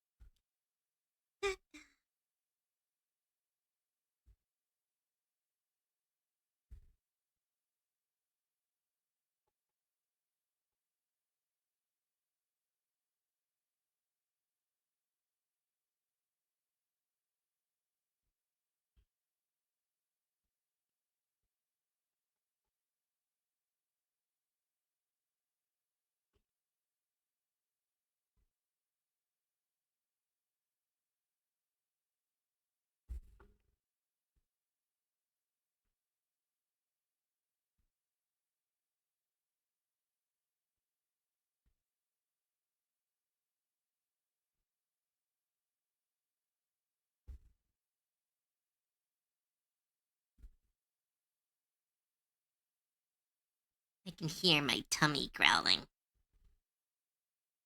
Hi, Cyberman.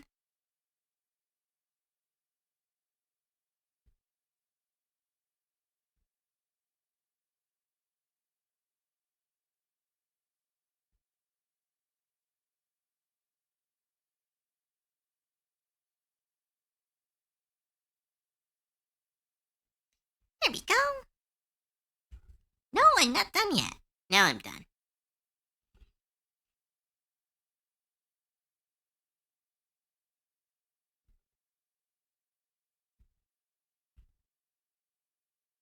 We've done so many cool, I need to open a new folder, but, look at all the gobs we've done.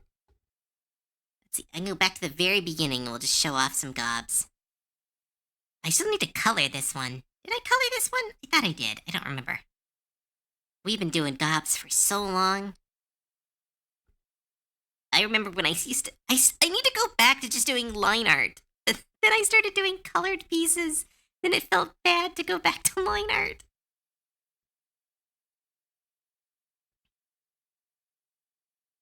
This one's mine. They're mine now. I traded for them. I got them back.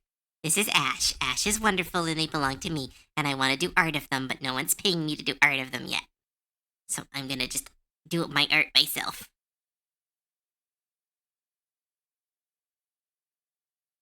This one turned out so well. Oh my goodness. Aww. This one was super cute. Aww.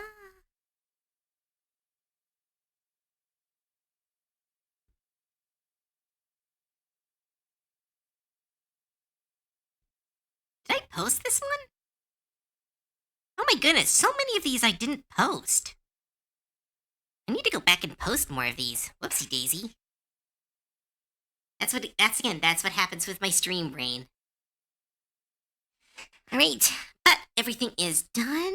I don't know, we got 30 minutes left. What do you guys want to do? Or should I just end early and go get some food?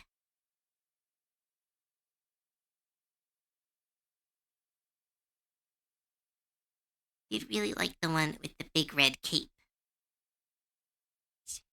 Red cape. Which one is the red cape? Oh yeah. This one was so cute. End early, eat food, destroy a taco. Get food. Alright, okay. Right. Were we waiting for anyone? Was anyone else doing streams?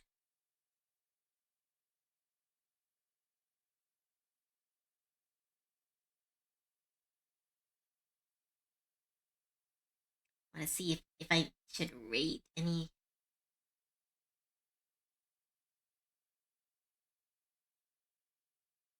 Right, I'll go make some food. Basha, basha, basha. Right, channel.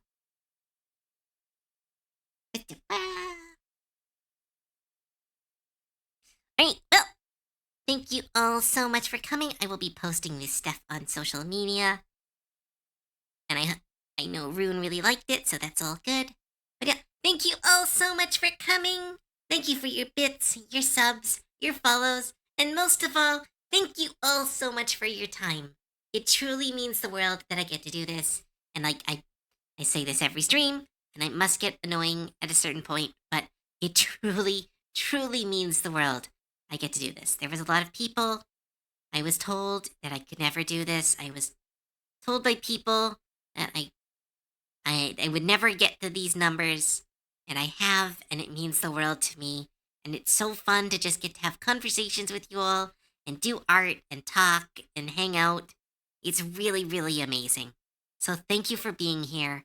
Your time is incredibly valuable to me, and I really hope that I have filled it with joy. That is all I can ask. So thank you all so much for coming. Have a great rest of your day, and I'm going to send you off somewhere so you can so we can spread the love and you guys can find some other fun stuff. Thanks for coving. I am happy to cove for all of you. Let's see, who's doing stuff? Da da da da da.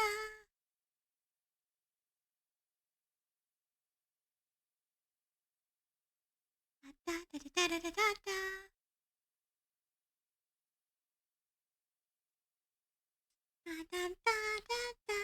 Both Elk and... Oh, well, Napalm raided us yesterday, so let's raid them back. Alright, I'm sending you guys off to a friend of the channel. and member of our server. They're very cool and they're playing a game of Yu-Gi-Oh! So that should be really fun to watch and chat and hang out. So, yeah, have fun, everyone! If you enjoyed your time here, please check me out on social media. It is where this and all my art is posted. It is also the best place to get in contact with me, specifically Blue Sky, not so much Twitter. I don't know what Twitter did to their chat system, but there's a lot of people getting put into spam who aren't spam.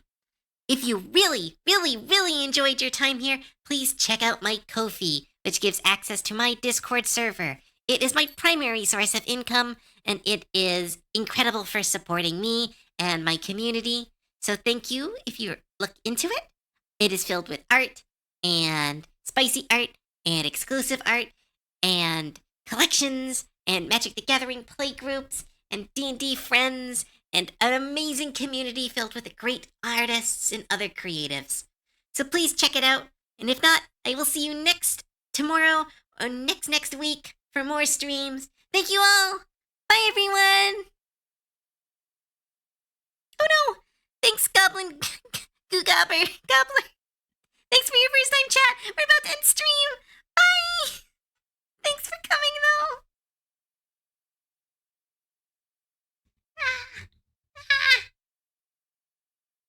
Bye, everyone. Bye. Where's the button? Where's the goddamn button? There it is.